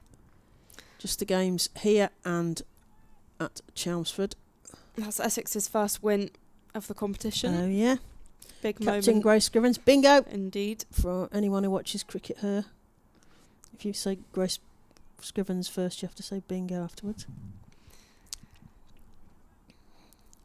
Katie Levick continuing her over. Charlie Dean awaiting. She drives that into the offside, and there's a misfield, so they capitalise and take the run. 94 for 3. Well, Dean got 41 off 35 against Surrey and 45 not out against Essex. So Levick again, and she tries to scoop that.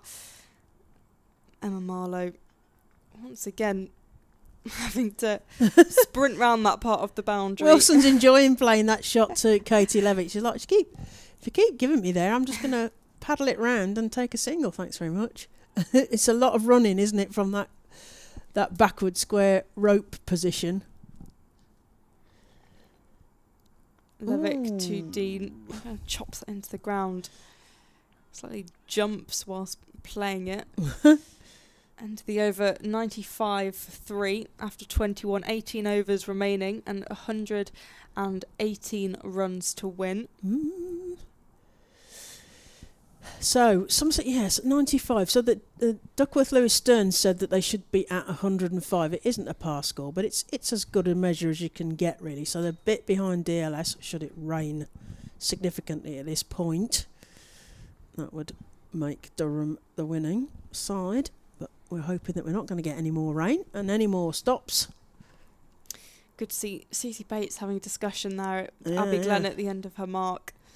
Be fascinating to know what Holly Armitage can soak up from Susie Bates's brains, because Susie Bates is obviously making a decision there about let's bring in another mid wicket. Wait till the music stops. Yes, mid wicket. They've got a fine leg on the 45, a deep square leg, a mid wicket, and a slightly far round Susie Bates at mid on there. And that's played through the offside, having shiggled with the leg side, played into the offside there. Glenn continuing from the Lumley end, t-shirt sleeves, bowling towards us in the commentary position here. We're a very fine leg and several layers up, looking down. Oh, it's up in the air, but it's going to go into a gap, I think, other than Susie Bates having gadget arms. So they get 2 there, which is what they need. Somerset need to start making multiples here if they're going to chase this total down. Wilson hit that up and over into deep mid wicket. Susie Bates had quite a long way to run, so they had enough time to get 2 runs there. The Somerset head towards 3 figures, 97 for 3, chasing 217 to win. And that's played through the offside, the cover point gap. The sweeper comes round and they just get the 1. Dean will face the next ball from Abby Glenn. Yeah, it's a good acquisition, I think, Dean, for Somerset. They needed a capable, and although she's only in her early mid-20s, an experienced head despite her age. So a good addition there, I think, to the Somerset ranks as Glenn comes in again. And that's played up. Is it over? Yes, it's over. The cover field. Holly Armitage ducks down to allow Grace Thompson to field the ball back in. Another one. So Somerset and 99 for 3. So almost on those 3 figures. Wilson on 25. Dean on 2. Glenn to Wilson. Right arm over to right-handed Wilson. Plays that into the leg side. There is a gap there. Leah Dobson's got a long way to cover, and she does a great diving parry and takes it away from the ropes. Certainly saves 1 or 2 runs there. And Somerset's 100 comes up in 21.5 overs and 76 minutes. And these two there's a sort of feel of them starting to accelerate slightly at this point, as Abby Glenn will bowl to Fran Wilson, who's on 27 off the 41 balls she's faced. Plays that down. It's a dab and run. Maddie Villiers is a dangerous person to do that to, but they get through for what was an easy single in the end. So that's a stealing of the strike there, taking a single at the end of the over for Fran Wilson. And Somerset are 102 for 3 off 22 overs, 17 remaining, and the comparison is 117 for 5. So still the 2 wickets difference, but 15 runs in it now. So that gap is slightly narrowing. So the required run rate is 6.5 and the current run rate is 4.6. The Duckworth-Lewis Stern would say that they're almost getting to parity. DLS is 109 and Somerset are 102. So things getting slightly closer here in terms of Somerset making a fight of this. Katie Levick from the Finkel, and that's hit over, and that goes all the way for 4. It was just a 1 bounce 4 in the end. That was good from Wilson. Somerset moving 106 for 3, 107 to win. That's what they have to do at this point. More like that, because otherwise, no hopes. Levick to Wilson, who gently pushes it. I would hesitate. I'd say that Maddie Villiers is the person I would least want to take a quick single to. Yeah. But she's had to get round the ball, so I can understand, what they're trying to do. Levick in again, and as pushed into the leg side by Charlie Dean. There's just the one run, rotating the strike nicely. 108 for 3. Durham searching for a wicket here, as Armitage gives some advice, or possibly asks Levick if she's got any more hand warmers.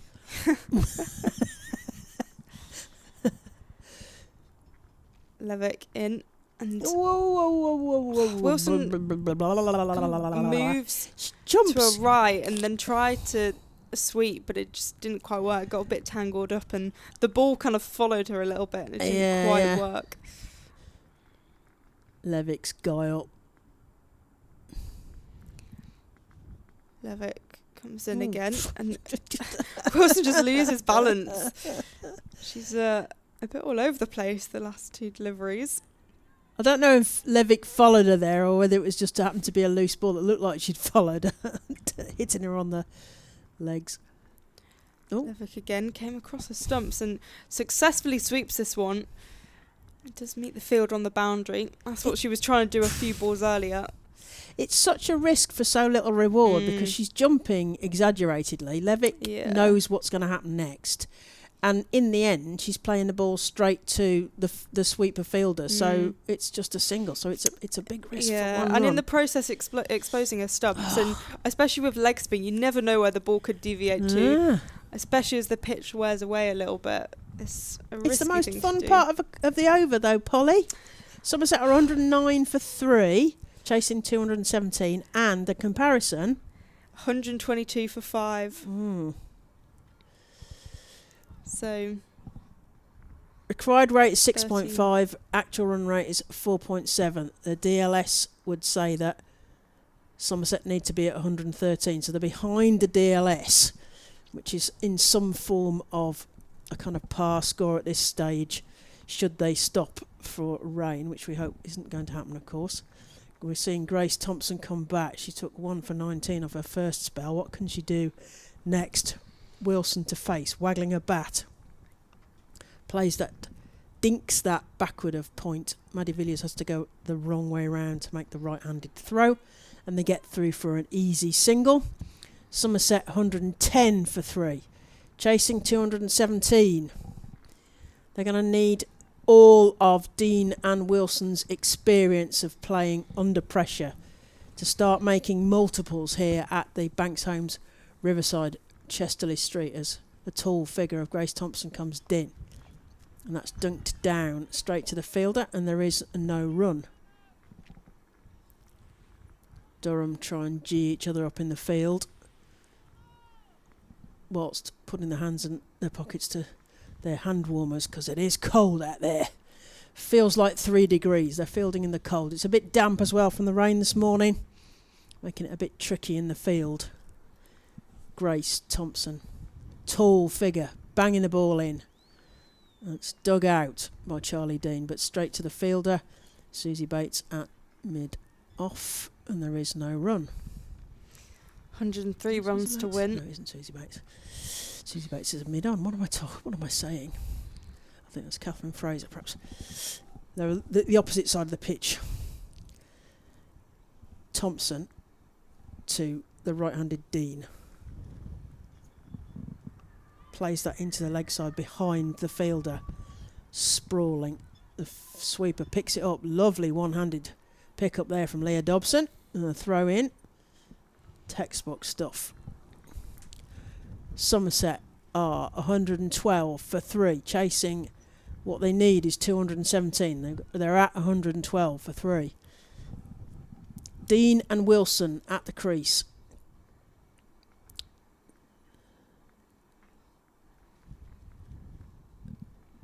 Thompson to Dean. Plays that through cover point. The sweeper fielder comes off the rope and throws that back in, so they only get 1 for that. Somerset need to find some gaps in the field here. Still below that required run rate. Yeah. And at one point it looked like maybe they could push up past it a few overs ago, and now it's kind of dropped again. Thompson to Wilson plays that to Holly Armitage, who stops that. And there is no run. I don't think the to win is working because it says to win 100, which would be 213. And they need 217. That's what confused me earlier. Right. There's a few runs astray there, the bottom right-hand corner of the... Yeah, so it's 104 to win. Yeah. So there's a few runs out there. So we just have to add 4. Add 4. Just to add to confusion. I don't think I've ever done so much maths in my life. I don't do numbers normally. That is the end of the over. 24 overs gone. Somerset are 113 for 3. Comparison is 124 for 5. It is intriguing with Charlie Dean, England, and Fran Wilson, former England, at the crease, drawing on all their knowledge of tight situations.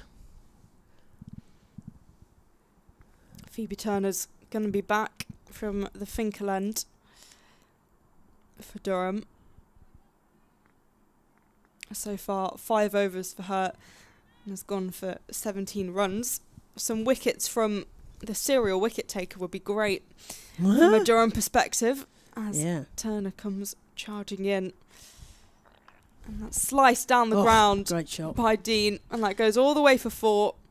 We spoke about upping the run rate, and it's shots like that will do that. That was a really nice shot, and that's a corner over there. It's a slightly, possibly shorter boundary. Oh, there's not much in it, but it's certainly a corner there. Sought out by Dean. 117 for 3, 100 runs to win. Turner in again. A similar shot. This time. That's fine. It was a diving stop, but splat. In the end, unsuccessful. The effort was there. She's getting back up, isn't she? Yes. Emma Marlowe once again working really hard. Susie Bates and Holly Armitage just having a discussion with Phoebe Turner, readjusting the field. Yes, this is definitely Susie Bates starting to give Holly Armitage a bit of support, advice, options. 96 to win. Third fielder comes in shorter. Turner pacing in. Goes through to Bess Heath. No run. I needed a dot ball after the back-to-back boundaries. I think they need more or less... that can't be right. Run a ball? Could it be a run a ball? I just saw something come up. Turner in again. As flicked, and that will be the catch. Easy catch. That's a really simple catch for Holly Armitage, the captain, to take. And Charlie Dean goes for 14. A short-lived innings. 14 from 11 and another wicket. And Somerset are now 4 wickets down. Their attempts to raise that run rate haven't worked, and Durham are very much on top here at the Banks Homes Riverside. Their home ground in Chester Street, and they're looking for a second win of the campaign, and it's looking hopeful. Charlie Dean out for 14, caught Armitage off the bowling of Turner, off 10 balls and 2 fours. So we will now see. Is this Katie Jones? Looking at the score sheet. Katie Jones, a young wicket keeper. Again, England under 19. She'll need that experience here as well. Batting with Fran Wilson. Experienced campaigner of Fran Wilson, who spent a lot of time in the Kia Super League with Western Storm, went briefly to Sunrisers, which is now Essex, came back to what was in the last incarnation Western Storm. So she's on 35 at the moment. Jones will face Phoebe Turner To Jones, who defends with a straight bat. Looking at the Surrey versus Warwickshire score. It's getting closer, isn't it? Yeah, 41 runs from 10 overs with 4 wickets remaining. Mm-hmm. So Bethan Ellis and Karis Pavley will have to hold in there. Oh, that's good. Karis Pavley left-handed, so that'll be a left and a right. Turner to Jones, who pushes it into the offside, thinks about going for the run, but is yet to get off the mark. And that's the end of the over. A wicket for Phoebe Turner. It's my favourite time of an over. For so what's the scores on the doors, Miss Polly? 131 for 5, Durham were. So they have narrowed the gap, 10 runs, but having at the cost of a wicket here. Indeed. So DLS, although that might be 4 runs out as well if the to win is not right. DLS is 129 and Somerset are on 121, so they're getting closer to that DLS score. Of course, every time a wicket falls, DLS will change because it's about what resources you still have left in the event of rain, as Grace Thompson continues to Fran Wilson. Sweeps that out to a leg side, and that's Leah Dobson once again, who must have the most miles and the most throwing from the Durham fielders. She's sweeping out there at square leg, in fact proper orthodox square leg, right behind the umpire out on that boundary. They also have a sweeper the other side, the opposite side. Katie Jones plays that back to the bowler. He's got a long way down to pick the ball up, and there is no run. Somerset are 122 for 4. 95 to win. Yeah, it's still 4 out, isn't it, on the scoreboard? 95 to win, indeed. Grace Thompson, tall, fast bowler. Katie Jones plays that through where the slip fielder would have been. We don't have any TV replays here, but that must have been pretty close to being over the rope there when she diving fielded that. Katie Levitt. Katie Levitt, yeah. Thought we were going to get a 4 then. Somerset 124 for 4. Jones facing. Plays that to mid off. Takes a risk there. A direct hit would have been pretty close, and it's a no ball, which we assume is a front foot no ball from Grace Thompson. So the next one will be a free hit, and they've taken the run, so it will be Fran Wilson to face, so they can change the field. If it had been the same batter, then they can't change the field, but they can change the field if they need to. For Fran Wilson, and indeed there is a debate. Holly Armitage, Susie Bates and Grace Thompson, the bowler, giving us some advice about how to deal with this free hit opportunity for Fran Wilson. Will she make the most of it? Plays that outside of off, up and over. The fielder won't get to that. That's 4 runs. So they made the most of that. Fran Wilson takes a boundary. Thanks very much. Yeah, the right person to have on strike. Yeah. A free hit. So is that gone to 40 or is it about to go to 44? Wilson on 40. Somerset 130 for 4. Thompson to continue. Wilson to face. Same area, but along the floor this time. There's a fielder there who's doing a brilliant job there. Sweeping on the boundary. Emma Marlowe out there. At the Dapper Bet stand to our right. Fran Wilson to continue strike. She's on 42, so heading towards a possible milestone.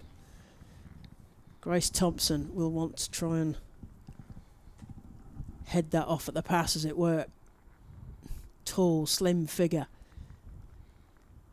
That's just dinked down. Wilson thinks about a run, but Holly Armitage ensures that that doesn't happen. That's the end of the over, and that's 26 overs gone.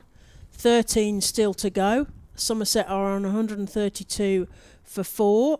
They need to get to 217 to beat Durham's total. And at the same stage... It's exciting, 138 for 5. So the margin's getting smaller. So, just the 6 runs in terms of runs, and also with 1 wicket less lost, if that makes any sense. One more wicket to go than Durham had at the same stage.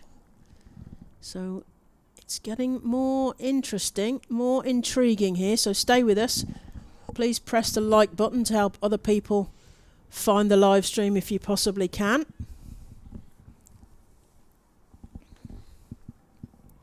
Phoebe Turner starting the 7th over. That's defended by Jones. No run. Jones 3 from 6.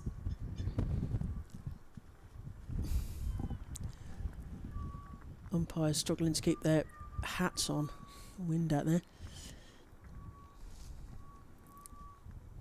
Turner charging in, and that's sliced over the head of the bowler and goes all the way for 4. That's a good shot from Jones. Katie Jones, who is struggling to get started, but that was a good shot and a good statement to go forward. She's 7 from 7 now. More confident shot, wasn't it? Yeah.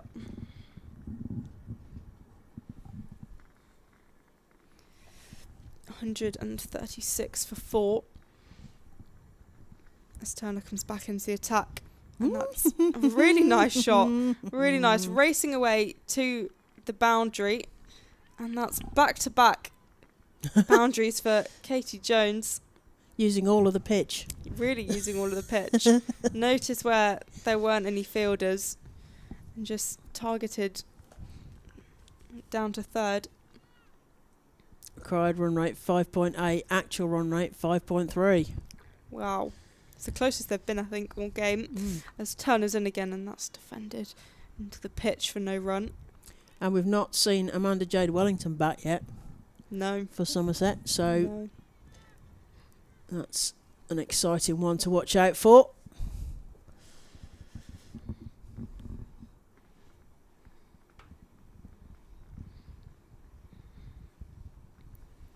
Turner steams in, and she's bowled up. Clean bowled. Oh, stomp out the ground. The stump goes flying. That's a good wicket for Durham. What they need when Somerset were just trying to ramp it up a little bit and edging closer to that required run rate. Jones has to go for 11. Bowled by Turner. Turner with her 2nd wicket of the game. It's a shame because Katie Jones looked like she was getting into some sort of flow there, so 11 off 10 balls, but it felt like slightly more than that somehow. Definitely. Heading back.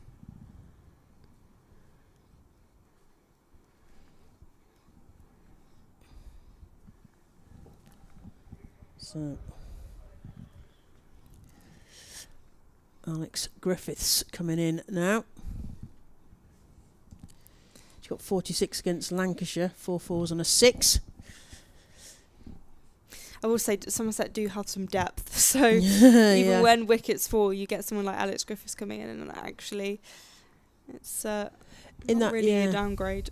In that tied game that I commentated on with Kevin James at the very end against Warwickshire versus Hampshire at Edgbaston, I think I made the comment there, and I've made it in previous seasons, and I think it's even more true now, is that if you're a stranger to watching women's domestic cricket, in general, they do bat much further down. Well, it's a huge generalisation, but there are less people who look like they only bowl with a bat in their hand, shall we say, in the women's game. So, as Turner's in again, has pushed into the offside inside the ring. Whoop, whoop.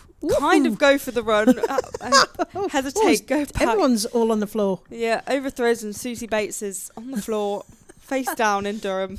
It's not what she signed up for. Yeah, but you have to say, have you ever been to Dunedin in South Island, New Zealand? I would love to go to New Zealand. It's as much like Durham as you can get. I mean, what I've heard from Katie Martin is there's absolutely nothing to do there. We don't want to listen to Katie Martin. We won't talk any sense at all. She was part of that side that I ran the kit round for. She has nothing to do there. Well, you should know that they've got, I don't know if they still have, but they had a Cadbury factory there. But Dunedin, it's known as the Edinburgh of the southern hemisphere. It is quite cold. Not known for its warmth. 140 in terms of weather. Obviously a warm welcome. Always from the Kiwis. But yeah, she'll be no stranger to being freezing cold playing cricket, that's for sure. That quad series that I said I was the liaison officer for the White Ferns was the series where Susie Bates took over because Amy Watkins turned her ankle at Derby playing England on the TV game, and Susie Bates was pressed into being captain. That was the first time she was captain. She had a second run at it more recently when Sophie Devine stepped back for a bit. I should have said the ball before this. The scores are identical. Ooh. So well, there we are. Catherine Fraser. For 5. Bit of spin from the Lumley end. Fran Wilson on 42. Can she make the 50? Wilson nurdles that into the leg side. There's a gap there. So that one is really simple to take there. Score moves on to 141 for 5. There's a change round in the field. So they've obviously got a plan to these set batters. Griffiths will face Catherine Fraser. Right arm spin to the right-handed Griffiths, comes forward and plays that straight to Holly Armitage, who tries to do... She's having a bit of a day of it. She does what I would call a long barrier, but then misses that completely and is now sunk to her knees. Rather comedy-style-y. As Fraser takes aim again. That's going to be a wide ball. It is indeed. That was a very wide delivery there. As the wind starts howling up round our commentary position and across the pitch, if you can get a view of the players' kit, you can see that wind as that's played to mid on underneath Susie Bates, and they get through for a single. Susie Bates scribbling about on the floor, and there is a plan because they're like the sort of red arrows here. They're moving back to different positions for different batters as Susie Bates comes into short fine leg on the 45, short third to Fran Wilson, so that goes to point. That's parried by Villiers, but there is no run. Somerset 143 for 5. Weather looking threatening here at the Banks Homes Riverside at Chesterley Street. And that's played reverse. And they're going to get 4 runs for that. That may be valuable runs as that DLS is starting to look like it might be coming into play shortly. They're just ahead of it it's just changed. Ooh. They're under by 2. They were under by 2 now, but we're not sure if that's right because the runs to the to win column is not correct either, as the umpires are looking worryingly at each other, and we get rain on the window here. Goodness me, this is going to be really close because if the DLS is right, we're not sure if the scoreboard is right in that bottom right hand corner, but there's only 2 runs in it. If that's 4 out, then it might be that Somerset are ahead. Who can tell? The to win column is not right on the scoreboard here at the Banks Homes Riverside, so this will be a big call if and when they have to come off.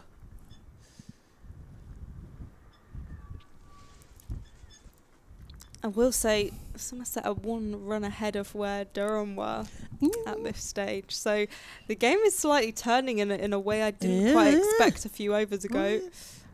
Don't write these games off, I can tell you. Close games, you love a close game.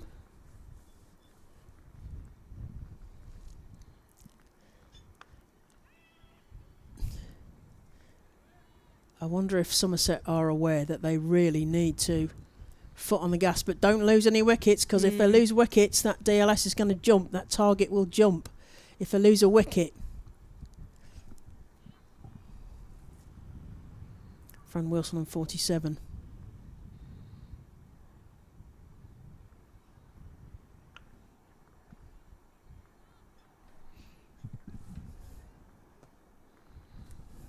Come back from the radishes. I'm very much here. I'm just trying to read the scoreboard. Yes, we're not sure if that bottom right hand corner is right.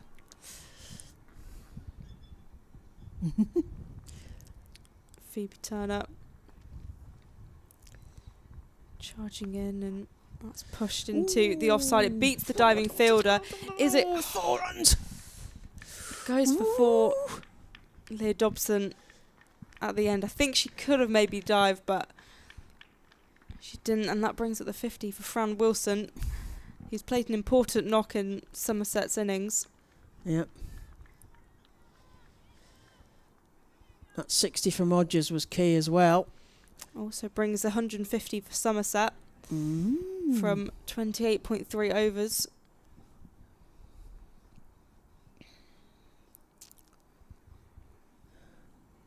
Turner in again, and that's swiped out pretty much the same shot. For Leah Dobson. Leah Dobson working hard. 153 for 5.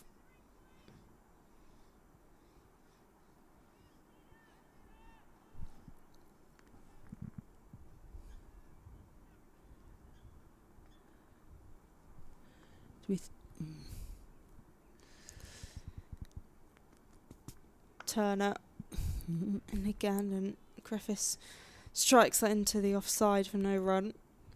Trying to hit that same gap that Wilson had hit, hasn't she?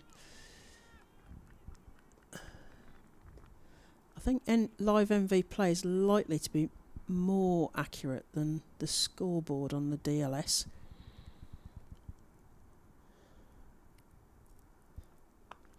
Turner to Griffiths, and shout of yes, and they'll push for the single. They're going to go for a second. Yeah.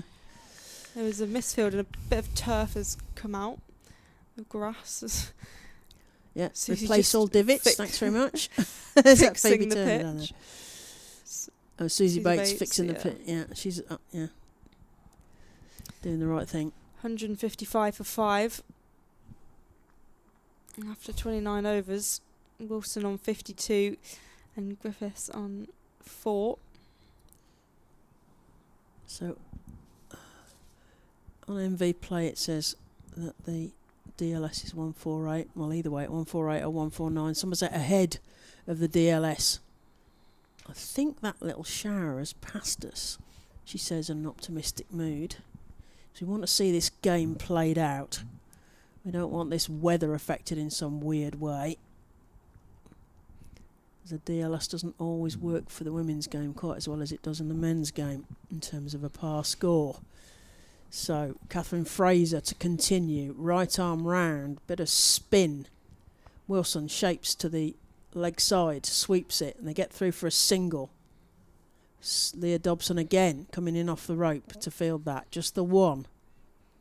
Somerset need multiples. They also need to stay ahead of the Duckworth-Lewis in case we get some sort of ridiculous rain delay. The field changes. They've got a plan for each batter. Right arm over this time. Griffith plays that through cover. There is a bit of a pocket there. They get through for a single. Somerset move to 157 for 5. Just ahead of the Duckworth-Lewis, but if they lose a wicket, that Duckworth-Lewis will jump. Right arm round to Fran Wilson. Field closing in. Wilson plays it into that gap they've left her at mid-wicket. In fact, it's too big a gap because she makes a 4 and moves on to 57. Somerset move to 161 for 5. This is getting closer, Polly. I was not expecting this. Somerset have really tipping this. Turned it around. It's tipping back the other way. Right arm around to... Is that Wilson or Griffiths? It swept into the leg side anyway to Leah Dobson. Again, single. That was Fran Wilson on that one. 162 for 5. Griffiths to face. Field changes. Right arm over for Fraser. Spinning the ball to Alex Griffiths. Plays that into the leg side. Doesn't get all of it. It's stopped on the boundary. Coming in off the rope. Maddie Villiers. They just get a single again. They're rotating the strike. There's a sense that the batters have got the bit between their teeth. They're looking at the DLS potentially and realising they need to be ahead of it. It's right arm round. Griffiths into that mid-wicket gap they've left again. Will it get cut off this time? Yes. A diving stop from Grace Thompson stops the ball. Is it Grace Thompson? Somebody tall out there, yeah. That's the end of the over. Somerset are 165 for 5. They need 217. They've got 9 more overs, and Polly says They're 10 runs ahead. of the comparison. Yeah. The wickets are the same, aren't they? Yeah, wickets are exactly the same. 10 runs ahead of where Durham were at this stage. Ooh. Can we have another tie? Oh my gosh. I tell you what, That would be I needed mad if there I was. almost needed Kevin James and I almost needed more medication at the end of that game at Edgbaston, which went down to the last ball, and there was a run out on the last ball, and it was a tie. How exciting that was! 50. You wouldn't think after 50 overs it could be that close, because you just think, No. oh, there's so many deliveries. It's Not 50 can't overs. possibly be that close, but it was. Is it going to be that close here? Maddie Villiers is back bowling from the Finkel end.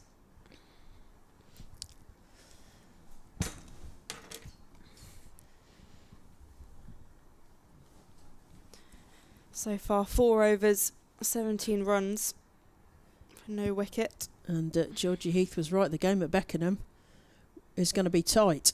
Warwickshire need 10 from 5.2 overs. Villiers is in and there's no run from the first ball. They need 8 from 5.1 overs. Hoo-hoo. Mm. Well, that's very good from Warwickshire because Surrey put on a big total. 313, that's Yeah. right. Yeah, it's a big total. As Ball goes back to Maddie Yeah. Villiers. I told you, she gets a lots of caught and bowls. Must be something about the way she's bowling. Tempts the batters to hit straight back at her as Grace Thompson comes back to the rope. This is obviously a plan. They're bringing in cover point and sending out a deep cover. down the ground by Griffiths. Just for the single. 166 for 5.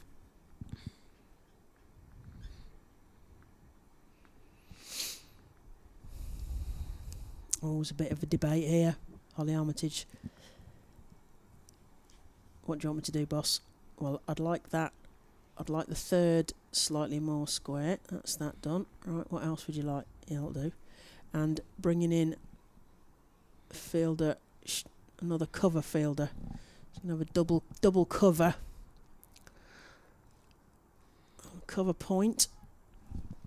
Going in. Villiers. And again. That's driven in the offside. It's That gap they racing were away trying to the boundary. The gap that was left empty has just been plugged by Wilson, and that's another 4. 170 for 5. Somerset are closing in.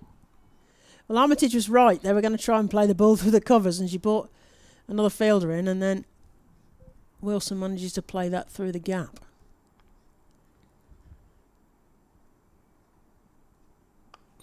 Again, just nudged into the offside. It's that feeling of cat and mouse here, isn't there? It's Yeah. starting to get really edgy.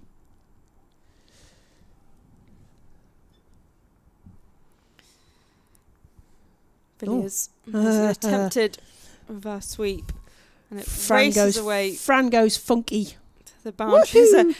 A attempted diving stop by Grace Thompson, who goes tumbling over the boundary, and that's another 4 Yeah. for Fran Wilson. He moves on to 68. 174 for 5. Could Fran Wilson be the hero here? She's looking more heroic as each over goes for Somerset. Right, she'll need 8 from 4.5 overs down at Beckenham. So Izzy Wong has just come into bat. Oh, is she? Yeah, Pavley is out. Well, that, send out the deep cover, the deep mid wicket cow corner fielder. Then, if Izzy Wong's coming on to bat, and they need some runs.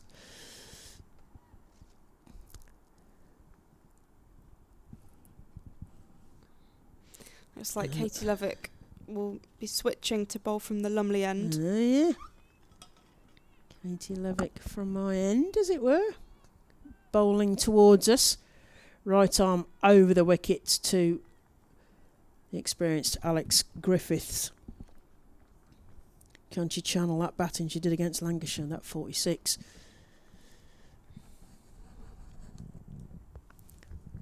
And that's played into the cover region. There's a little bit of a gap there. Fielder comes in off the rope and they get a single.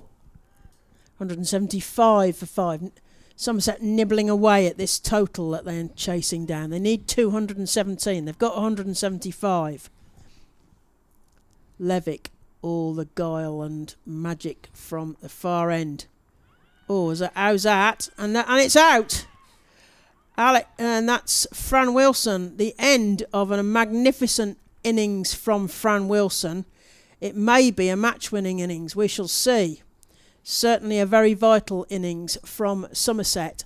So another wicket goes down. Wilson is LBW to Levick for 68 off 68 balls. 100% strike rate. I can do that as well, run the ball. 97 minutes she's been out there and 8 fours.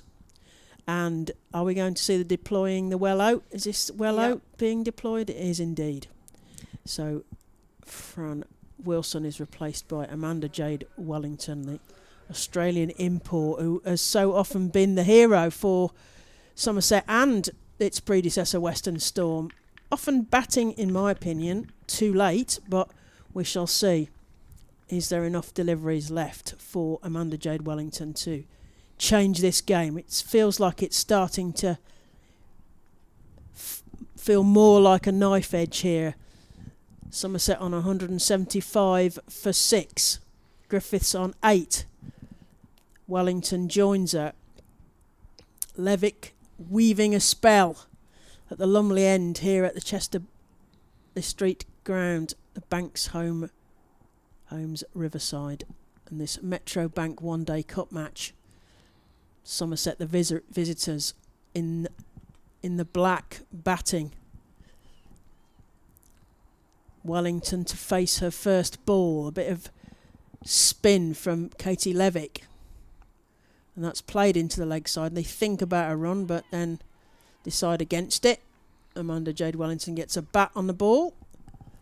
Welcome to the game. Not many deliveries to play with here. Wellington dabs it down to point. And there is no run. Dot balls are starting to come more important now for Durham. Can they put the squeeze on? Can they finish this?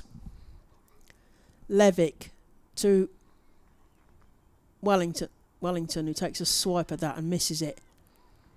Looks slightly frustrated at the crease. Bess Heath gathers and throws it back. Wellington taps the floor. Ooh, down the leg side. That'll be a bonus ball to bowl as Somerset get another run and will be served another ball. 176 chasing 217. AJ Wellington plays that into the leg side, but Levick does the fielding off her own bowling, and a wicket and a run and a wide off that over. Somerset women are 176 for 6. They need 217. 7 overs remaining. Polly, what's the comparison? It's now just a gap of 3. 3 ahead. So, yeah, Somerset are 3 ahead. And it's interesting actually with this over, because at this point Durham lost Holly Armitage and then Somerset have just lost Fran Wilson. So kind of your two mirroring, aren't they? big players, exactly. So very kind of similar points of the game. Spooky. So, Maddie Villiers then. More spin. Is it spin to win? Potentially, as Villiers is in, and that's flicked off the pads by Griffiths. And they'll take the single. Wellington is very much it ain't over till it's over kind of player. And Warwickshire have won, I believe. Okay. Yeah, won by 3 wickets. Ooh. Wong 1 not out, and it was Bethan Ellis 63 not out, who was at the other end. Brilliant. So very good from Warwickshire. You and I are together doing the Warwickshire commentary at Edgbaston on Wednesday, Indeed, aren't we? So against Somerset. Yeah, so that'll be interesting.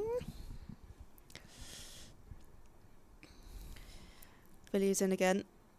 Oh, she gets a bit confused. There's an appeal, and no, she's not out. She's it's the far end, crease. so we can't quite see. But the stumps were dislodged, but not affecting a wicket.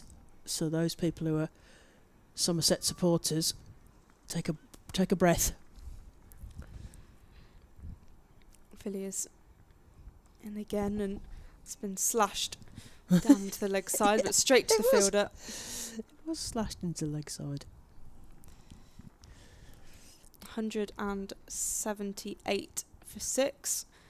Griffiths on 9, Wellington on 1.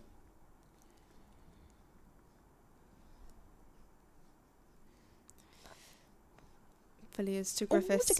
He pushes that into the leg side. Susie Bates, just the fielding. Just the one from it. Bob either side of a window frame to see what happens in that little gap there. Change of field. Grace Thompson comes into the circle behind Villiers. Villiers in, and again utilising the leg side there. The fielder's kept busy. Abby Glenn just outside the ring. 180 for 6. Sense of urgency developing here.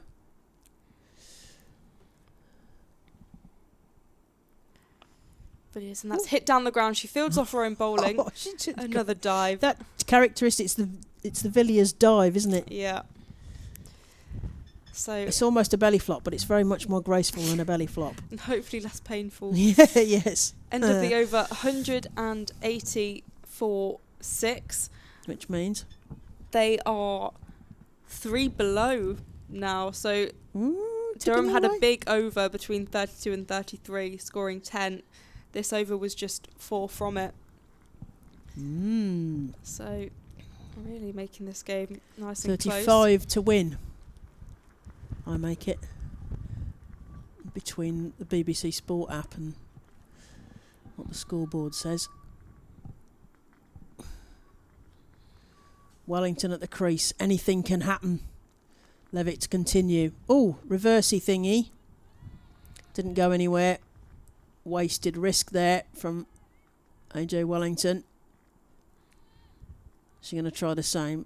I think funky to funky doesn't quite work as Levitt weaves a spell from the Lumley end this time. Oh, back past, almost past Katie Levitt. She manages to get a paw on it as it comes past her and they don't get a run. Amanda Jade Wellington looking slightly more frustrated as Grace Thompson heads out to long on. Are they expecting Wellington to take a big swipe at the next one? Katie Levitt looks over her shoulder and checks that she's got that fielder at deep long on. Oof, past the outside of Wellington's bat. She tries to make a late cut there. Doesn't connect. There's a dot ball. Levick. Leg spinny. Oh, it's the reverse sweep again, but it's straight to the fielder. No reward for the risk from Wello. I feel like I should call her Wello because AJ Wellington's got a lot to say, isn't it? Levick. Gathering gloom here at Chesterfield Street. Oh, so how's that muted appeal as the ball comes off the pad of AJ Wellington? Score is 180 for 6. Somerset need 217. That's it. Back past the figure of Alex Griffiths, and they get a single. It's at the end of the over, so AJ Wellington steals the strike. End of the over. Only 5 overs remaining. This game is shortened by a couple of rain delays in the early part of today. So Somerset get 181 for 6. They want 217, and Polly says they are 8 behind in terms of the comparison scores with the Durham innings. Wellington on 3 and Griffiths on 10. Not well established, but needing to start putting some runs on here at Banks Homes Riverside at Chesterfield. And there's a debate. Susie Bates comes in to chat with Holly Armitage and Maddie Villiers. There's a lot of games of experience between the three of them.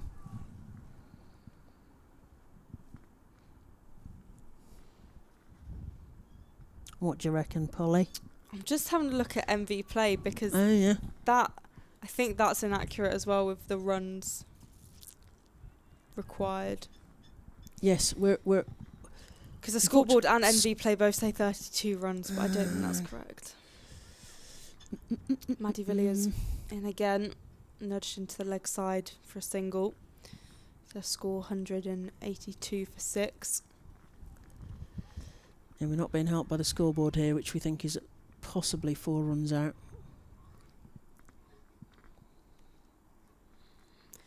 Villiers in again, hit right back to her. She gets a hand to it, which looks really painful. Yeah, a knee and a hand in the way, shaking her hand. It does slow the momentum of the ball, but yeah, I'm not sure if it's quite worth it. 183 for 6. Grace Thompson comes in the ring.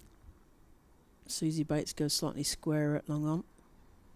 Villiers again, and that's been swept out. stop. Good fielding inside the ring. Ooh. Really good fielding inside the ring. They do a quick single there, and the field rearranges itself.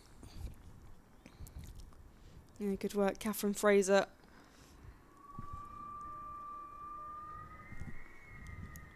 Villiers, number 22 on her shirt, and she's in again, and goes straight through to Bess Heath. Remember to hit the like button to help other people find the YouTube channel that you're watching if you're enjoying this.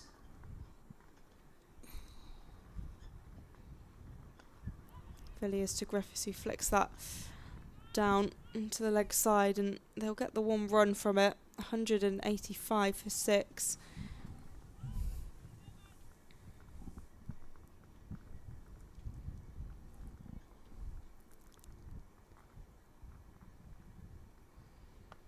Villiers to Wellington. Once again, leg side shot. Abby Glenn busy out there near the boundary, and that's the end of the over. 186 for 6. 4 overs remain.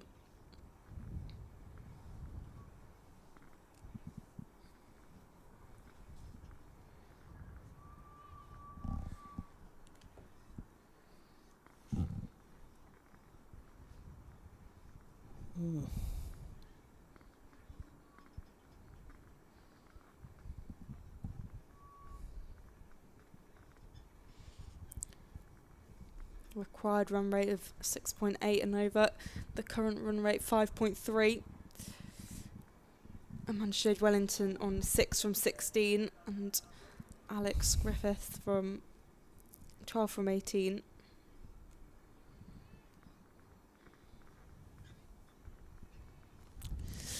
It's going to be a tight one here. Somerset are at 186. They need 217.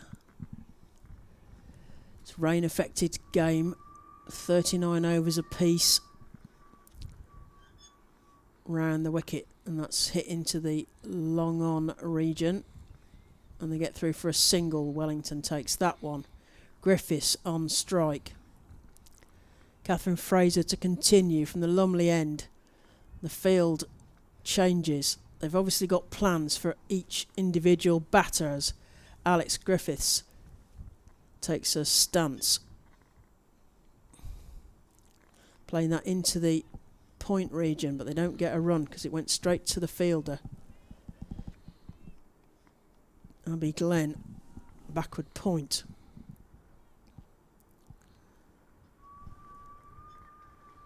Fraser to Griffith.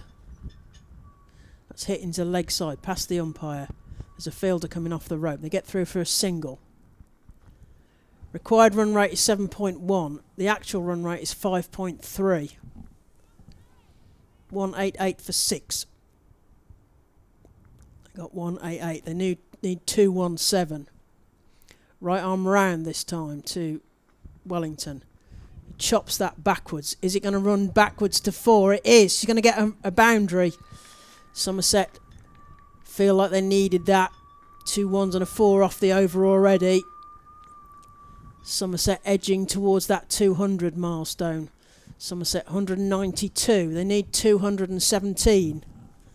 AJ Wellington on strike. She's got 11 runs off the 18 balls she's faced. Griffiths on 13.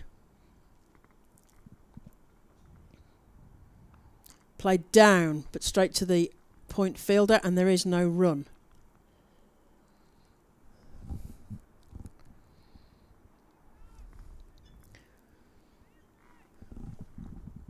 Wellington to face.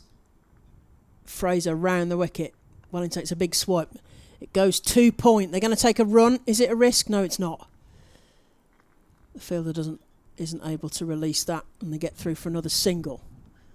Somerset 193. They need 217. And that's at the end of the over. So only 3 overs left.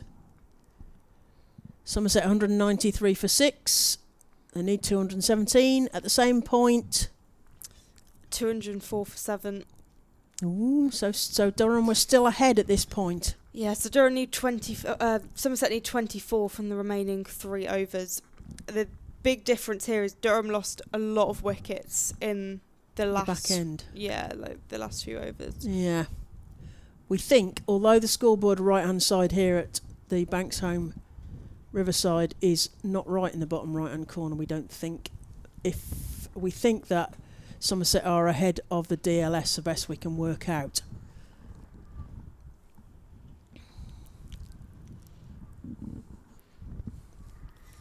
There's a debate here between Armitage and Bates. We think it's Villiers to continue. It is. She's taken a cap off. Villiers 7 overs so far, gone for 35 runs. Hasn't taken a wicket yet. Pressure on though. That's what she's done, isn't it? If you want a caught and bowled, yes, she's the person to go to. That's right. How many dives will she put in this over? We can count them.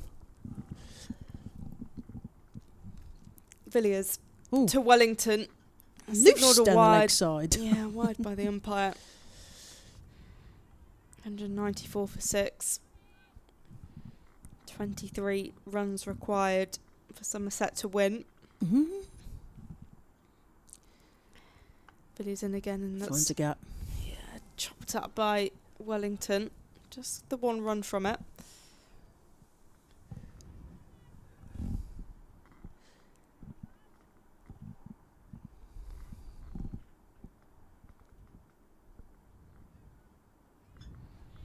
Adjustments in the field. Squeeze on the offside. Oh. Refusal. Villiers to Griffiths. It's floated up and plays down the ground eventually. Just for the single, rotating that strike. 195 for 6. 96 for 6 even. 21 runs to win. That's curled into the leg side, and again they'll comfortably come through for 1. 20 runs to win.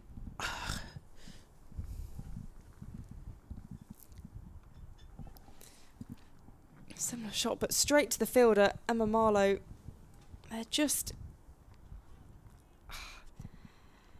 They're below the required run rate, and they're just knocking them off at one a ball. Villiers to Wellington. In the air, it goes over the head of the fielder, and that goes all the way for 4. We're in for a close one, Polly. We're in for a close one. 200 runs up for Somerset after 36.5 overs. We're going to have a close one. Bearing in mind that Amanda Jade Wellington can take 24 off 7 balls in the Surrey game, it ain't over till it's over. 15 runs required for victory. 2.1 overs. Ooh. And that's in the air again. Susie Bates stops it on the boundary. There's applause from Maddie Villiers, the bowler. It took an awkward bounce. I think Susie Bates wasn't quite sure where that was going to go, but she managed to get herself behind that one.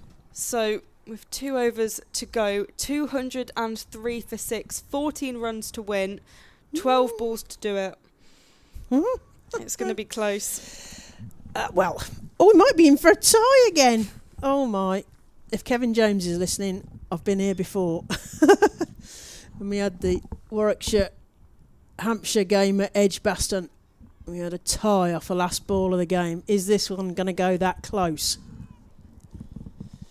10 runs off 12 balls. And that's what MV Play says as well as a scoreboard. So maybe they've got that. Maybe they've got that back under control again. I'm not sure. We're getting a discrepancy between the scoreboard in the ground and what we're reading online. We think it's 10 off 12. I don't think it is. I think it's... You think it's 14 still? I'm not good with numbers, so... We've got because it's 14 because 217. No, you're right, 214. So neither of them are correct. As I see a little flicker of rain start flicking on the window. And we think they're ahead of the DLS. So Durham really need to be aware that they really do not want to come off at this point. Because if they come off now for rain, Somerset win the game. Guys, stop chatting. Stop discussing. Yeah, stop discussing tactics. Get on with the bowl in the ball. Fraser to continue. Right arm round to Wellington.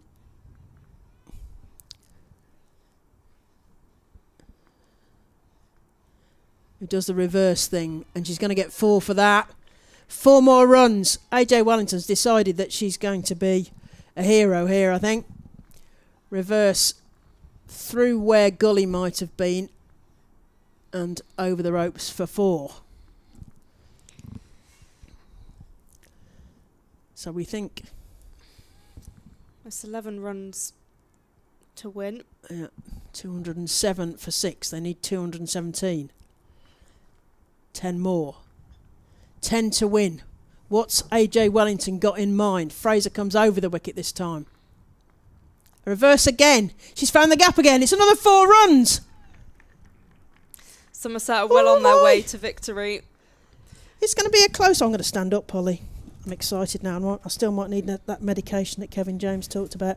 They need just 6 runs to win. AJ Wellington will have this all in her head. If you have heard her commentate on her own batting and bowling, she'll know exactly where she's going to put whatever she's going to do. They're changing the field. They're bringing in 2 covers. They're trying to cover that short boundary, which is to Amanda Jade's offside. She goes reverse again. There's a muted appeal. She's going to get 4 runs for that. 4 more runs. And Somerset moved to 215. 2 more runs to win. I think they seem to think it's over. Is the scoreboard completely behind us? I hope they've got this right. That's... I can tell you that the teams are now shaking hands, assuming that Somerset have won this game. I sincerely hope that the scoreboard and everything is up to date because Somerset appear to have won that game. The scoreboard is not helping us. So, Somerset won by 4 wickets. DLS method says NV play.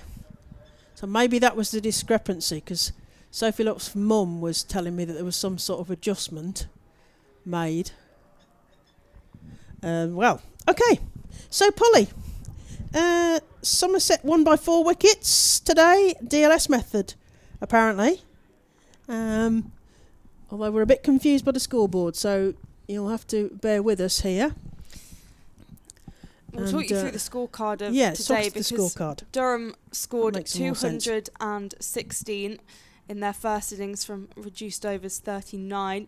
And good performances with the bat from Holly Armitage, the captain, 89. She scored from 94 balls, and then good contributions down the order from Phoebe Turner, 35 from 45, and Catherine Fraser, 30 from 23. With the ball, Ellie Anderson was the standout bowler for Somerset, 3 for 49, and Chloe Skelton, 3 for 16 from her 2.5 overs. Alex Griffiths got 2 wickets as well, and Amanda Jade Wellington and Laura Jackson a wicket apiece. And moving to Somerset's innings with the bat, Fran Wilson top scored for the side with 68. Rebecca Odgers, a good innings at the top of the order with 60. Finished off by Amanda Jade Wellington, 31 not out. And with the ball, Phoebe Turner and Katie Levick, 2 wickets each. And Grace Thompson and Catherine Fraser both took 1 apiece. So Somerset win by 4 wickets, and Durham will be hunting for another win. They're desperate to get some points after their successful opening game, but have found it difficult to find a win since. We hear the revised target was 213, hence the total catching our surprise. Yes. Yes, scoreboard not helping us there, unfortunately. But yeah, so, it wouldn't have looked like that much of the way through that game. I mean, it looked like an easy run-in for Durham, and then they let the Somerset batters get away with it, really, the second half of that batting innings. And then AJ Wellington, who, as I said, can hit 24 off 7 balls. That's always an opportunity then to get a game back from, feeling like it's absolutely impossible. So, well done to Somerset, who win by 4 wickets. So we should say the next games that are coming up will be on Tuesday. The Blaze play Essex at Loughborough. And then Polly and I will be reunited on Wednesday, the 7th of May. We're at Edgbaston for Warwickshire versus Somerset. Meanwhile, at Southport and Birkdale, Lancashire will take on Surrey, and at Arundel, Durham will be facing Hampshire. Well, what do you reckon then, Polly? What a game. What a weird game. Yeah, a game that really came down to those fine margins in the end. And frustrating from a Durham perspective. I think they'll be annoyed with themselves. I thought they batted quite well, particularly at the top of the order. Obviously, Holly Armitage always putting in a good shift for the side. And I don't think they bowled badly either. I think Somerset, it wasn't their best performance in the field either. Yep. And with the bat, there were good performances, and they've got a good core of their batting group, and even without Heather Knight, who they were quite reliant on with bat and ball in the early stages of the competition. Certainly on Thursday. They did well to recover without her. So, yeah, a good performance from Somerset, and good points on the board for them. Yeah, we'll see how that affects the table later. So, well, it's been an odd day weather-wise as well, because we had a couple of short rain delays. We got a 39 plays 39 game here at Durham. So, what do you reckon? On to Edgbaston for us. On to Edgbaston. On to Arundel to play Hampshire for Durham, and Somerset will be at Edgbaston with us. Well, thank you all for tuning in to us today. Somerset winning by 4 wickets in the end. We will be back shortly.